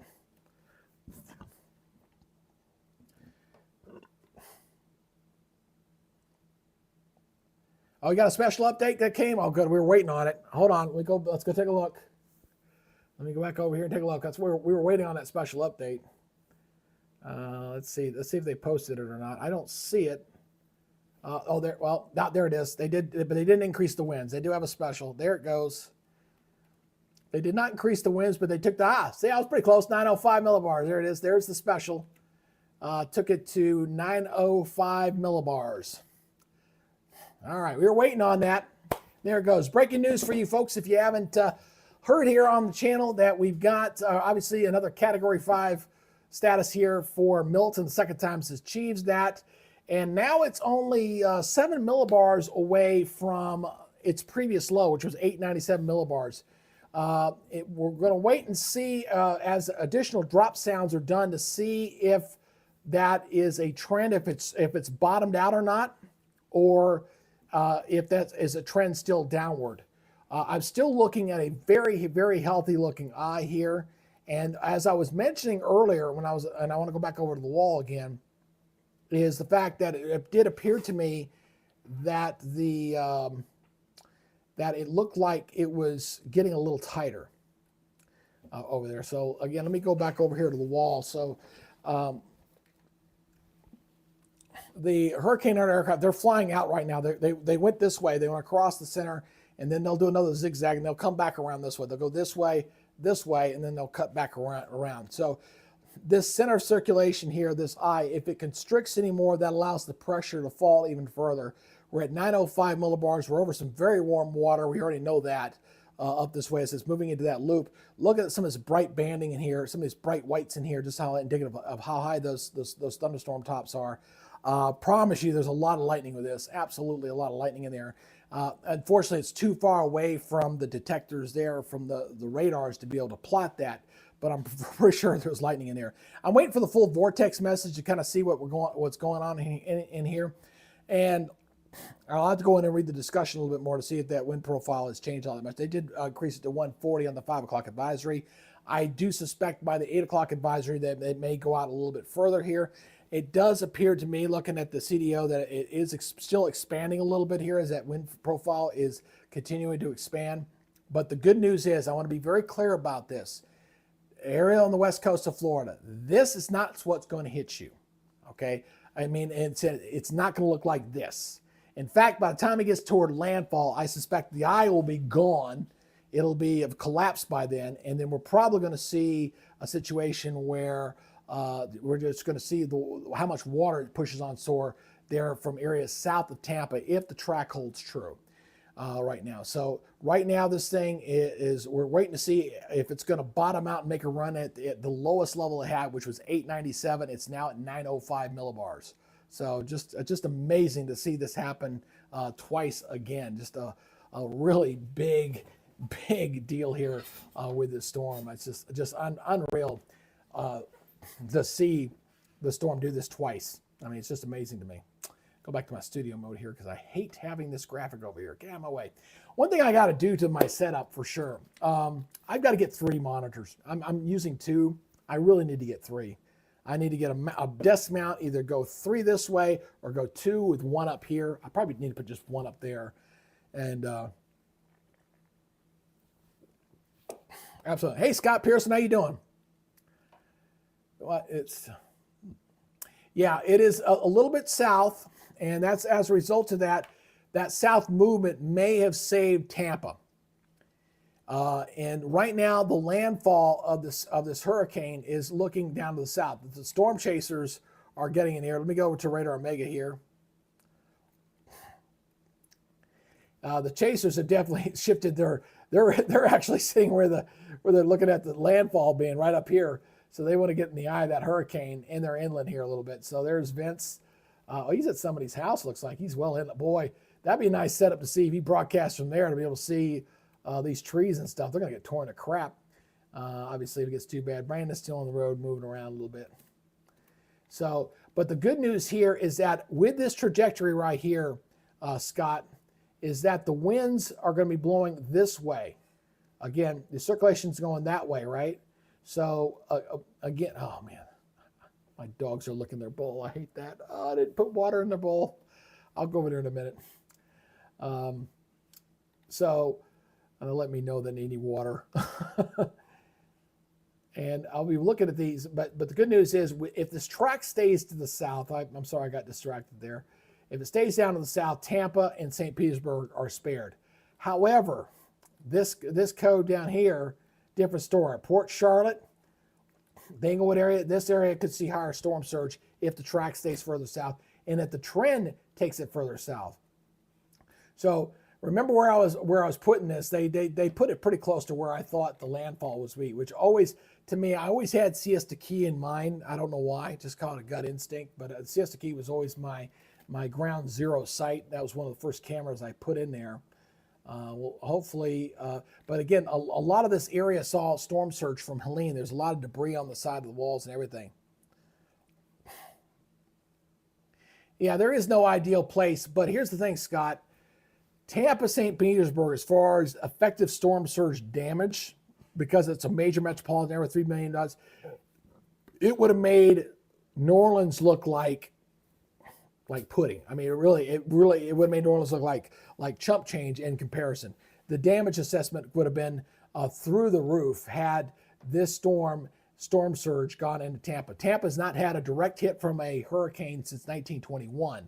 So I don't think that's the case here. So again, looking at this track right now staying pretty close on the track on the on the new track that just kind of came in here. So we're going to watch that closely. I think this is the updated here version. Yeah, 905 millibars, 165 mile per hour winds. So they got the new update in there. And they do anticipate to stay at 165 with 200 mile per hour gusts going into 2 o'clock this morning, tomorrow morning. So at least through tonight and through tomorrow, we're not going to see any real significant changes here with the strength of the storm. It won't be until later day tomorrow. Notice by the time we head into this position, which is 2 o'clock in the afternoon, then we got the weakening trend. We got it back down to 150. And then before landfall, it really starts to weaken off. It goes from 150 down to 125 as we go till 2 o'clock in the morning going into Thursday. So still looking at an early morning landfall on this storm on Milton. Now, what I'm probably going to do for tomorrow, I'm going to let you know. I can't compete with the big boys when they're all streaming. And I know there's a lot of interest out here on this stuff. Basically, from what I've been able to assess watching our stream here for this afternoon, looking at the live stream, we've effectively been able to hold between 20 and 25 all day. That's what the algorithm's allowing for me to do on the platform based on audience size, response, and everything else that gets into that. So, so the better chance for me to have success, if we're going to get to that 5,000 level, is for me to start early tomorrow. And it may mean I don't go all the way to landfall because the big guys will be up at that time and we'll go down. So we'll try to make a run at that early. And then obviously I got that 10 o'clock interview anyway, which I'll keep up during the simulcast. So that's my intent, is to simulcast the two at the same time. Hey, Jack, what you got there, brother? I didn't see your question here. How dirty will the northeast quadrant get? Well, here's the other problem with the storm there, Jack, is the direction and angle that it's moving at. We're not dealing with a north-south storm where it's clear that this is the northeast quadrant, and that's the strongest it's going to be. It's this way, so it's a little bit cockeyed. It's a little bit weird. So it means that what that means for us is if you look at the severe weather outlook here for the outlook here, is everything to the south of that line, not really northeast, is where all the tornado threat's going to be because of that angle of attack that it's going at. So, and on top of that, because of that, when you're looking at perpendicular this way, and the stronger winds are going to be on the north side. So it's a different feel. It's definitely different than what we had with Helene, where we knew, okay, right front, all the winds are over here on the right side. It's really easy to track. That's not going to be the case. It's going to be like this. So a little bit of a cockeyed angle there. It's because we just haven't had that many storms that have come from that angle. Effectively, I think the total count was 14 storms in the Gulf that have gone from west to east. 14 total, historically.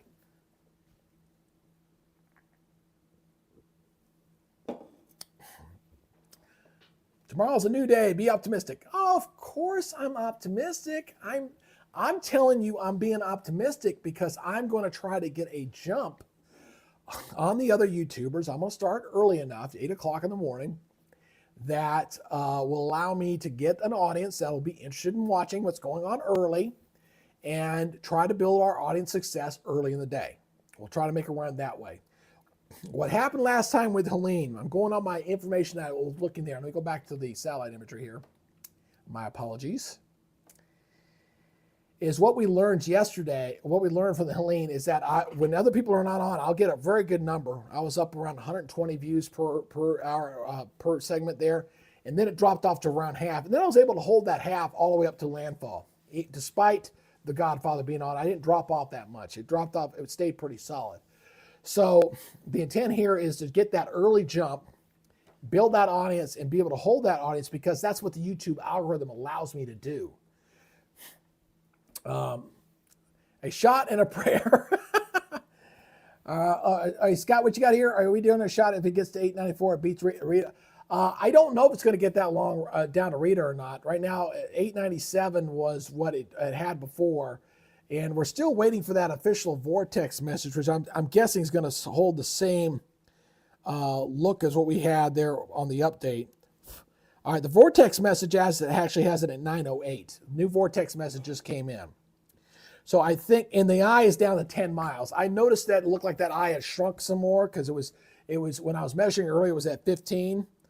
So officially, okay, here's the official vortex message. Just came in a few minutes ago. Actually, this is a little dated, but it just showed up here. This is actually 40 minutes old. It's just 908 millibars, a 10-mile wide eye, winds to about 165. That's about right. Flight level winds up to 159, which is about 180. So I think we bottomed out. And thank you for that new subscriber, by the way. Thank you very much. Appreciate that. 168 more to go, man. 168 more to go, and we're there. So I think we're close to bottoming out. I think if there was any indications that this thing's going any lower, we would see it. So I don't think we're going to get below 900, but we'll see. I think I'm seeing indications here that we may have bottomed out. But we're going to need another pass. We're waiting on the hurricane. Now there's the 908. I see the data here. Let me show you this. I'll go ahead and show you this. So the Hurricane Hunter's out there right now. So bear with me 1 minute so I get this set up for you so I can show you the Hurricane Hunter.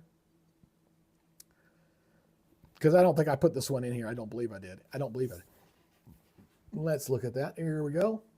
Is that the right one? Oh, I guess it is the right one. Okay, stand by for a second. Let me update this for you. All I got to do is refresh it. So there's the first drop sound on this one. So here it is right there. We're at, that's showing right there in dead center, showing 908 millibars. 908 millibars on that pass.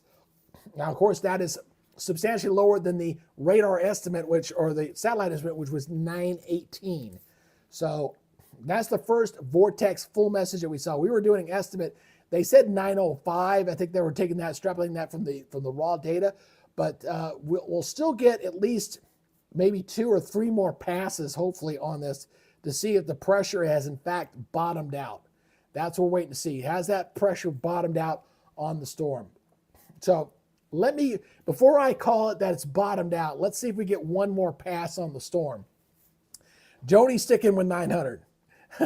She's sticking with it. She's playing her best. She's, I'm sticking with 900. We'll see if it'll get there. We'll see. I need another pass to see if that's bottomed out or not. The eye wall has shrunk and constrained, but the same thing happens here, folks. It can only shrink so far. We may have the pressure bottomed out at 897 because the eye got down to 4 miles, and then it went from 8 to 4, and then it fell apart. It may do that again. So we'll see. Scott, what you saying here, Scott? Yeah, I am too. I mean, I mean, it's something you don't see typically. Typically after hurricanes, eye wall has collapsed, and especially as strong as this thing was at 897 and got the winds to 180, you don't see a repeat performance on that, and we're getting it. So just to show you how warm the Gulf is. This, in a way, I'm going to be honest with you. This is good news in the sense that we're getting rid of a lot of this latent heat that's been building up in the Gulf of Mexico. This is some good news here. We're getting it actually to cool down those waters. That's what this does. It takes all that heat, transports it poleward. That's what the hurricanes do. They're wind, big, giant heat engine. And when we get an imbalance in nature, that's what these hurricanes do. They help transport that latent heat that's building up in the tropics, and specifically the Gulf of Mexico. So there's a formula they use with a hurricane that'll tell you how many joules of energy get extrapolated out from a specific hurricane. It'll be interesting to see what this one is. The only bad thing with this one is that it is a small hurricane, not very big. Hey, Jack, what you got there? Oh, no, I don't think we'll get down to Wilma. Wilma was a much bigger storm. It was more of an average storm, but I don't think we're going to be challenging Wilma. 882, no, I don't think we're going to get that low. Everybody keeps wanting to see if it's going to... that eye, as of the last report, Janelle, was 10 miles. The vortex message had it at 10 miles. That's how big that eye was on the last update. So, hey, if you're new to the channel, and I want to thank the new subscriber that just chimed in there, we have 168 more subscribers to go, and we're getting to 5,000. That's the goal for the channel. For all us weather nerds here, we're hoping that we can get to 5,000 subscribers. If you haven't subscribed yet, come on board. Why don't you join us? Go ahead and hit that subscribe button. Again, you got to help us out with the YouTube algorithm. In order for me to maintain audience, we got to have likes. So if you haven't liked our page yet, Give a like if you like the broadcast. Do a like there. We've got 46 so far for this broadcast, which is kind of small. Hey, there's our new subscriber. We got Richard R. Richard R. Hey, welcome to the channel, Richard. Good to have you on board. Thank you for joining the channel. And so what the YouTube algorithm, it looks for likes, it looks for subscribers, it looks for chat stuff. We got a good chat going here tonight. And our average duration is 7 minutes. So folks are not only staying tuned, they're watching. So we got a pretty good thing. I think we were up to like 8 minutes or so on Helene coverage when we were covering that. But we had 7,000 views for Helene over 15 hours.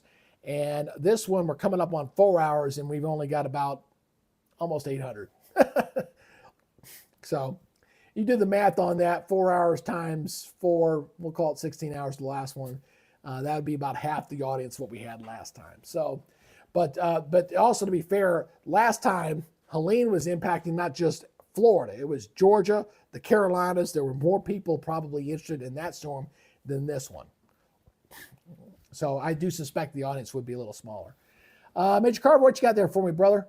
Let's see. Let me get you out of studio mode here. I am gonna 2 sub 900 PO runs. I think will be the first for Recon. I believe it is. I've never heard of it happening twice. Never seen that. At this point, is the ERC jet streak right exit extraction and loop current alignment still the fall? Yeah, it's still got to go into that very warm water. It's still the evacuation of the top, and it's getting into nighttime. Nighttime hurricanes typically can get stronger at night because they're not firing. They're not fighting diurnal heating. Although this time here, it's not really that bad because the sun angle is getting lower. So that's probably why it didn't have any problem strengthening up big time today. But that's a very nice, concentric, healthy looking eye. I'll tell you that. Really something. Are you guys trying to cheer this thing on below 900? I don't want it to get below 900. I want it to start weakening, man. I know that's going to happen tomorrow. That's pretty much a given. Let me go back here. I need to double. I haven't looked at my model data here to see if we've got a new 18Z. Nope. I was just checking to see if the European 18Z had come in yet or not. And let me check this one too. Probably another hour or so away. Yeah, it's still early. Got another hour or so before I start seeing the new 18Z model data come in for me to look at. Y'all are asking about that front. Let's go ahead and show that front. Let me go to the regional update here. Okay, so we got that stationary boundary there to the south. Hey, the beloved bride is home. Hello, my bride. My wife Julie says hello.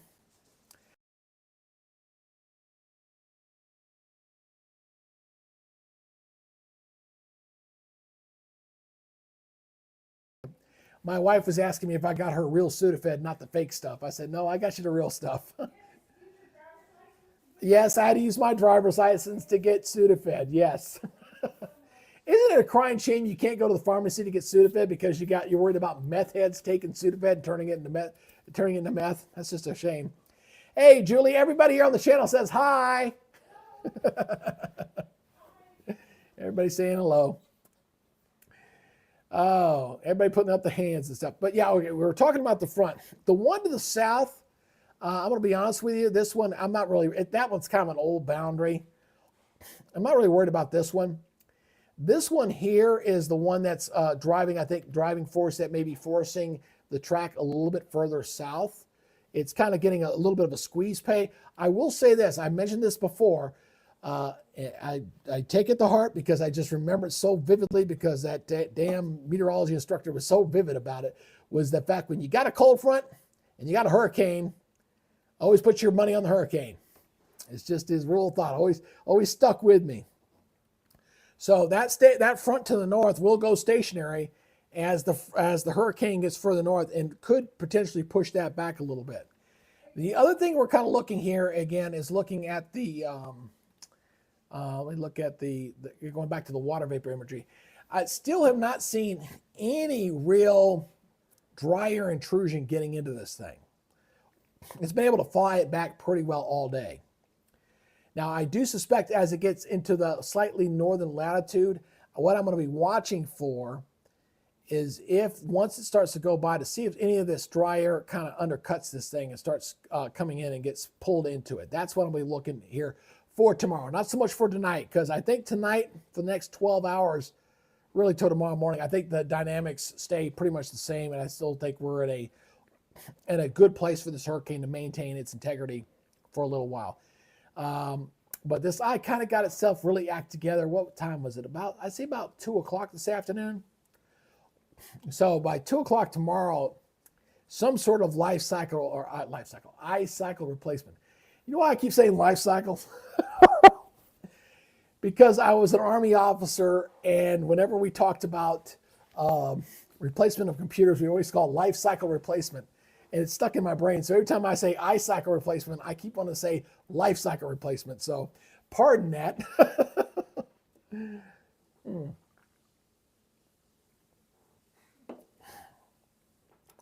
So yeah, you see that a little bit of convection out ahead of that. That is interacting. Okay, that right there is probably interacting a little bit with the boundary that was left over there. The dogs eat? No, they need food and water. Yes, please do. You see a little bit of this convection. This is some of that old boundary that's out ahead of it. Some of that moisture that's being uplifted there on what's left of that boundary. That's what that is there.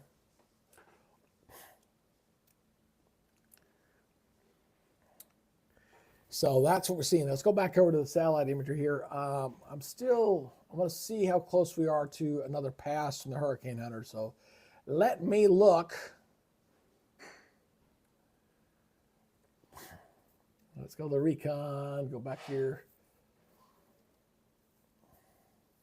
They're way up to the side. They're still not quite there yet. Waiting. I think they're getting ready to make one hard left turn here very shortly and go another inbound flight. So just waiting on that.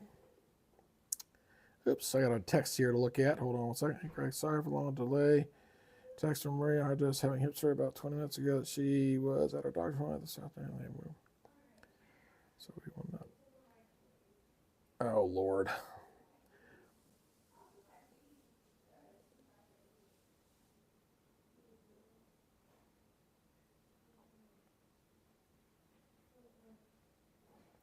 Yeah, I love it. You go ahead and you put in the request for your stuff. Now they're moving the person's their hip surgery back several weeks. That's going to impact the whole damn schedule I already filled up. So, I love doing work twice. No, I don't. I hate it. I hate it. Now you're probably not going to get that filled. I'm going to show you the latest here on the Hurricane Hunter to show you. I think they're getting ready to make a left turn and get ready to make another approach to see what's going on with the Hurricane Hunter aircraft. So let me get that update here. I want to refresh this for you real quick. It'll update for you. Yeah, I see it's further up there to the north. So what we're going to get here, I think they're getting ready to make a left turn, and they're going to go this way, and they're going to come back out. So they usually do those zigzag patterns. So I think he's getting ready to make a left turn and start heading inbound there on that eye. So we all want to see, is the pressure still falling, or has it bottomed out? That's the big question now. Hey, if you're new to the channel and you're just checking out, it's now 6 o'clock. Just want to give you a quick update here as we're looking at a very powerful hurricane here. Let me give you the latest coordinates here on Milton as of the special update at 5:30, about a half hour ago. The pressure was dropped to 905 millibars. The maximum sustained winds have been increased up to 165. Now we're waiting to see if the trend is for that pressure to fall even further. The last vortex message officially had it at 908, a little bit higher than what was released at 905. But we need to see if that's a trend, if it's bottomed out, or if it's going to continue to strengthen. The forward speed is east-northeast at 9. The speed has slowed down just a touch today. As a result, the landfall for the system is going to be pushed into the early morning hours on Thursday, probably after 2 o'clock, between 2 and 5 o'clock in the morning. The European model actually had delay going in toward 8 o'clock. That's why I'm waiting for the 18Z to come in to see if that's going to be a trend there or not. Everybody's saying, everybody's making their bets right now on the channel on how low the pressure is going to go. Everybody's saying 900, 898. Everybody's kind of making bets. We're kind of waiting to see what's going to happen. Janelle says 902. Well, Janelle nailed it last time, so we shall see when we get that new vortex message.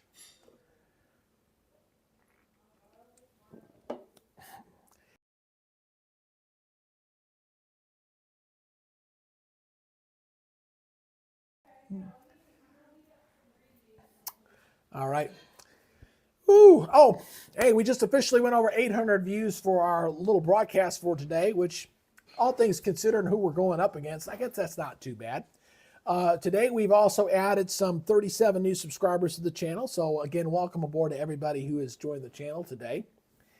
And tomorrow, we're going to get an early jump. We're going to start 8 o'clock, even though it's well before landfall. And we're going to try to make a run at 5,000 tomorrow. We're going to try to see if we can make a run at 5,000 subscribers with the earlier start and see if we can get there.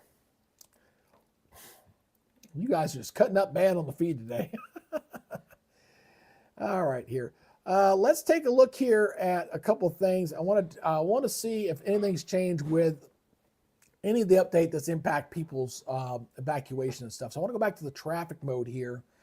And I want to check and see what's going on out there with the traffic. So stand by here for a second. Let me get this into my, what I call my interactive mode, so I can zoom around and take a look here. And right now, it looks like all the roads around the Tampa area are looking pretty good. Looking down here toward the beach here a little bit, near North Venice and stuff, looks like everything here is looking pretty well as well. This would be the area that I'd be looking to see if anybody says, yeah, we're getting out of harm's way, we're getting out of here. So let's look at some of these traffics here and some of these highways down this way. Oh, can't see squat on that one. That one stinks. Let's try another one. Some of these roads down here. Oh, it looks pretty quiet. Wow, look at that. Let's look at this video. I-75 northbound looks pretty quiet on both directions there. Everything looks like everybody is either battened in the hatches or staying off the roads at this point. So that's some good news there. Whoops, doggone it. Why do I keep doing that? I keep not closing out the damn graphic when I'm done with it. But we're going to be using these cameras a lot tomorrow, especially to see how the conditions are looking at around the city. Let's look up here toward the north. We were having some pretty good traffic here, pretty much all day today up here in the Ocala area. And I need to turn this off to see. Looks like that's actually remedied itself too. That's actually looking a little bit better. A little slow through there, but nothing that looks too bad. Let's look here at some of these cameras here near Ocala. And, oh, of course, they got yeah, that area is always under construction, so it's hard to say whether it's traffic concern. Looks like we got vehicles here on the side, but it's at least moving. That's the northbound lane there up near Ocala. I think pretty much everybody that was going to evacuate has evacuated out of the Tampa area. I'm not willing to say Tampa's out of the woods yet, but I think it's looking less likely of them getting a direct hit from the storm, which is some good news there. As I said, I am not underestimating the point that I said that could have been Katrina too, had the storm surge or had the track been north of the bay, just north of the bay. But right now, it looks like traffic around Tampa looks pretty quiet here, which is good here for tonight. Wasn't that way last night. Last night, everybody was getting out of Dodge, man. They were like, oh, I'm gone. I'm not staying. They were getting out of Dodge quickly. So one thing I'm going to be looking at here for tomorrow is to seeing how the severe weather update here, to see if that track trend southward is probably going to impact the severe weather outlook. What I suspect is going to happen there is that yellow zone is going to probably shift a little further south. So expect that to get updated for tomorrow for the severe weather outlook. The same is going to go for the tornado outlook. I'd say the tornado outlook may also shift further south. So Tampa, Orlando, Daytona Beach, you may see your tornado risk be reduced a little bit if the track shifts further south. So we'll probably see a couple of updates on that as well. As far as the rain shaft is concerned, probably not that much difference. This will probably stay the same here for tomorrow with that. What I am waiting on here with the storm surge map is to see if this gets updated at all. I don't think it's going to change that much, but we shall see. I got a drink right here, honey. Thank you. You got enough of a drink to drink your whole meal? Sure, probably. We'll do two. How many did you drink today? Too many to count. I like them some Diet Cokes there. We go back up here to my regional salad. So we'll go back to this here a little bit. So we're going to be watching this together. If you guys want to eat your dinner, who's having dinner with me tonight? What's for dinner? Y'all post in the chat. Let me know what y'all having for dinner tonight. As we're kind of waiting for this next vortex message to come in here. I'm having some barbecue chicken, some green beans with a few grapes. That's my healthy food for the day.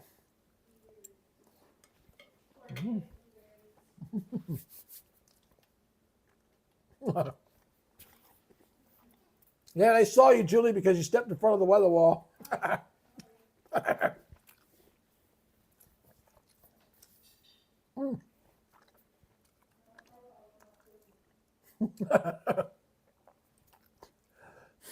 She being funny. All right. Ooh, the flight's inbound. All right. Made the turn.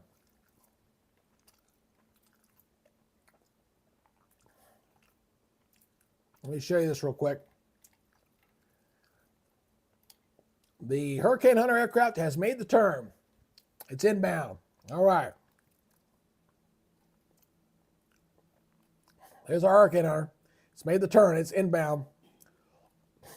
So we shall see here pretty soon what that vortex message next one's going to be. Is the pressure going to drop off significantly or so? So it's inbound. It ain't got to go that far. So I'm going to guess here sometime around 6:30, we'll probably get that next vortex message. So in about 20 minutes, we'll be able to see. So I don't know if the major's still on with us here right now. Scott Peter said he's having a breakfast burrito since I've been working nonstop since 6:30 a.m. I understand that, my friend.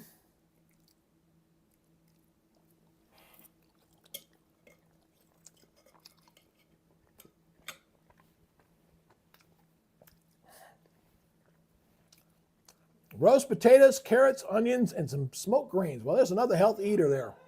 Yeah. Yeah. I asked folks what they're cooking. Crisp sandwich. Everybody kind of sharing their dinner plans tonight. I wonder if the Godfather eats on this broadcast. I doubt it. I don't care. I got to eat. I do.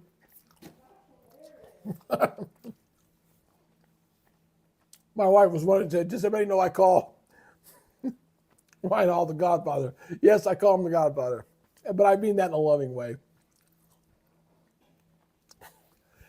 And using a Lord of the Rings reference here, one ring to rule them all. Because there's him and then there's everybody else.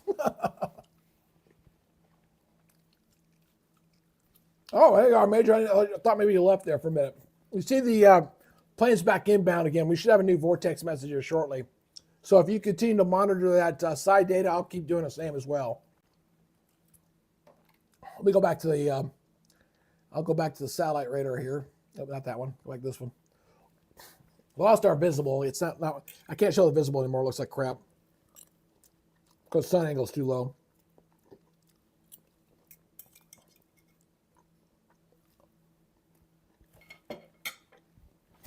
Let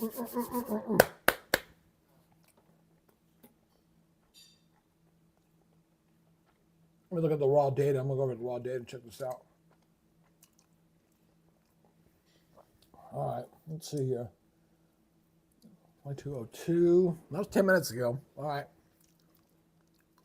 All right. Yeah, it's still too far out, but we're watching it. Multitasking. Yeah, I'm multitasking. I'm feeding myself and doing weather at the same time. See, when you worked at a TV station and you were one thing I'll say this. Anybody's ever worked in TV, you know this. When it comes to severe weather, hurricanes, stuff like that, I have never worked at a TV station that did not feed you. They either brought in food or people donated food and brought it in. You never starved. But when you're a meteorologist and there's weather going on, usually there's at least 3 or sometimes 4 of you that are covering the storm. So when you're eating dinner. Remember the girl that brought up homemade lasagna during the tornadoes that went over your station? Yep. Yeah, my wife was saying the lady brought in some homemade lasagna when I was in Panama City. And so they would always bring in the food for us. So, but the difference is here, I'm doing wall to wall with you guys here tonight. I don't have anybody to hand this off to. So you have to pardon my eating at the same time.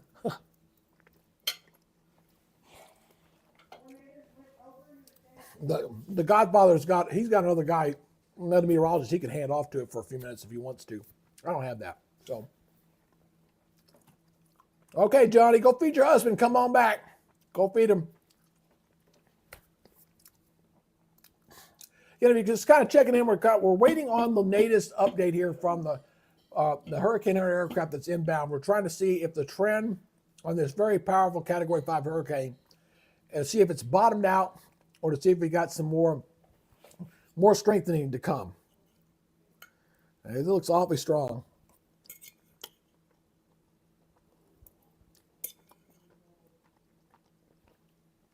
Eat my green beans.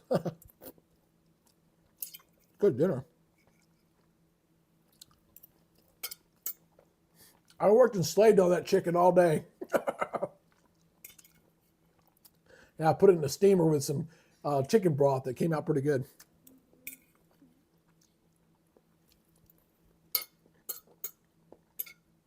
One thing I'll say about the military, we sat there, they will sit there and say, you got to eat, man. You got to eat. If your chop's not moving, nope.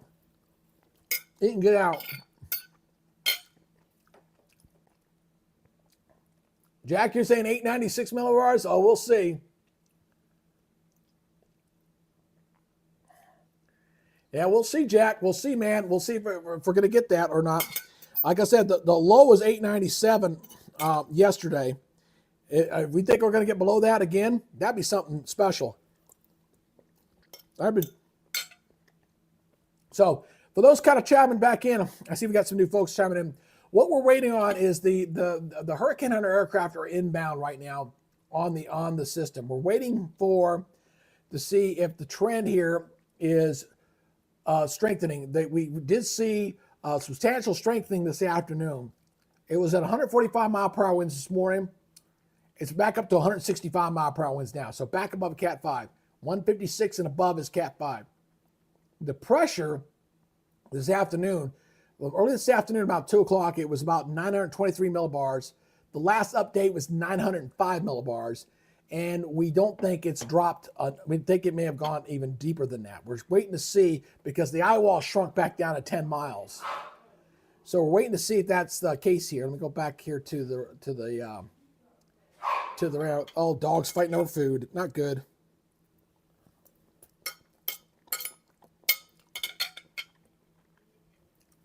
So we're waiting to see if this bad boy over here has gotten any stronger.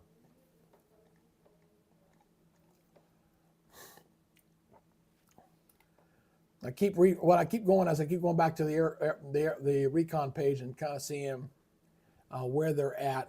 So bear with me here. And if you got any questions, please don't hesitate to put them down below. Let me go through these chats here a little bit. Yeah, I'm almost done with my food, guys. So, oh yeah, I remember that one. That one that formed. It was in fact maybe the year before when that one happened. That was definitely a rare event.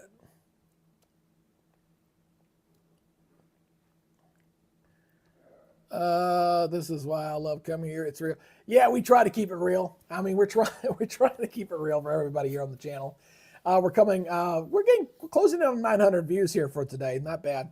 If you haven't subscribed to the channel and you want to join the family, come on board. Go ahead and hit that subscribe button if you can. We got 167 more to go to get to 5,000. We want to get there sometime. Latest pass 903.5. That was the one from earlier there, Major Carver. That was the last one. I'm still looking at the. That's not new. No, that was the one earlier. That was at 21:02. That was about an hour ago, hour and 15 minutes ago on that one. Yeah, still waiting to see that new drop sound. It is not shown up here yet. Almost done. Let me get done with this food.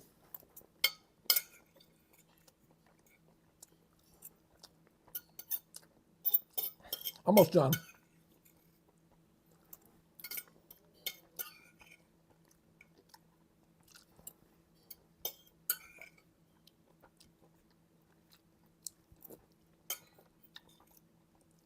All right. And thank you for that new subscriber. Woo! 34. All right, man. We'll get there a little at a time, man. A little at a time. Yeah, we're waiting to see if we got any update on that or not. Nope, not seeing it. Oh, I hate waiting. I hate waiting because I get so worked up on it.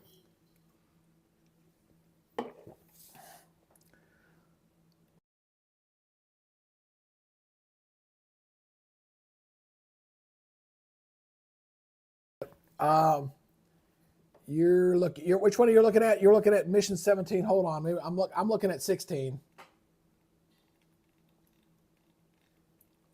I see 15. Where's 17? I see 14, 16. Oh, there's the NOAA 2, 17. Oh, okay. Yeah, I didn't look at that one. My bad. I've been looking at the name of the Hurricane Hunter. I'm sorry. Yeah, that might be. When was this one though? This was 22. Oh, this one just came in actually. 22. That was 10 minutes ago. Good catch there. Good catch there, Carver. Good job, Major Carver. Good job. And thank you for that new subscriber, by the way. Appreciate that. 165 to go. So we got 2 aircraft out there. See, that's why you got a 2 sets of eyes. I was looking at the other guy.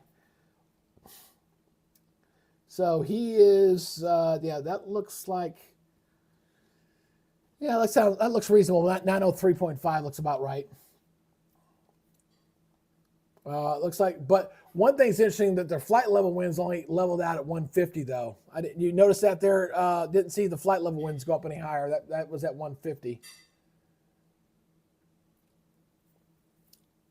All right, we'll see that one. I'm still waiting on this other one. This other guy here, he dropped right there.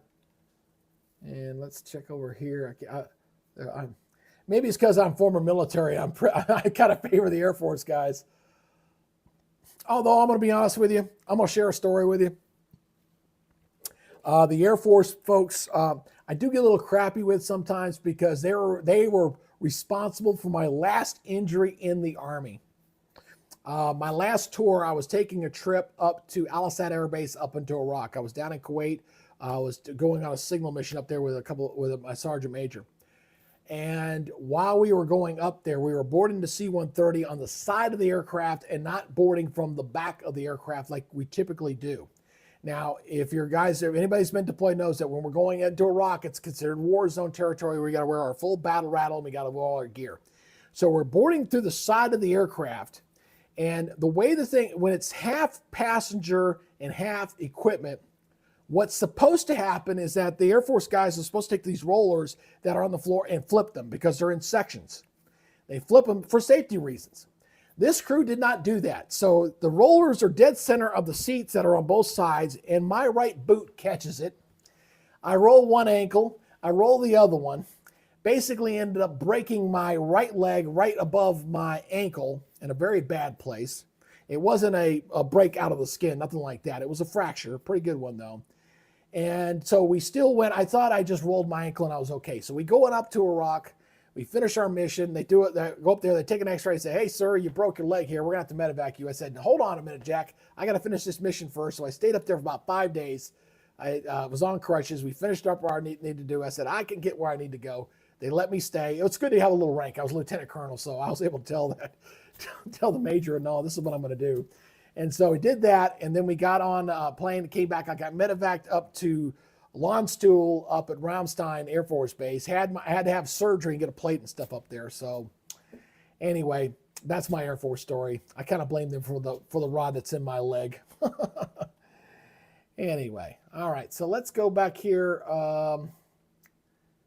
and check in the Air Force guys here. They're getting really close. They're really close. Yeah, they're almost to the eye. So we'll have another drop sound here very, very shortly. Coming on in. So we got 165 more to go. That gets us up to 39 new subscribers today. Very nice. Very nice indeed. So I'm double checking here. 924, 927. That was earlier today. That was 14. That was finished. That was earlier today. There's just upper level drop sounds. Yeah, they're doing the upper level ones. Are these guys done or they just started? They're heading on out. They just finished up. Wow, they did a lot of stuff. So the NOAA mission 15 just finished up. They did 22 upper air drop sounds. All right. They did a whole circle. I want to show this. This is very interesting. This is good to talk about. Let's talk about this. So let me finish this up here. I will show you this one here. I'm going to give you the new plot here. This is very interesting because this is important for the model dating here for the storm. Look at the pattern these guys did. They did it all the way around. Then they did an entry out ahead of where the storm is approaching, and now they're outbound flying out. So you can see how they flew into this. They flew into the storm, did a nice little loop-to-loop, then came in, did the inner core here out ahead of the storm, and then now they're exiting outward. So this is important data here that'll go into the forecast modeling, and that for especially the 0Z run for tonight. And we'll see what the environment out ahead of the system is going to show here over the next several hours. So that's important data that's going to come in here for tonight. Let's go back up here to the satellite. Let's go back to Radar Omega here again.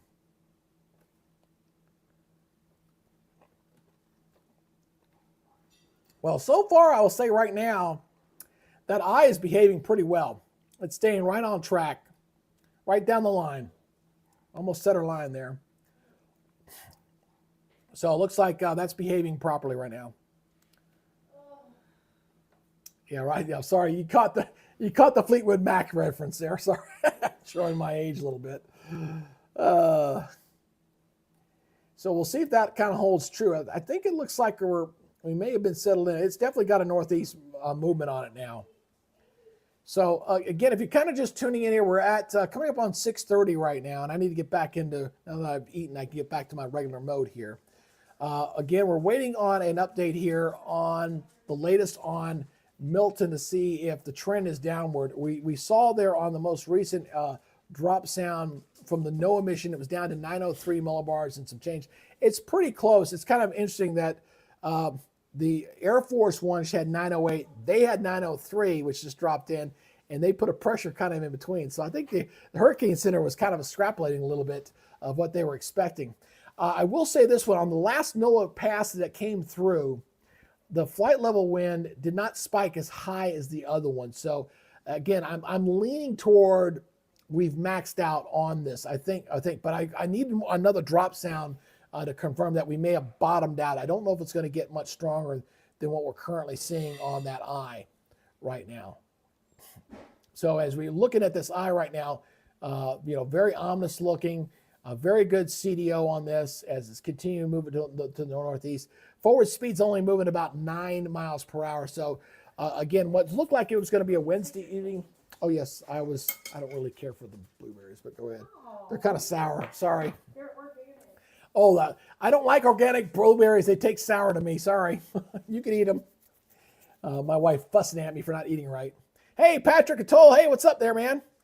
Also, any chance does it have to go north of Tampa? I would say, based off what we've seen here through today, Patrick, I would say it's not high. I would say I'm not lifting the red alert on Tampa yet, but the trend is definitely for it to stay south as it's beyond it here. And let me go back here to Radar Omega so you can kind of see why I'm thinking this. You see this path where it was kind of taken this way, that was going up this way, and then it made a turn here to the right, and now it's kind of snaking away back this way. So this allowed it to come a little bit further to the east because of that little dodge there to the east that it did, where it moved a little bit more due east than northeast. As a result of that, I think the landfall is going to be a little bit further south as that kind of a few hours where it was going in an easterly direction. So I believe right now, as it stands, that the landfall will be here. I think there's a greater likelihood of this track maybe shifting a little bit further south than it is to go further north, as it stands currently. Now, tomorrow will become like a nowcast type day. You got to watch the wobbles of the system. The system is under a very good environment for about another 12 hours, and then we're going to see it turn hostile. It does keep it at a Category 5 status up until 2 in the morning, tomorrow morning, and then it starts to weaken. By 2 in the afternoon, we're back down to 150 miles per hour wind. So it's going to start weakening, and then tomorrow afternoon into evening, that's when it should start weakening completely. I would say tomorrow, by the time we get to this position, you're not going to see a cleared out eye like we're seeing right now. You're going to see something that's going to be obscured, as that eye will probably have collapsed by then. It'll be undergoing some wind shear by then. And we'll have to see if there's going to be a kind of wind on there.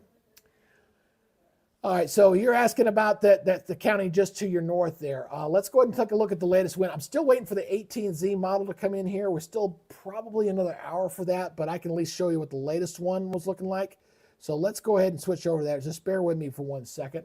I got to get my data back up here. And let me see if that has updated at all. Let me do this. Let me try here. I've not tried. That's close enough. Yeah, we can look at that. Hold on 1 second. I'm going to look at the high resolution model here, the 18Z. I'm going to use that one instead of the hurricane model. So just bear with me for 1 second as I get this switched over to Florida. There it is. Let's do, this is the, I'm going to go to the 18Z run. That's the closest one here. So this is the closest one I got because I'm still waiting for the hurricane model ones to come in here. So let's go over here. So we're going to go ahead and talk about this real quick. So I'm looking specifically here at Florida. So you're looking at your wind. These are your wind gusts in miles per hour. Again, we're talking north. A lot of the wind energy here is going to be north of this. Now, this is putting the landfall on this model, on the high resolution model, on the down there to the south, pretty close to the track that the model is looking. But most where the highest winds are blowing up here on the north side, up in your county. So looking right in here, those winds are the strongest. But these wind gusts are substantially lower. And I don't know why that went to a low dot here. So there we go. Substantially lower in that area there. So hurricane force gusts, yes, but they're not overly strong. They're nothing like we're seeing right now. You see how quickly it starts to deteriorate and the winds diminish as it approaches the coast. And that's because it's going to be absorbing in with a jet stream. And at the same time, by the time it gets across Florida, it's going to start turning extratropical. So it's in transition mode as it's making landfall. That's what makes predicting what's going to happen for the interior a little bit of a tricky fight here on this as it kind of gets picked up. But I will say then that county there north of Tampa, Pinellas County, you're definitely looking at some hurricane force winds. You're not going to look at the storm surge because, again, that eye is to your south. So these winds are going to be blowing this direction over land. And that's why it's not going to be too bad until it kind of moves inland a little bit here. And looking at the time cue on that, looks like the highest winds are your way around 6 o'clock in the morning, going into Thursday morning. All right. But that's as of the latest high resolution model. That's what we're seeing there. But the track is to the south. That eye makes a landfall to the south of Tampa and keeps the storm surge out of there. I cannot raise the red flag, say that it's done yet. We got to watch this because it does make moves northeast and then it starts turning east. It's moving northeast and it starts to make a turn east. So if it starts, let's say it does make a turn east, but it's delayed for some reason. Then it brings, and we're talking 50 miles here, guys. 50 miles can make all the difference in the world. So that's why I'm not willing to say Tampa, you're out of the woods yet. But right now it's looking more likely that it'll be to the south. So that's what I'm saying there. Again, if you're new to the channel and you have not subscribed, please come on board. I'd love to invite you here as we're, again, tracking this very dangerous Category 5 hurricane. Milton will be another retired storm because of its strength and its history. We won't see another Milton again.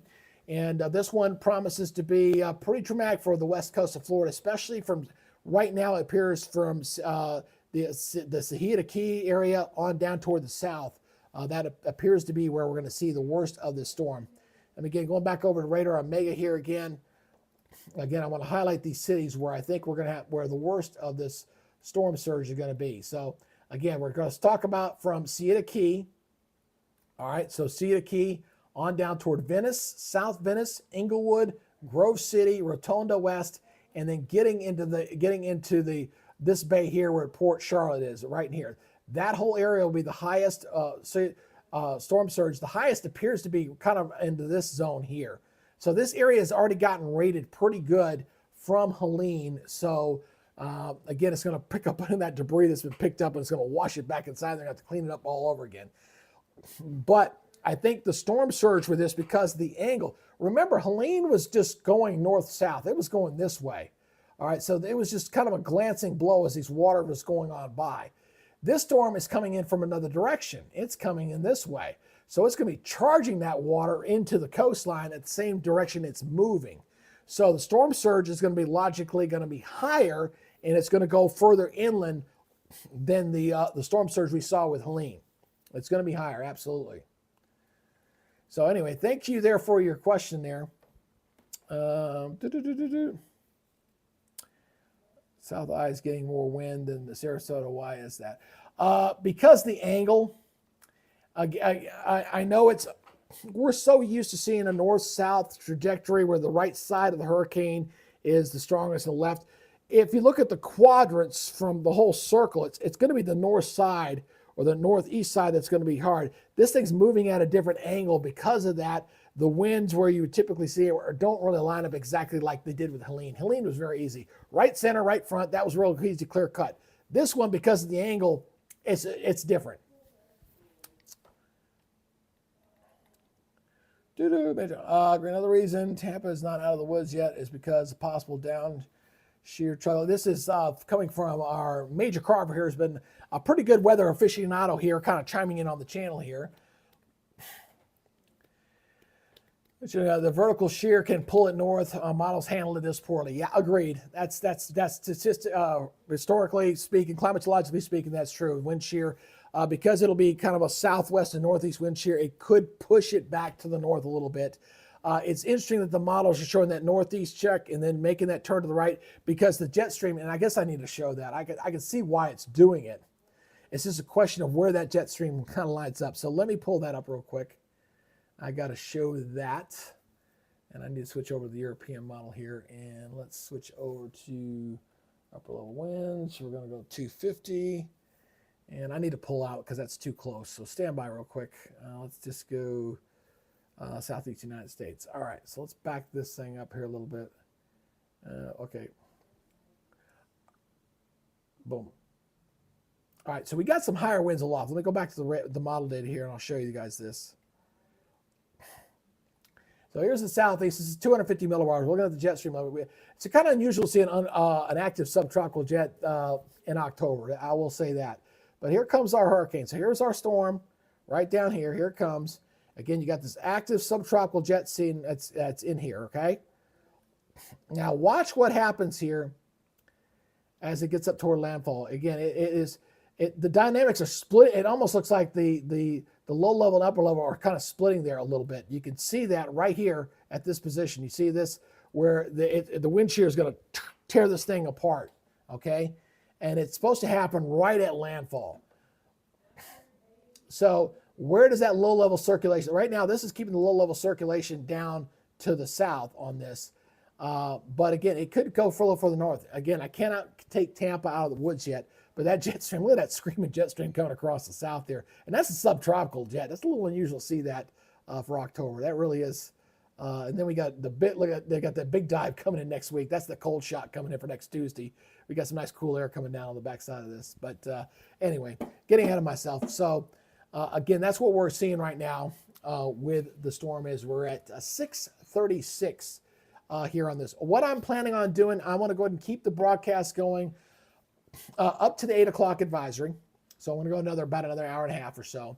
We'll stay up to the 8 o'clock advisory.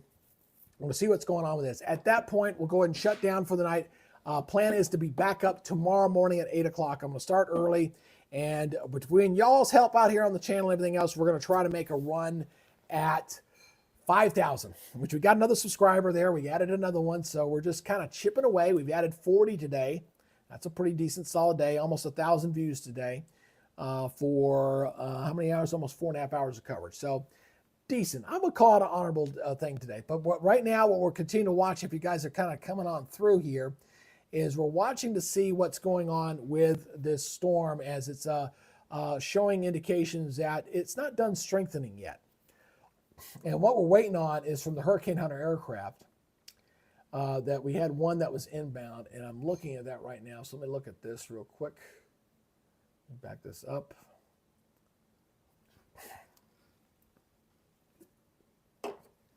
All right, let's see here. Let me scroll back up here. I got to go back up to the first mission here. 17 showing 904. I'm looking for the Hurricane Hunter. NOAA 13. All right, they just passed the eye, but I don't see the vortex message. So let me look at the raw data. Stand by here real quick. Not much difference from the other pass. Okay. All right, so that looks in. Thank you to Patrick the Axel Axel Label, and more. Well, thank you, Axel, for joining the channel. Welcome on board there, brother. Glad I could help you with your questions. I do appreciate that. I try to give you guys straight information as best I can. And one good thing about being a smaller channel, it's good to be able to engage and answer your questions one-on-one. So that's definitely an advantage there. Thanks, Patrick. Appreciate it. No, that's what I was saying too. It does look like it's contracting a little bit, but right now, looking at the raw data, that looks maybe slightly higher, but on par with the earlier Recon message. So I do not see any intensification, at least on the last three models all look around 904 millibars. I think we bottomed out here, guys. I don't know if it's going to go any lower than that. So looking at the two Air Force reconnaissance from the C-130 plus the NOAA one, all three of them are at about 904 millibars. Yeah, NOAA 17 is showing, and that was as of 30 minutes ago, 904. And looks like the other two are, yeah, about 904 area. So we'll see as we go for the next couple of hours to see if we see any other additional intensification. But right now it does look like we're out here. Let me go to, let's check on that there. Major, let's go ahead and see if we're in fact seeing this thing constructed. And let's go back over to Radar Omega here. And I'm going to get this on the last image. So stand by real quick because I'm going to go ahead and zoom into this thing. And we're going to measure its eye wall here a little bit. So going in real tight here. This is the last image here. And it's 10 miles. That's what it was reporting on the last one. About 10 miles across. The actual going across what we consider as the eye wall here looks like it's about 30.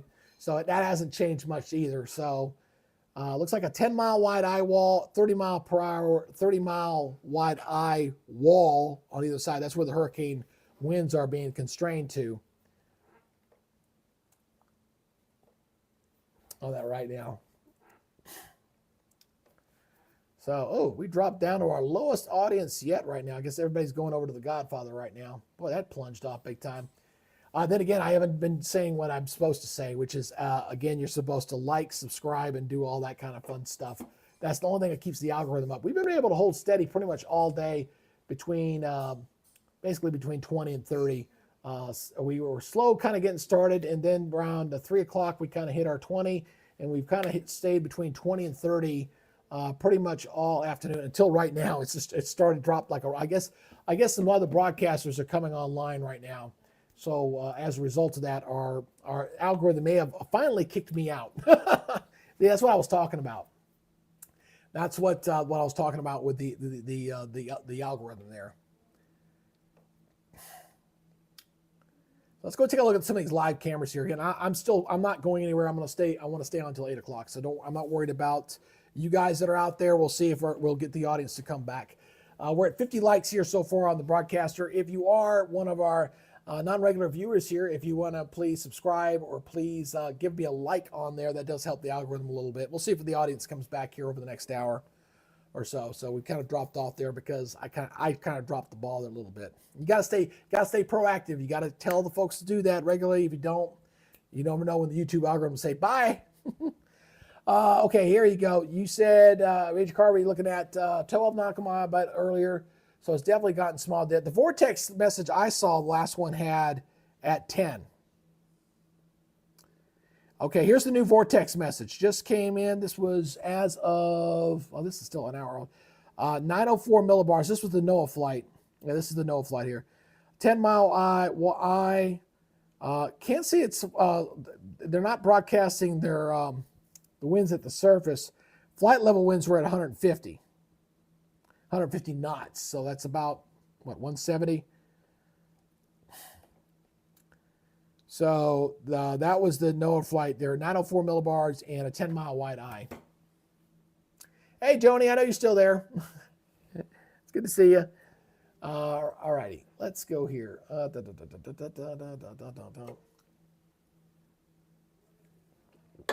Here's going to be my problem tonight, drinking all these things.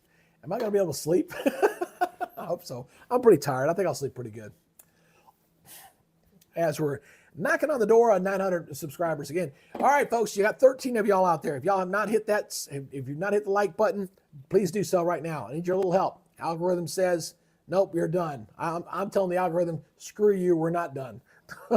So if you haven't hit that like button, please do so. Subscribe if you haven't done so. Do that as well. Share with your friends. Let's get this thing going. Back up to 15. Hey, you going there? That's what I'm talking about.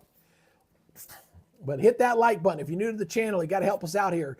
For those who are just chiming in, I see a few folks chiming back in here. We're tracking a very dangerous hurricane here. The good news is the track, it does appear to be a little bit south of Tampa now, which is the good news here. The bad news is that for the West Coast, those further down, it's going to be bad. It is a Category 5 hurricane. It will weaken before landfall. Probably back down to a Category 3 hurricane, at maybe even get down to a Cat 2, which would be nice. But what's going to happen tomorrow is the wind field on this thing is going to expand greatly, and we're going to see a lot of more storm surge come in as that wind field expands.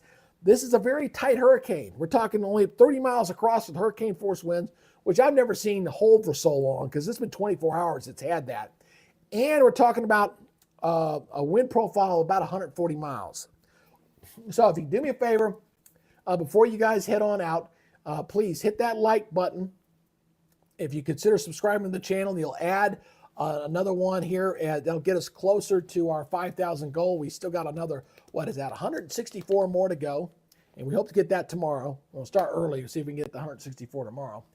And again, hit that notification bell so you're alerted on when the next live broadcast. My next live broadcast is going to start tomorrow morning. I'm starting at 8 o'clock. I'm going to get an early jump on everybody because I want to get to 5,000 tomorrow. I don't care if I don't go all night. I might take a nap in the middle of the day. We'll see. But I'm going to start early tomorrow morning, 8 o'clock. And for those who didn't hear, yours truly will be doing a simulcast, or I'll have to take my camera down, but I'm going to be doing an interview on Newsmax at 10 o'clock tomorrow night, and we're going to talk and see. Hopefully I got to get my headphones charged up, make sure that's working properly, and so I can hear folks, and we're going to try to troubleshoot to that. So tomorrow night between 9 and 10 o'clock, I'll probably be troubleshooting and making sure I have everything together here so I'm probably going to need to lose the hat. I don't know. The hat's kind of my thing. I kind of like it. Anyway, let's go back here. Yeah, the algorithm has kicked me out. I can't get it to rebound back up. That's okay. Like I said, I'm staying until 8 o'clock tonight. That's just the way it is. Checking the surf conditions here before I lose our daylight here. I'll check some of these. Ooh, low tide. Wave action still don't look that bad.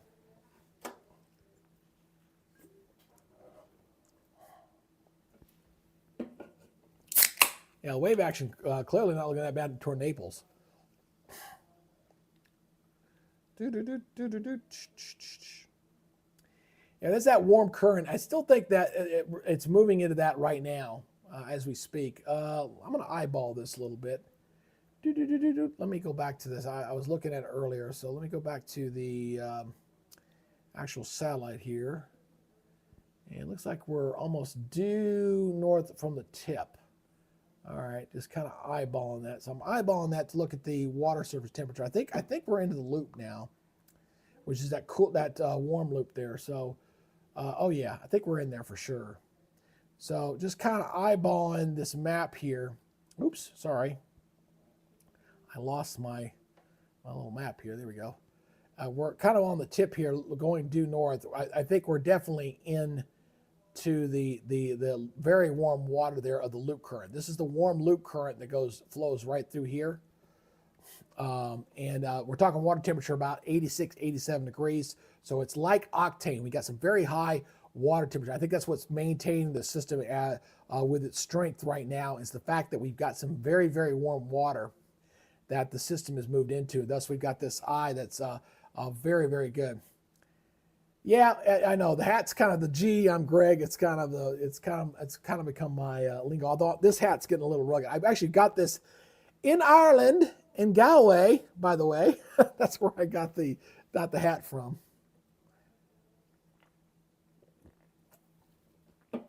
And we're just crossed over 900 views for today. So thank you guys.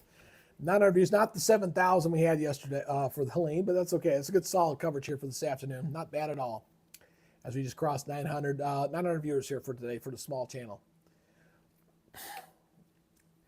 So, I'm still going back here. Let me go back here to the Hurricane Hunter. I'm seeing if what I'm waiting on is the Hurricane Hunter. The next one to post is Drop Sound, and it looks like it's passed it. Getting ready for another pass. That one was showing 908. Yeah, no, that was the earlier one. So I'm still waiting on that message. Has not posted yet. So I'm still waiting on it to post. And they're pulling away. It's pulled back out. That one was down there 902. This one looks like it's slightly higher, about 904 millibars. I think we bottomed out on this. So that's the good news. For those who are just kind of joining us, we were kind of seeing if this hurricane was going to. Yesterday, the lowest pressure we had on the storm was 897 millibars, and what we were waiting to see is if the storm was actually going to make a run to go down that low again. This afternoon at 2 o'clock, it was at 923 millibars. And as of the last update on Milton, it dropped all the way back down to 905 millibars. So from 923 down to 905 as that eye wall reconstituted itself and got much better observed with the reformation there. Now, one thing about the eye wall replacement, it looked like it's finished at about 2 o'clock. Usually within about 18 to 24 hours, it's going to end up doing another eye cycle replacement. The one yesterday, because it was only 4 miles wide, didn't last very long. It collapsed almost immediately and had to go through reorganization. So it went from 180 mile per hour winds back down to 160 and then back down to 145 this morning. So this is the second true eye wall to form in the last couple of days. They usually last 18 to 24 hours, and then we get another reconstitution of that eye.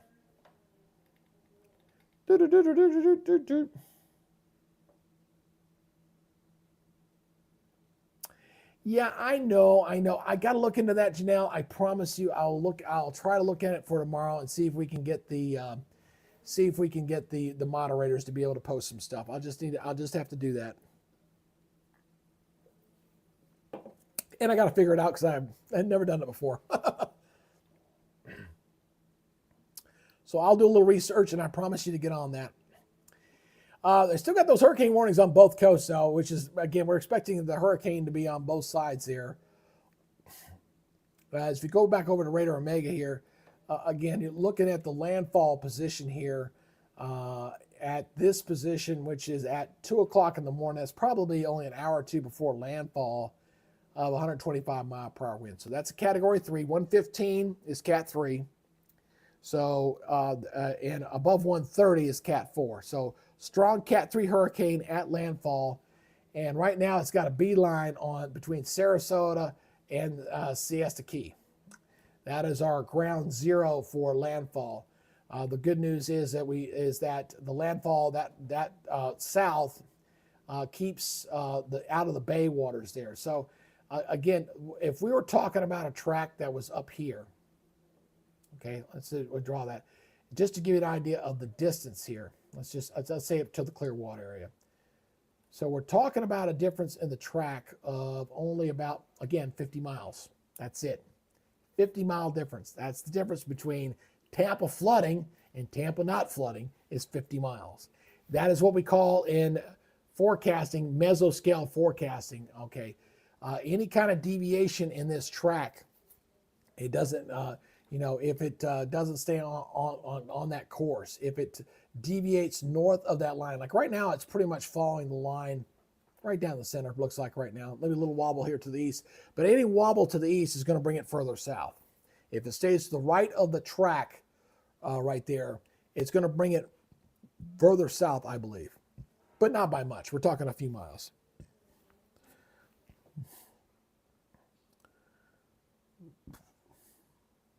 Oh, NCAA double breaking news here. If you're into football, the council votes to shorten transfer windows from 45 to 30 days to prefer spring transfer window. Okay, well, that's nice to know. ESPN with your breaking news there.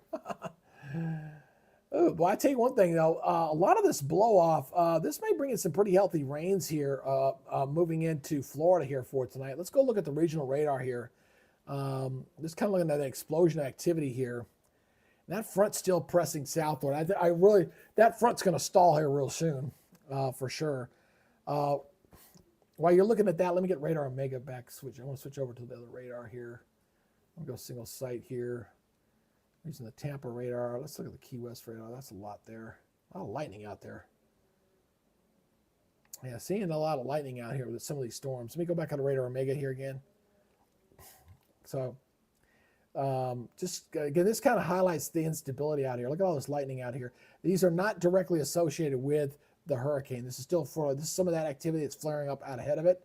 But it's interesting to see that lightning out here kind of showing the instability of some of those thunderstorms out there over the open waters right now. So it looks like a lot of this is not pressing inward. It's kind of just rising to the north. So this could get into some areas of Tampa here later tonight. Let's see if it's the spotters. They've gone back in. Some of these guys have gone back in toward. Connor's not broadcasting. Let's see. Is this Brandon? Brandon, he's inland right now. At a Circle K. Good for him. Get some gasoline.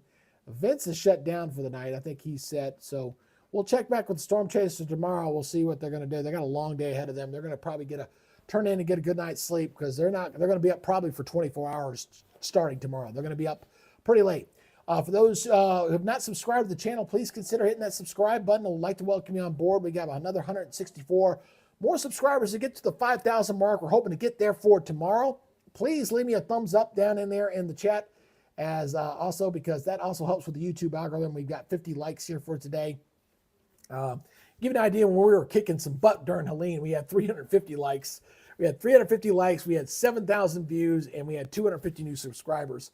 So that is the bar for tomorrow. Don't know if we're going to get there because we're talking about a smaller population center being impacted by the storm, but we'll give it a shot. Realistically, it's probably going to be less because, again, this is strictly a Florida thing and not Georgia, Florida, Carolinas, bigger population center that was going to be impacted with that other storm. Yeah, we'll see. We'll see. I think we'll have a reasonable chance tomorrow to get 160. If I start early enough tomorrow and really pound on this pretty good and do what I'm supposed to do, I think we might get our 164 tomorrow. We'll see. We'll see. Let me go back here to the satellite imagery, the real nice one here. One thing I will say about this, again, still seeing that dry air intrusion, still don't see any indication of any dry air getting into the system at all. That core is very, very concentrated. Nothing getting in there. That dry air is still not showing any kind of real proliferation getting into the heart of that hurricane right now.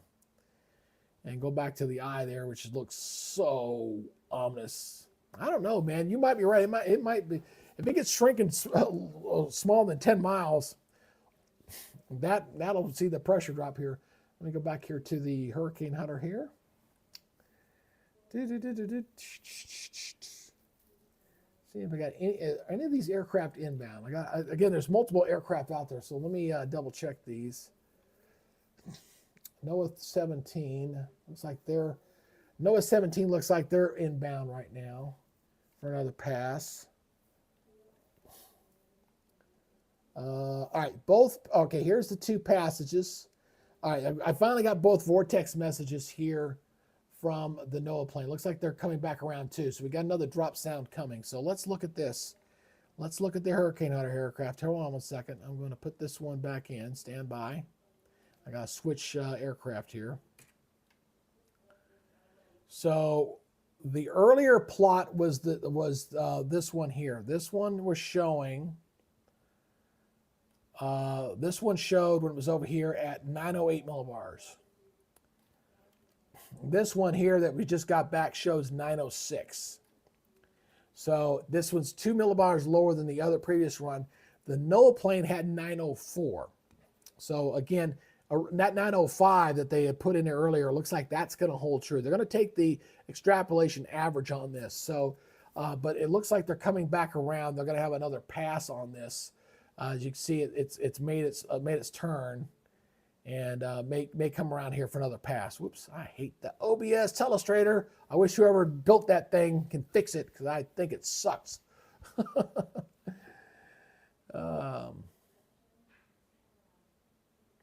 we'll see if they get another pass. Again, I still think it's just kind of holding its own right now. I do not see any indications that it's strengthening. Okay. What you got here? I was more seeing the shrinking as a possible sign of ERC, but you're right. It could do the opposite and be strengthening more. Possibly. We'll see.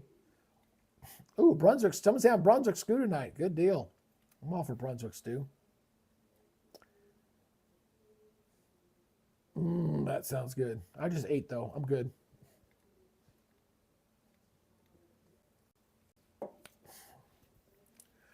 Ooh. We had 40 today. I can't complain about that. I need to check something here real quick. Let me check something here. 48.22. That was when I started at. So we added 14 since the 2 o'clock broadcast here. Had some more this morning here.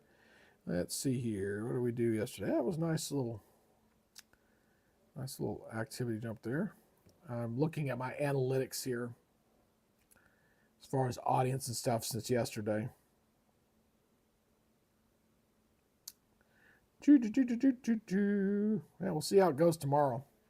Gonna see how it goes tomorrow. We're gonna be getting all on top of this. 8 o'clock in the morning. I will be back up and we will be doing this again. Oops. Sorry about that.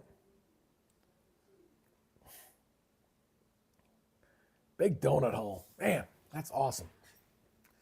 Awesome. Do.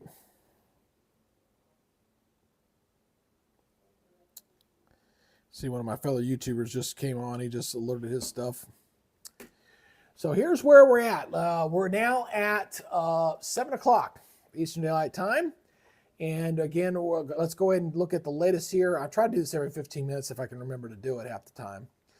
So here again is the latest on Milton as of the 7 o'clock advisory, or at the 5:30 advisory, I should say, Eastern Daylight Time. About an hour and a half ago. East-northeast at 9, max winds at 165, and minimum pressure at 905 millibars.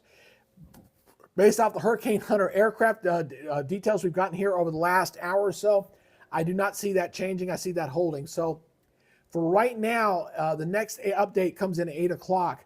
I see the pressure holding the steady and the winds probably holding steady, unless I get some indication on these next few passes in the next hour to show any kind of strength or any fall in the pressure. I think we've bottomed out at 905, but we shall see on this.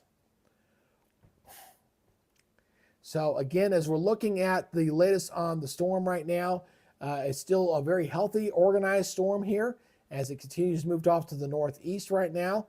As we look at the projected path on the storm, and I'll pull back out of this. I'm going to go back to my satellite mode here. Stand by.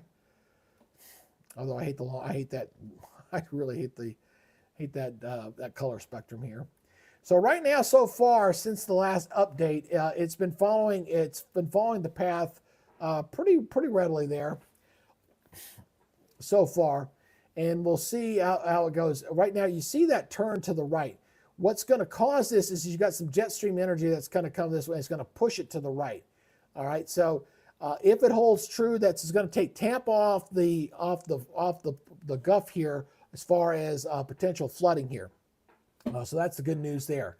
But the right now, the overall call is for this to go in for the wee early morning hours going into tomorrow.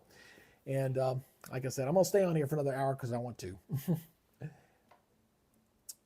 Oh, good Lord. Yeah, I see what's... I'm looking at the YouTube. I'm looking at the YouTube app, looking at stuff. Oh, good. Wow. There's a lot of people now broadcasting. A lot of folks that came online here at 7 o'clock. So, yeah, YouTube said, you're gone. But that's okay. Like I said, tomorrow we're going to get an early start. We're going to get an early start so we can keep the audience there. But for you guys, my regulars here, whoops, sorry about that. Didn't mean to take that down. We're going to continue to stay on here till 8 o'clock. We got another 58 minutes. I want to see what these new passes look like. One's inbound here again. Where's the NOAA plate? I want to see what's going on with the NOAA flight. And let's see. Oh, he's almost there. There's the NOAA flight. Let me show you the NOAA flight.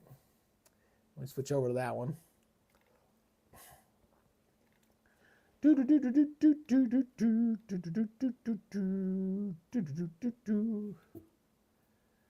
Hurricane Hunter, let's go back here. So I want to switch over to the NOAA flight here.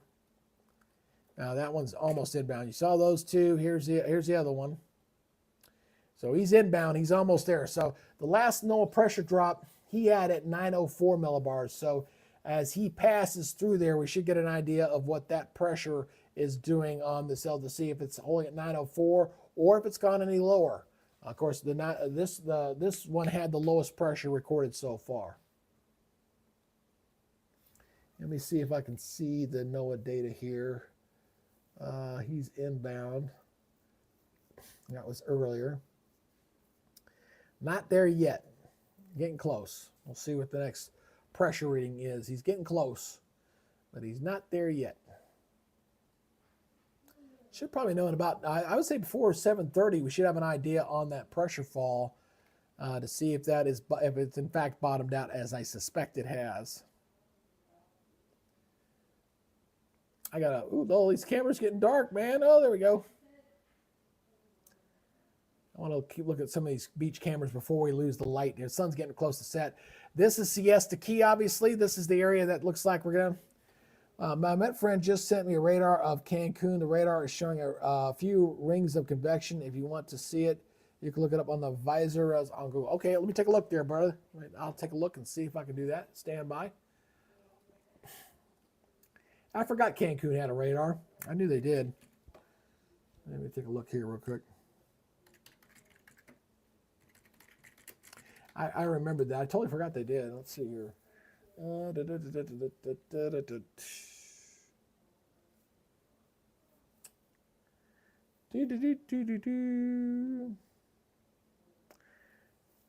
don't. That's the wet. That's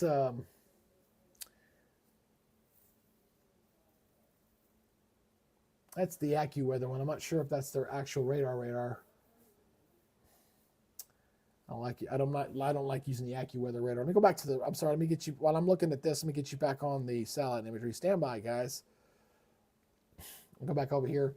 What were you saying here, brother? You're saying visor radars. Hold on 1 second. Let me put that in.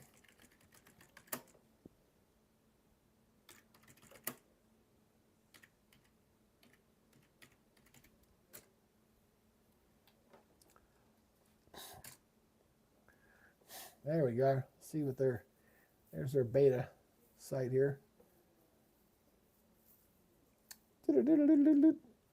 Oh yeah. See, it's oh god, it's got a lot of attenuation though. That's a lot of attenuation. Does this thing animate at all? No, it doesn't look like it. It looks like a straight image. Yeah, I could see that's yeah. Let me see if they got another one here. Hold on a second.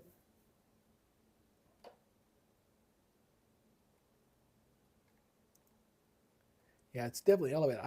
Oops, go back. A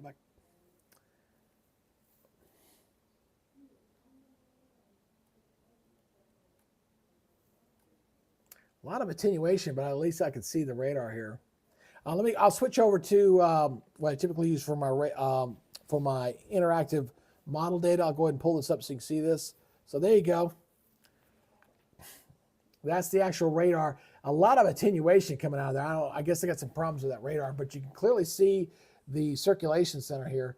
Here's the circulation center right up here. It's just on the edge of radar range. Yeah, I knew that that was out there, but totally brain dumped that. Glad you brought that up. Tell your friend thank you. I appreciate that. I got to note that for future reference.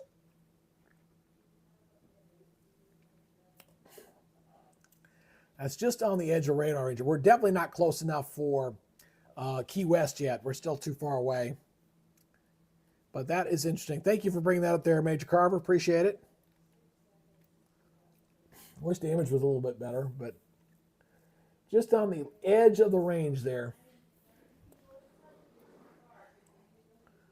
Let's go on out here. So it's just kind of pulling away from Cancun. It's probably gonna be late tomorrow. I know we're not gonna see it by the 2 o'clock. By the time it gets over here, by 2 o'clock tomorrow afternoon, we should be close enough, I think, for the Key West radar to see what's going on out here. Obviously, And as this thing gets up closer, we'll be able to see a little bit better as far as the how the radar signature is. On the chat message, can you click on the chat message, click on majors, and you'd see a menu add. Oh, okay. Well, I have to do that, and I get all my chat stuff through the visor. I mean, through the chat ninja, so I don't use the Yahoo. Let me take a look at that real quick here. Let me take a look and see if I can do that. Stand by real quick. Let me go here. So I got to go over here and take a look at this. Let's try this. Gonna follow what you told me there. Let's take a look at this. Right click. Okay, I see the out here. Let's see here. Add as moderator. Okay. Well, thank you for letting me know. I didn't know that. So Major Carver. Boom. There you go. Major Carver, you're now officially a managing moderator here on the Weather Nerds YouTube channel. There you have moderator rights, so you can go ahead and put it on there. Thank you for letting me know that. I was going to look that up later, but I didn't know it was that damn easy. If I know it was that easy, I would have done it earlier. All right. Well, there you go. All done, Major Carver. You got moderator rights there. So you can post some of those links and stuff on there. Woo! One small step for man, one giant leap for this Weather Nerds channel.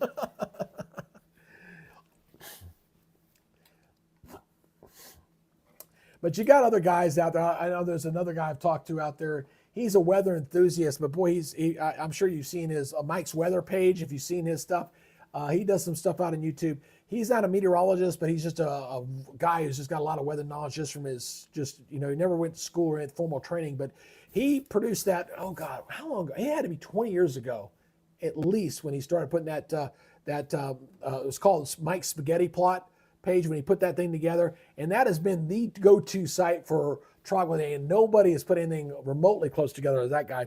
And I was actually hoping that, I'm hoping here in the future, once this page is established enough, and when I say established, I'm talking about getting up to above the 10,000 mark, which is the mark that YouTube starts paying attention to you. And what I'm going to need for Radar Omega for sponsorship, I have to get over 10,000.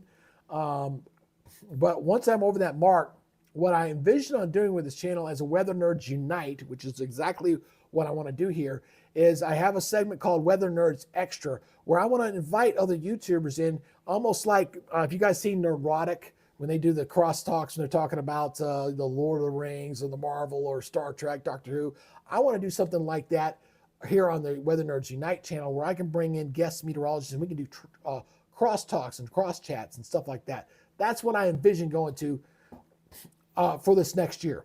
We're in year 2 now. We started our 1 year anniversary was October 1st. Year 2 by next year is to be able to do crosstalk with some folks. And I do have some people lined up. I won't tell you who yet, but I do have some people lined up to do that. I just have to redo my graphics to allow me to do 2-person chats. I've got one version where you see the window right here. I'll put another one down below. I'll move that up, and I'll actually have 2 windows there where 2 of us will sit there and we'll talk. Or maybe I shrink the screen. I'll put 2 here, 2 on the other side. It'll be 4 of us, and I'll have the screen right in the middle, and we'll talk about that right there. So I got to do a redesign on how I want to do that layout. I know how to do it. I know the software to do it. I've already tested it with one person, and it worked out okay. So we'll see how it goes. Don't worry about it. It's not a big deal. It isn't like I can't go in there and change it. It's real simple and easy to do, so not a big deal. Don't worry about it, my friend.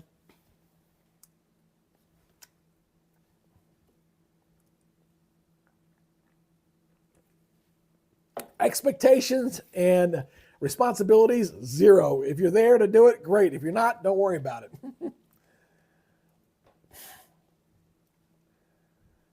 All right, I'm going back here to the site. We got about maybe another 30 minutes or so, 33 more minutes maybe. Hopefully we're going to do update by 7:45. Hey, man, brother, you too. All right, so let's go back here. I want to check out the Radar Omega here. I want to go back. Try going back to my, oops, sorry, go away. I know I'm getting a little tired because I'm screwing up a little bit. There we go.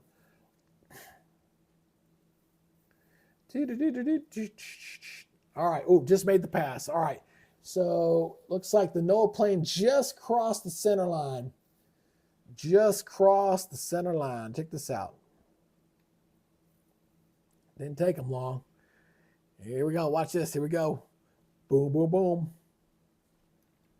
He's now over the eyes. So let me look at his raw data, see if that's coming in. I see. Ooh, oh, wow. Did I just see that right? Hold on 1 second. Yeah, he's just now flying. The flight level winds have spiked above 155.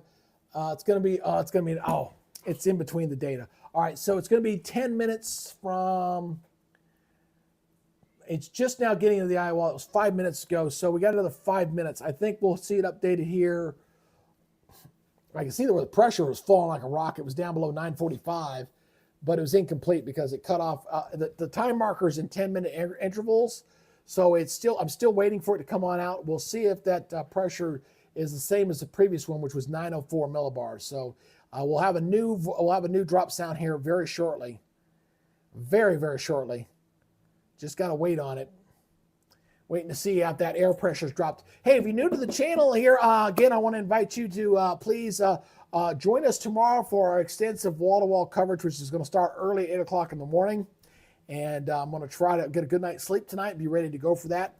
We're going to go tonight until 8 o'clock tonight, and then go get a good night's sleep, and then hit it tomorrow morning about 8 o'clock, and we're going to go all day tomorrow. And we're going to try to make a run at our 5,000 mark. That's kind of been the goal of this channel since we started to do it in a year. Our 1 year birthday was October 1st. So we're going to hit it just, 9-10 days later. That's not too bad. So if we could do that tomorrow, that's really great. We get there, and then we'll go for the next mark. But right now I'm waiting to see, and my cat's meowing at my wife to get upstairs and pet him. He's an old cat. He's 13 years old. He likes to get his attention. Yeah, I'm still waiting on the new drop sound. We should have that any minute. Again, the data here says 2309. It is 2316. 6 minutes ago. So we've got about another 4 minutes, 4 or 5 minutes, and we should have the new update here. Now, what's interesting, again, we're coming up on the 0Z hour, okay? Hey, Patrick. Well, I appreciate it, Patrick. We've only been doing this for a year. And, I know I jokingly pick on Ryan Hall a little bit because I call him the Godfather. I call him the Godfather because he identified a need in the YouTube platform that was underused or not used at all. When I first came across him, I was coming off my deployment just a little over 2 years ago. And he had about 350,000 subscribers.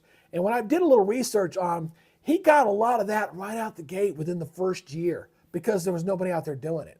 So I'm a little envious in the sense that I was actually doing something like this on Facebook in 2018. I just didn't do anything with it. I didn't do anything. So he went off on that thing, and now he's the 500-pound gorilla, one ring to rule them all, the guy that's got 2.2 million subscribers and everybody else. You got a couple of intermediate guys that are in there between 250,000 up to 500,000. And then you got a lot of small peanuts down there. And I'm the peanut gallery. I like to use the analogy of, okay, Ryan Hall, he's the major league team. He's the Atlanta Braves, and I'm the Toledo Mudhens. I'm the little league team. I'm way down here at the bottom, and he's up there where I would like to be. I like to get to the major league someday, but we are far from it, folks. We're definitely trying to claw and build our channel, and it's going to be a lot harder because the platform for this need is oversaturated. There's just too much out there going on out there to compete with. So we have to claw and beg and get our stuff a little bit. The shorts, I tell you, I get excited when I post a tropical short and I get 6 to 8 new subscribers. I think, oh, that's awesome. That's great. Here's another 6 to 8. Here's another 6 to 8. Here's another 10 every day. To see that thing go up a little bit every day, that's fun. What was different from when I started and what it is now, I used to be able to do daily updates, and I would get a few like 20, 30, 40 new subscribers and stuff. That stuff's over now. My regular dailies, I might get a couple hundred views on it, but I really don't add any new subscribers. The only way I can add subscribers to this channel is going to be doing the live broadcasts, like we've added 40 new subscribers today, and doing those shorts. Those seem to be the only way I can add to the platform. So I have to take advantage of these times, but at the same time, I got to be smart about it. I got to broadcast when the big dogs are not broadcasting. I need to find that audience that they're not using at a certain time. So that's why I'm going to do the early start tomorrow, because I highly doubt anybody's going to be starting at 8 o'clock in the morning, especially with a storm they know it's going to be late on a landfall. So that'll be the opportunity for our channel to grow, and we're going to do that tomorrow morning. So that's what we're going to do. Cheese grits for breakfast? I like cheese grits. I'm a big... Of course they know that. I've already said that multiple times. My wife says, make sure you tell them you do it because you love it. Well, if you can't figure that out by listening to me, you need help. Yeah, that's why I try. Again, I would be happy with, a platform that gives me up to enough to, when we do these live broadcasts, to where it is paying for the product. Again, I pay some money out for all the radar system I use, the model data I use, the Adobe products I use for some of the content stuff. That's stuff that I pay for out of my own pocket. The only thing I hope to do with this channel is to get it up to a decent enough level to where it's paying for itself. That's all I'm trying to do. And then if it grows to a decent level to where I can bring in some professional lights, I want to get a teleprompter up here. So when I'm up at the wall, I'm actually looking at nothing. Whereas at a TV station, I'm looking at my own broadcast. I like to have a teleprompter in here. I got a pretty good monitor I bought here. I got for Christmas last year. So, we're just kind of getting there little at a time. And so I'm waiting there. I'm just kind of shooting the crap there as I'm waiting to see if this is updated. No, I'm still waiting. It's getting close. What time is it? It's now 7:20. That should be there any second. I am double checking it. Nope, still hasn't updated. It's in 10-minute intervals. That's what I'm waiting for here, is to see what that NOAA plane drop is. I know what it was on the last one. And that was at 22:09. Now they almost got back in there 1 hour later. That's pretty good. That's actually pretty damn close. They actually 1 hour interval between the two drop sounds there. Again, it's made the passage. It's made that turn. I'm just waiting for the data. There you can see it's made it into the center of the storm. So we're waiting on the data from the Hurricane Hunter aircraft, and this is the NOAA plane, and seeing what that actual pressure reading is. Of course, those guys out there got to stay clear of each other. I'm sure those pilots are talking to each other. I think it's 3 aircraft out there right now, or maybe 2. I forget. I'll have to go back and look. I sometimes get a little negative. My wife gets on to me all the time because I get on like the Atlanta Braves or the Falcons because they break my heart and they do crazy stuff. So I get a little down on myself sometimes. I know. I got to work on that. That's something that's a self-improvement thing. Let me go back over here. Come on, guys. Where is that new data? Oh, there it is. Got it. All right, got it. All right, here we go. Yeah, there.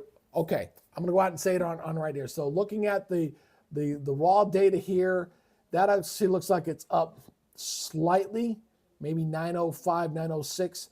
Okay, I'm officially calling it. The storm has bottomed out. I do not see any more rapid intensification of the system. Once the storm bottoms out, it bottoms out. And this storm, I think, has bottomed out here for the day. So again, I'm just looking at the raw data here, and I go back to the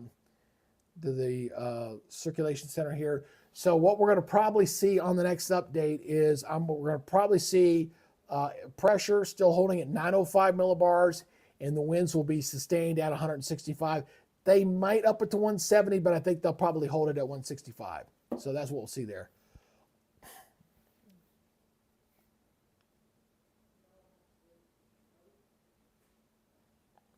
Did I miss a question here, guys? Oh, here. I'm going back to your questions here. Yeah, I found during the broadcast. Helene Carroll loved the interaction. Well, thank you, Major. I appreciate it here. I'm going back to your good idea to start early. Yep, I'm actually starting early. I try to stay interactive with you guys, so that's what I like to do. Oh, please. I will never ask anybody to donate money to the channel. If people, when they do, I say, hey, thank you. I appreciate this. Just know everything goes back to the channel. That's for sure. Yes, I understand that. I don't want to get, I have no intentions to turn into the next Ryan Hall. No, no. I don't have the energy to put in that. I mean, that's a business. That pays for his family, and he's a young guy, and it pays for that's his job. This is not a job for me. This is a passion. This is something I like to do. It's not something where I pay bills with or anything like that. No. All I want to do is get to a respectable audience so we have a respectable interaction with our community.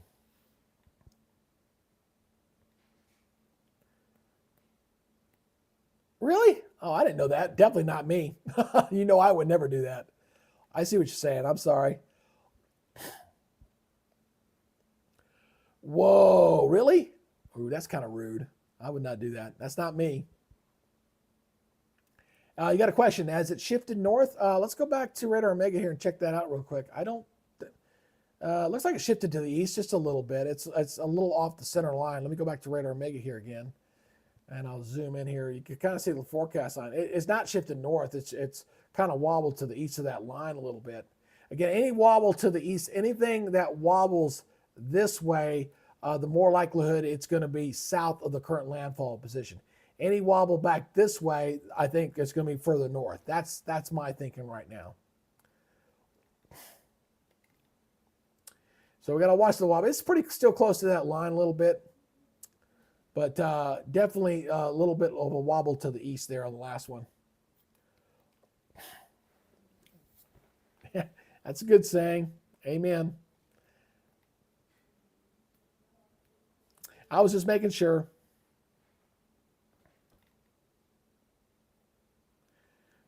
I really the chat ninja was. I tell you, one good thing I've learned here. I tell you, when you go back and look at my early stuff from last October, it was so bad. The whole design layout was so bad. We had to learn a lot. OBS, a lot of the things I learned obviously looking at the YouTube videos and learn to do some things. I still got to build in my lower third stuff. I need to work on that. It's an attachment to the software, but I have not used it yet, and I gotta go through some testing and learning how to do it. So it's something I got to work on. That allowed me to kind of do the lower thirds effects. I do use something like that for my dailies that I have. It's kind of self-made, little lower third, says your name and everything on there. But that's going to come with time. What's going to be interesting is what I'm going to do when the hurricane season's over. We're going to get into a doldrum here, and then obviously I got to focus in back on winter storm mode, cold air mode. That's going to be the thing that we're going to focus in on as we get toward the winter months. I got one. I tell you, most of the numbers I got came from one YouTube video that, for the life of me, I've never figured out why. I think it was an accident or a mistake or something like that. But it went viral in the tune of 82,000 views. And it's from that one video that I got probably over half of my subscribers to this channel. From that one video. I think it was an accident. I think it was a mistake. Whatever it was, it took off. And then from that moment on, it was a stair step down on anything else that I posted from after that. But there's definitely a high interest in cold air outbreaks and winter storms. Those that affects a lot of different people, and those really get some good responses. So let's hear, but I'm going back here. I want to go see if the vortex message. Yeah, there was that one tornado outbreak that we covered, the one that went in toward Houston that kind of caught people off guard, that derecho event. That really helped us out big time too. All right, got a new message here. Here it is. This is also from NOAA. Here it is. It was up. It was 906 millibars. So 904, 906. Average is 905. They're not going to change that. The eye has shrunk to 7 miles. 7 mile wide. The flight level winds, though. Ooh, I got to do the conversion on that. Stand by for a second. The surface winds. Hold on. The surface winds. Doing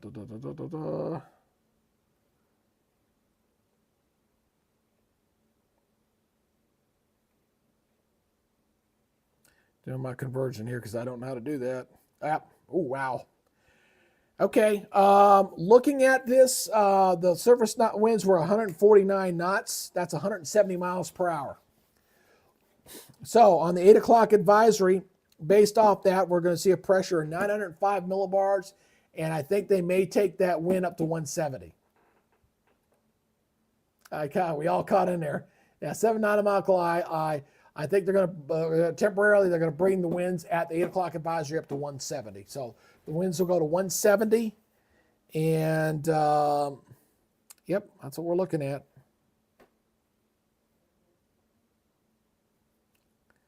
Yep, that's the vortex message right there. Yep. The flight level winds were 159 knots. That is 185 miles per hour. All right, there you go. Now you can see him.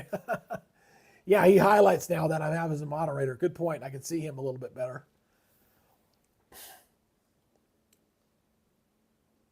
Absolutely. Whoop. Whoop.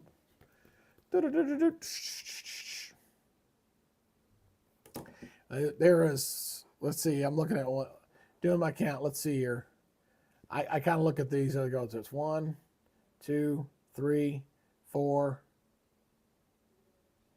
5,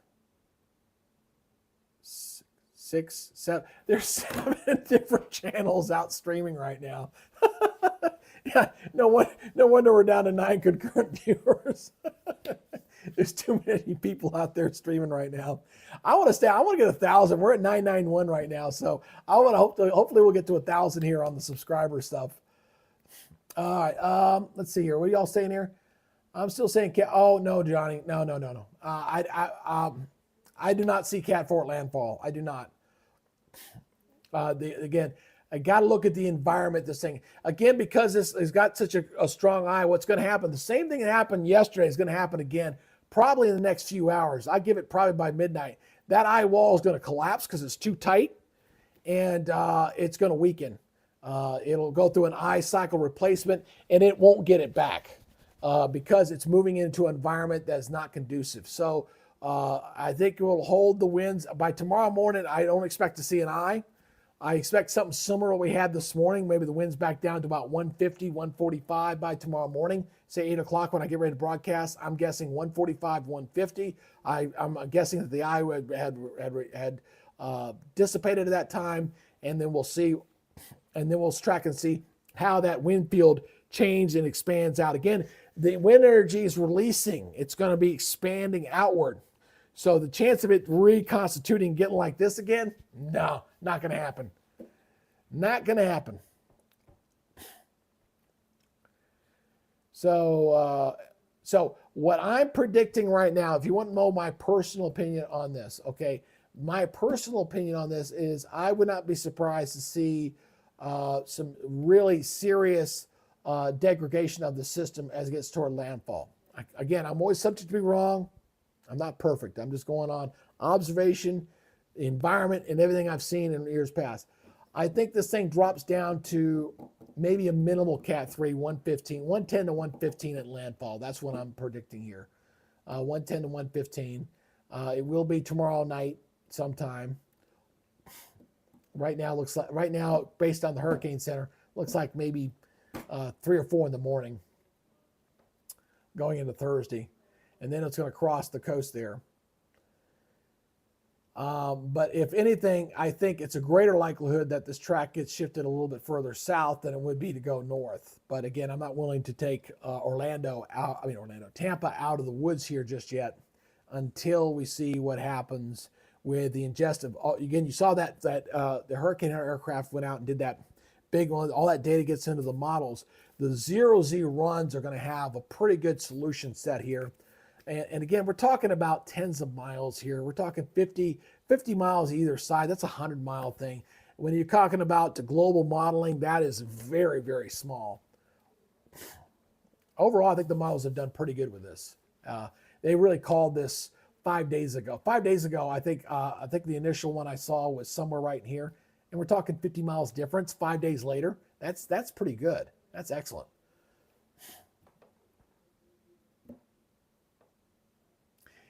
Yeah, that's for sure.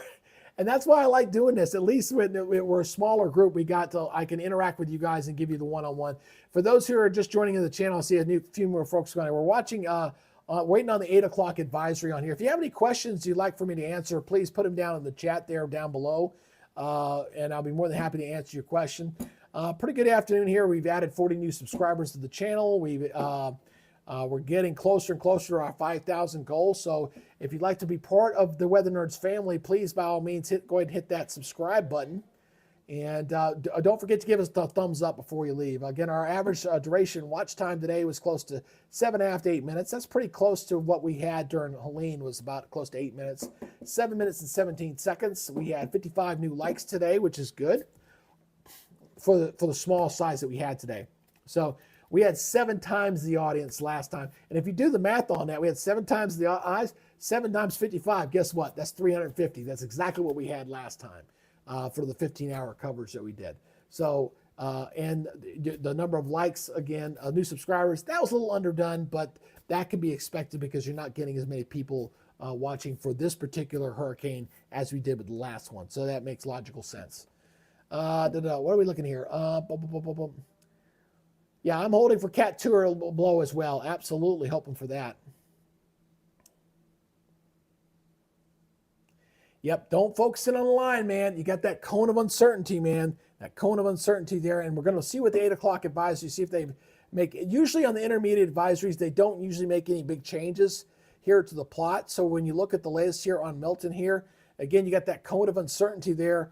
As I zoom in a little closer, still to the north and south. You see it goes all the way up toward Cedar Key, all the way down toward almost near Punta Gonda there. So it's right in the middle. You still got that cone of uncertainty right through there.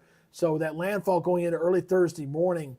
Any deviation, again, depending on how far south that jet energy is and when does it catch the hurricane and absorb that energy and shove it on out the East Coast. That's going to be the big key. That's why tomorrow will definitely become a nowcast type event, which will start at 8 o'clock in the morning. Hey, the Last Bee. How you doing there, Last Bee?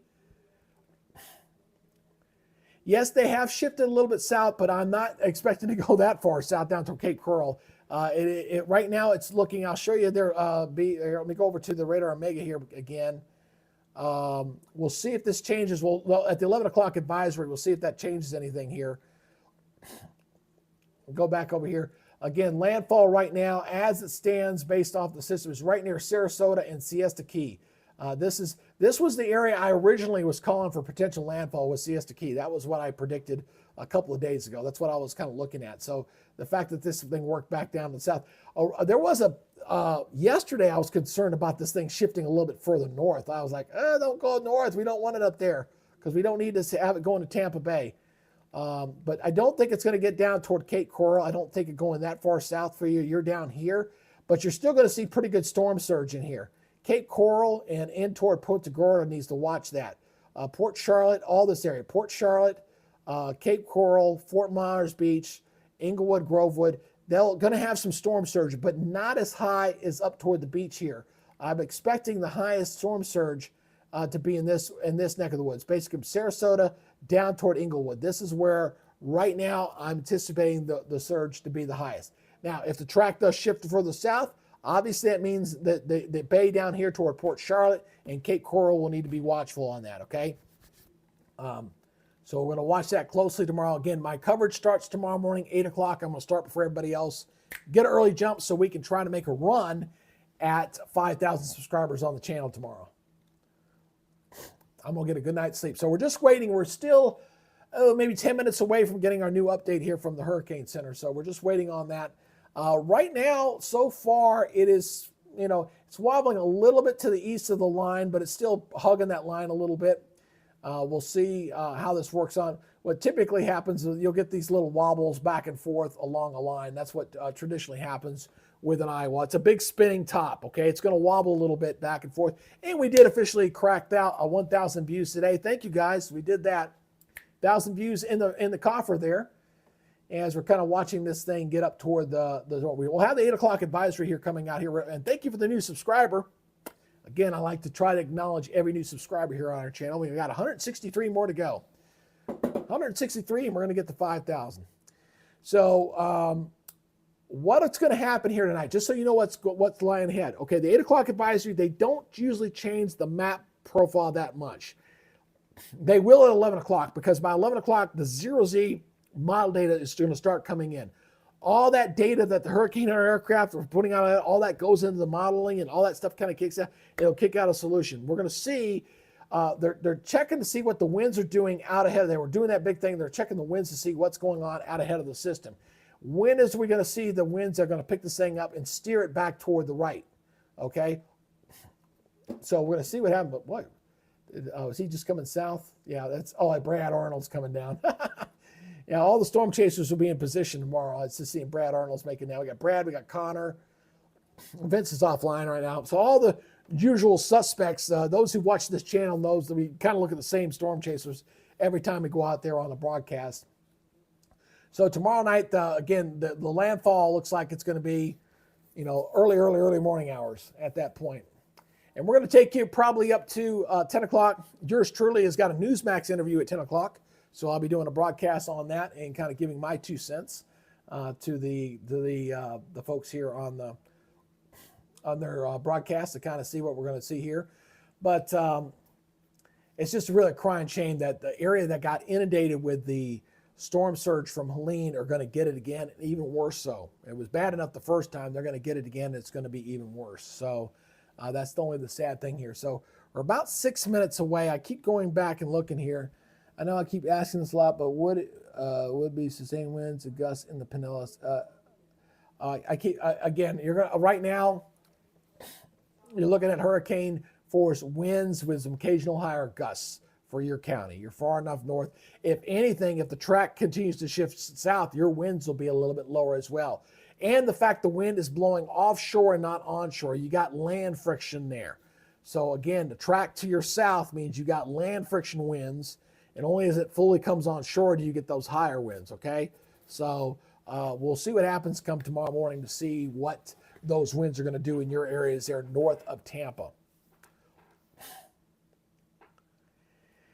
Amen. Well, we're not in the last week of the season. Well, you said weeks of the season. Yeah, we still got to get through most of October. I will say this much. Looking at the long range, I still think we may get Nadine out in the Caribbean, although I don't think that's going to come up. There's a couple of smaller ones in there. But looking long range, looking at the global pressure setup and everything, I see the end of the month really kind of tailing on off here. And then once we get in November, as far as chances of getting any major storms like this, that kind of goes out the window. Not saying you can't get November storms, you can, but you're not going to get anything any remotely close to this because the water temperatures start cooling down.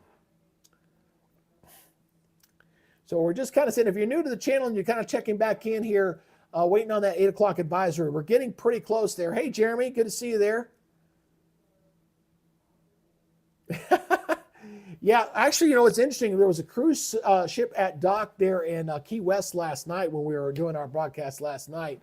And it's gone this morning. It's gone out of there. So absolutely. But for those who are just kind of chiming back in, we're going to give you the 8 o'clock update here in just a few minutes. If you would like to be I see March sitting there. I see some guys say, hey, what's Melbourne, Florida going to be like? Melbourne, you're on the other coast there, are you not? I always forget where Melbourne is. You think I'd remember that stuff by now?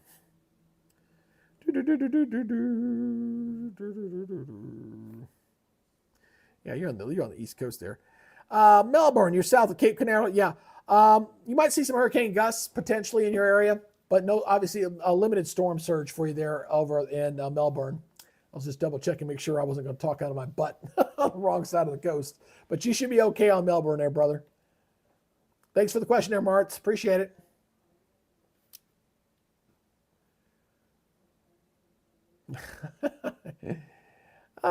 Yeah, I can see that. I tell you, I was sharing the story earlier for some of you guys who are just kind of coming on. I was watching one of the other YouTuber channels out there, and his subscribe button was moving like an odometer. I was like, holy crap. It was just like ding, ding, ding, ding, ding, ding, ding, ding. And he was getting all excited about it. I was like, damn, that was pretty good. Can't say I blame him. I would have gotten excited too. Hey, Jeremy, good to see you there. Welcome back to the channel. Actually, we're getting really close here. So let me go back to here. I've got this thing on automatic update. Not there yet, so just kind of waiting to see if that's going to update. Again, I'm suspecting that the forward speed doesn't look like it's changed much to me. I still think like it's holding at steady speed. So I think the forward speed's going to stay at about 9. I do think the pressure will stay the same at 905 millibars, but I suspect the winds might get bumped to 170. That's what I'm expecting on the 8 o'clock advisory. We're going to see if my extraction from the vortex messages holds true. Yes, your area will be in the possibility for tornadoes. You're going to have to watch out for that for some of those outer bands in Melbourne. Good pickup there as you go ahead and take a look at that real quick. Again, Melbourne is in that 10% zone for tornadoes. So go be on the watch out for that, especially heading in toward Wednesday night into Thursday morning. That's when that's going to probably be the highest for your area for potential tornadoes. We're talking EF0, EF1, weak scale tornadoes, but they will be around. Good catch there, Martz.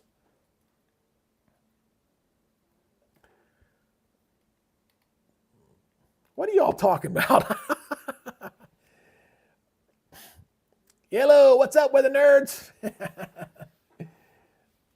We're just getting ready. Hey, just for those who just kind of joined the channel, just so you know, I will start my wall-to-wall coverage early tomorrow at 8 o'clock. I'm going to try to get an early jump on the other YouTubers on the channel as we're going to try to make a run to get those last 163 new subscribers we get to kind of get us to 5,000. So I need to hit while it's kind of quiet. I think a lot of folks are going to try to broadcast a little bit later because the landfall is going to go into the early morning hours.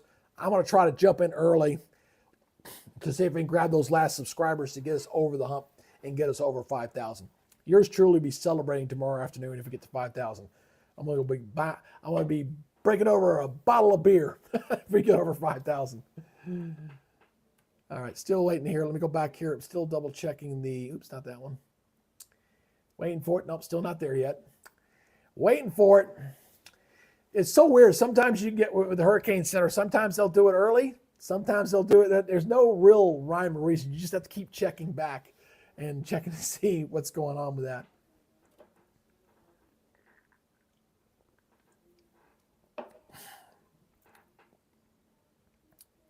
Flash flooding would definitely be a possibility. You're going to see that as well. Here's the close-up of that area. Still looking at moderate risk for some flash flooding in the Melbourne area as well, Martz, as you can see on that graphic.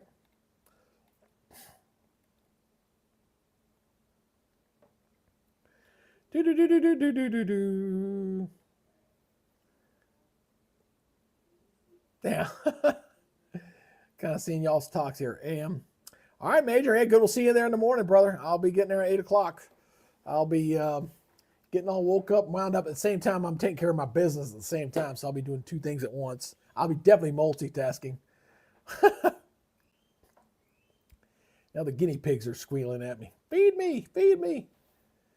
Yeah, I love it. We had 2 daughters. They're grown. They're out of the house. One lives in Atlanta. One's in LA. And we're going to, oh, by the way, yours truly on October 11th through the 19th is going to be on vacation coming up. So I will not be posting on the YouTube channel during that time. I'll be taking a break. So this will be my last big thing because on Thursday, once this thing's done, I'll be getting packed and ready and we're flying on Friday. We're out of here. So we're going to be going on vacation out to LA. So we're going to be taking some time. But my oldest daughters, they left us 2 guinea pigs that we still taking care of.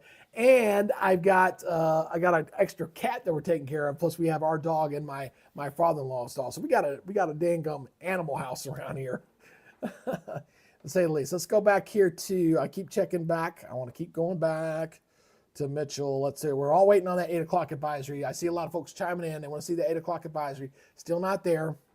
Still looking. I had this thing set up on refresh. So once it does, it'll let me know. Nope, still not there. So I've got this thing on automatic refresh. So the map in the coordinates will update just as soon as it pops. So I just got to go in there and just keep coming back to it. And we'll wait and see if there's any changes. Like I said, my suspect is pressure stays the same. I think the movement stays the same, maybe up to 10, maybe. But I suspect the winds come up to 170. But we'll see. It's either it stayed the same or goes up 5 miles per hour. We're going to see. But is that a beautiful storm? Dangerous storm, but that is the most textbook looking hurricane you're ever going to see. That's for sure. That CDO looks gorgeous. It's sitting over some very warm waters at this time. Hey, Silver Ace, good to see you out back there, brother. Welcome back. Oh, Guinness. Hey, look, there's only one place to get Guinness, and that is in Ireland. It tastes so much better over there than any Guinness here in the States. That's for sure. Getting some good traction here, guys. All right, so 48. Hello, everybody. I'll keep going back and forth because that's the only way it reloads. Nope, still waiting. 12 more minutes for the top of the hour. It's got a little time. It can give us a little time before it does that. We're getting real close. So we're going to go up till 8 o'clock tonight, and then we'll be shutting down, and we'll see you guys back in here tomorrow morning. But right now we're trying to get the latest coordinates here on 8 o'clock advisory.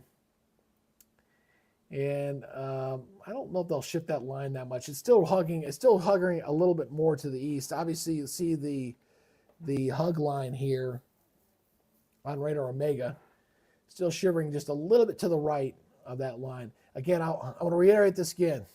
Any deviation this way means a little more southerly track. Any deviation this way means a little more of a southerly track. That's just my observation. All right.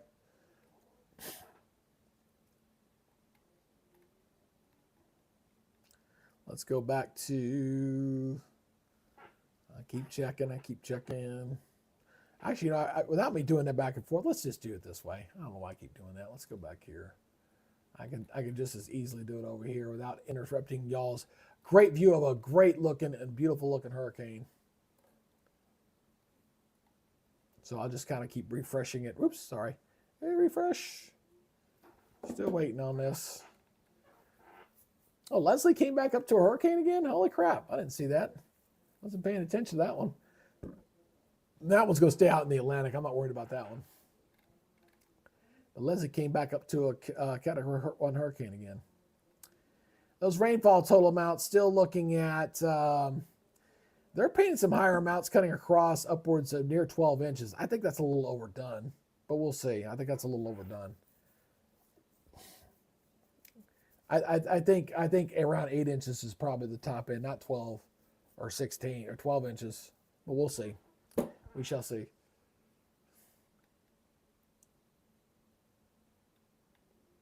Yeah, flash flood is still Orlando and Tampa. They have not. I'm looking at the flood risk to see if they've changed that much. That's still holding what I was showing earlier. No changes there. A lot of maps. I do predict the Storms Prediction Center. If it does take a little more southerly trajectory, those maps may get tweaked a little bit for the outlook. We'll see about that. I'm still held up on these concentric bands from the Cancun radar. No clear second wind maximum yet, though, so I don't see happening yet. Maybe soon. What do you think? Yeah, I mean, I just don't see it. I was looking at the Cancun radar. Is too much attenuation I'm seeing on there to really be able to lock in on that. I wouldn't even trust. Be honest with you, Cancun radar. I probably wouldn't even trust that stuff for some of that things. I think we maximized out the wind right now. I don't see it going much higher. I think 170 is what we're going to get. We shall see on the ERC, though. We shall see.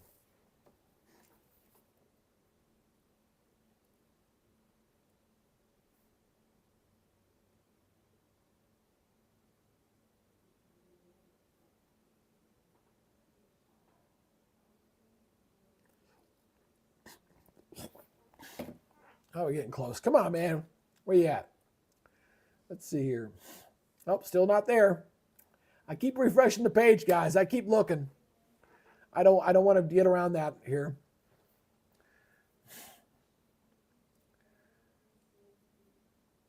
This is part of the reason when I was doing my updates, I will start the live feed at a specific time, like right at the top of the hour, and then wait 5 minutes to come in, because the Hurricane Center has got a history of coming in a little bit late or being a little delayed a little bit on their stuff. So sometimes I build that in as a pad. Yeah, we shall see. It would not shock me if it goes down the beach a little bit more, but I don't think it's going to be too much more. Again, I just let you know, last week, I don't expect that on the 8 o'clock advisory. I don't think they're going to change that path. They usually wait to do that on the full updates. The 5 o'clock advisory, 11 o'clock advisory, 5 o'clock in the morning. So if they do adjust the path a little bit further south, I suspect that'll be at the 11 o'clock advisory when they've got the 0Z data that's coming in at that time.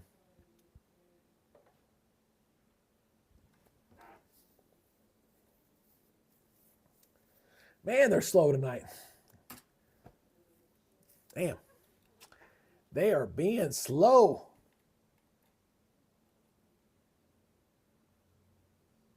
Nope, no change. That's me double checking my browser, make sure it's not stuck. Yeah, I think we can get that 163 tomorrow, though. Really do. I think we'll get that 163. I know some folks are just hanging around. It's like, where's the 8 o'clock advisory? I'm trying, man. I can't go any faster than the Hurricane Center will put it out. I'm waiting to see if they up that wind by 5 miles per hour. That's my big question. That's what I want to see before I go to bed.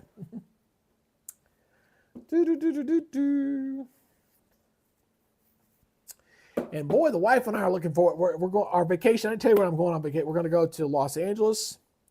We're going to do some days out there. Then we're going to go to Vegas for a few days, and then we're going to the Grand Canyon. The wife and I went out there when we were like 1 year newlyweds. We went out there with my in-laws, and we went out there and saw that. But that was, man, 25 years ago, 26 years ago. So it's changed a lot since then. So we're going on there. So we're 6 minutes from the top of the hour. I know we got some. I see folks chiming back in here, and they're wanting to get that 8 o'clock advisory, and I want to give that to you just as soon as it hits. I keep hitting the reload button on my browser, just kind of waiting to see if it's going to show up there. They're being slow. The night crew at the Hurricane Center is being a little slow, so just bear with us.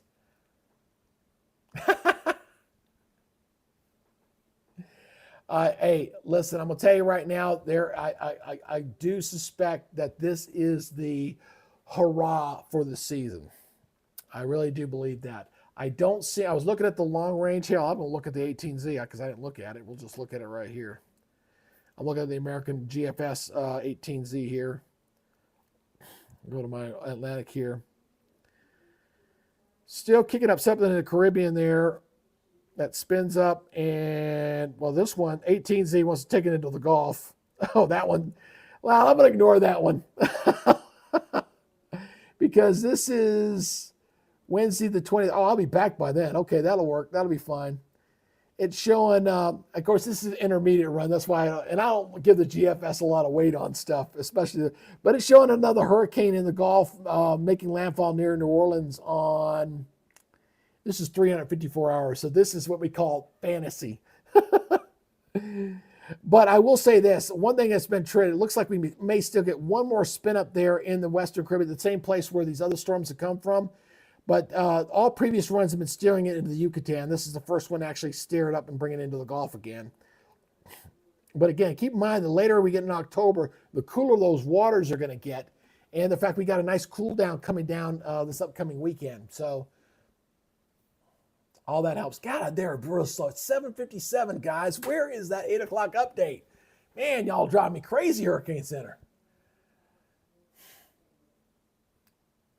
That is, you guys are being, it's 3 minutes at the top of the hour. They should have that out by now. Got to be up for the West Coast stations here. I'll go down to Milton here. I'll double check it here. Nope, still not there. Damn, come on, man. Let's get with it.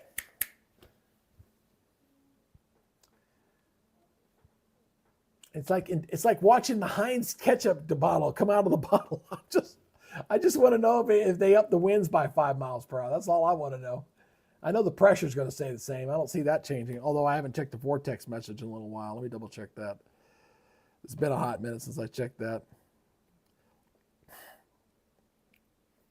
Just double check. There hasn't been a surprise.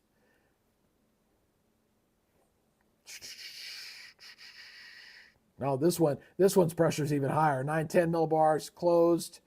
This is the Hurricane Hunter 10-mile wide eye.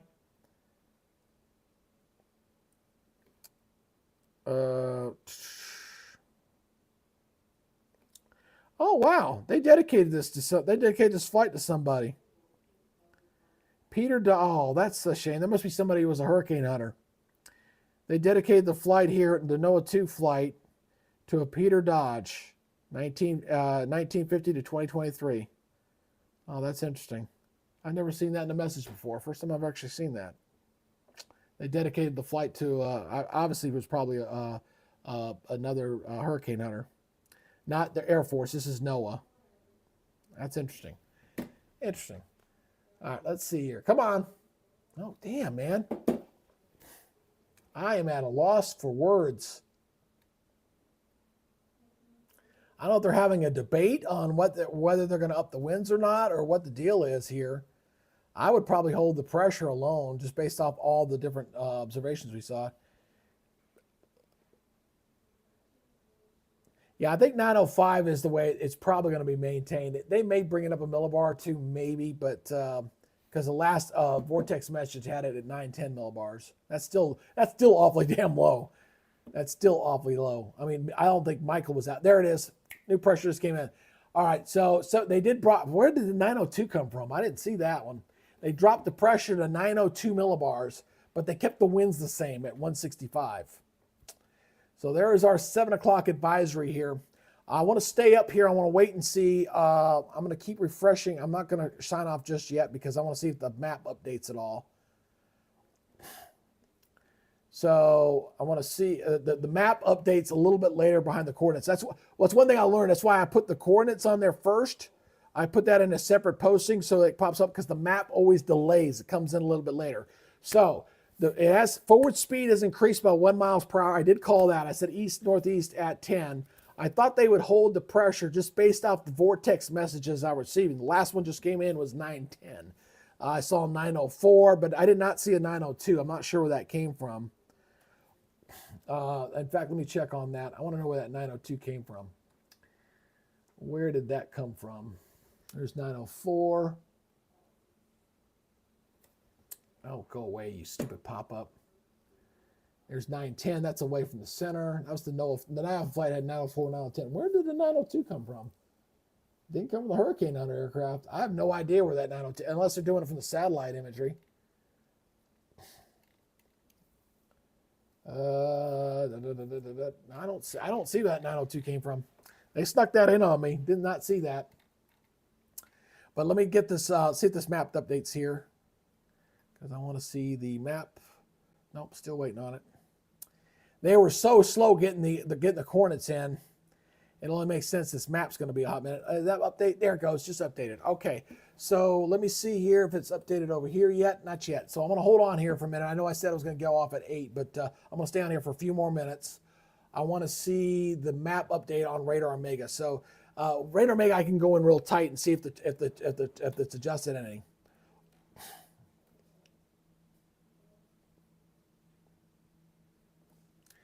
So that just updated there. So as you can see, I can't tell looking at there that that's actually changed any at all there. So the 1 o'clock advice, let me pull up the discussion here and I want to read this with you guys. So stand by here.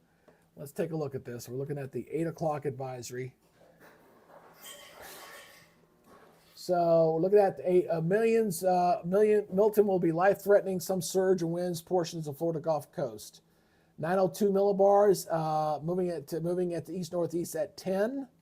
No changes on the warning. I update that in the morning. Looking at the discussion, hurricane force winds are still 30 miles from the center. They're 30 miles from the center, and the tropical storm force winds are still 140 miles from the center. So the wind profile has not yet changed on the storm system right now.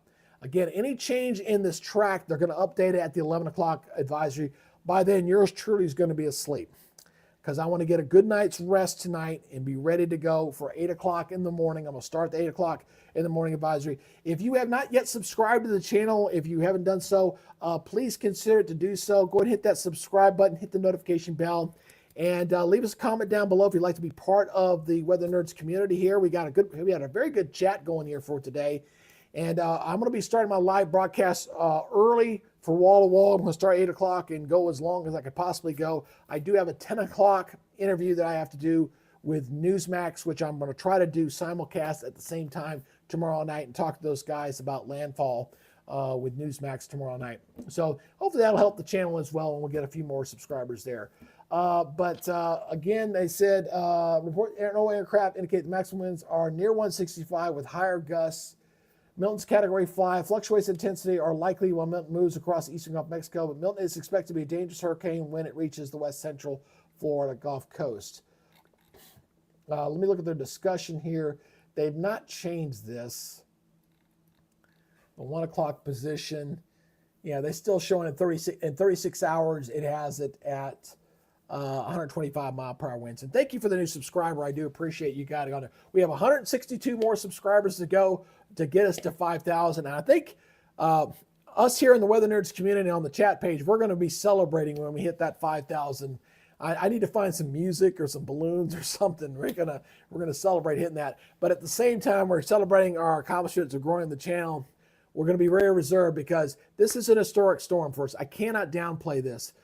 This is going to be a significant storm surge along the coast. The good news is that the track continues to shift a little bit further to the south here. I'm still waiting for the 8 o'clock update here show up on Radar Omega here because I want to update that track before I cut out here. So I know I said I was going to stay till 8. I'm going to stay on here a little bit longer. I'm waiting for the track to update in the Radar Omega system so we can show the track up until landfall. There's going to be a curve to the right. It is wobbling a little bit to the right of the track, which to me indicates a little more of a southerly trajectory on this. But the pressure 902, that's only 5 millibars away from its lowest reading yesterday when it was 897. The eye walls only, again, those hurricane force winds have stayed at 30 miles for over, what, 24 hours now? It's been over almost 30 hours now. The core of the hurricane winds have not changed, which is so unusual. You usually see some sort of fluctuation there, but this has been consistent. The only thing that has changed with the overall size of the storm has been the fact that the tropical storm force went from 80 miles out to 140, and it stayed about 140 all day today. So this is a very compact, tight little hurricane that is going to change and morph.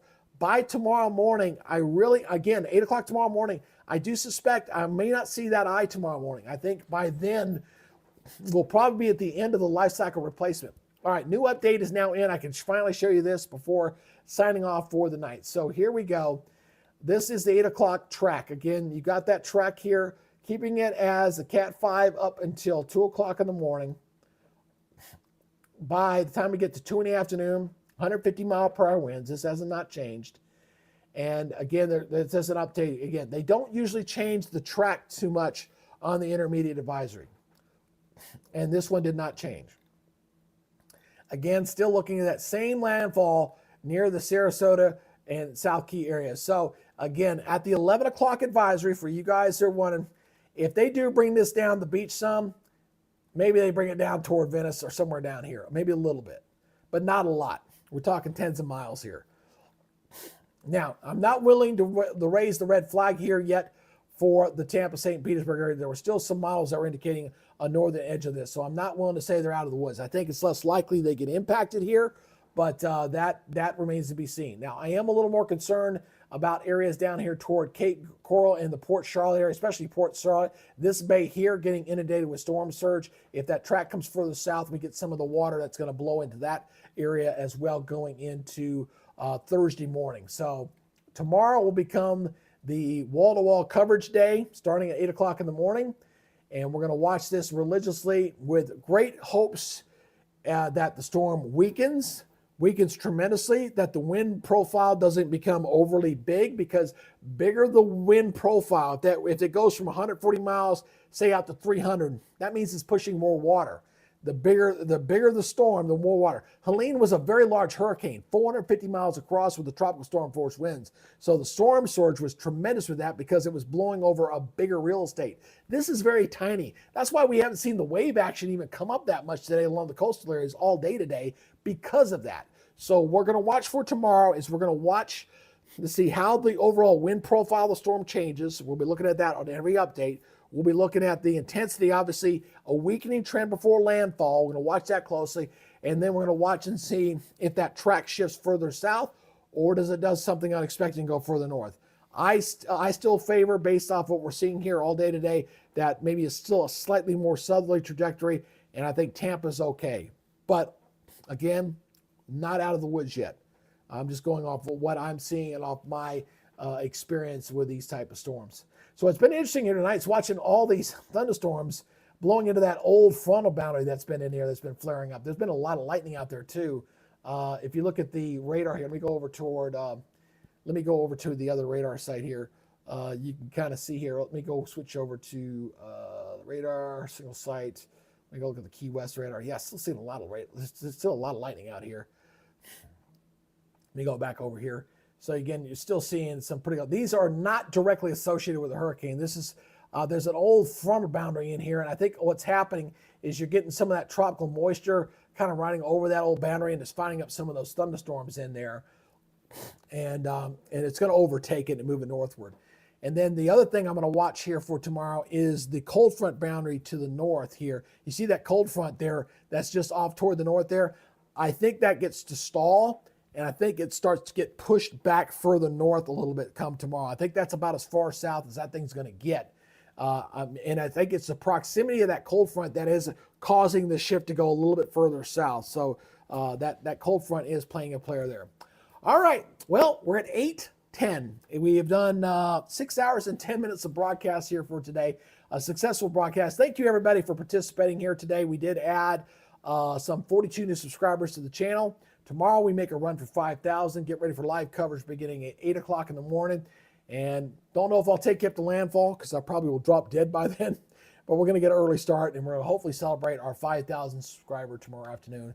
And then please pray for the folks along the Florida Gulf Coast. Let's pray to everybody that evacuated is out of harm's way. We're likely going to see some deaths. We had almost 300 deaths now with Helene, almost 300. We're going to get some deaths out of this one. Let's just hope it's limited, and folks adhere to the advisories that the emergency managers are giving them, and the death toll is kept to a minimum. So let's pray for that for tomorrow night. All right, and thank you for that last subscriber who came on board here before we hung up. We'll see you back in here tomorrow morning, 8 o'clock. Get ready. We got a long day ahead of us here for tomorrow.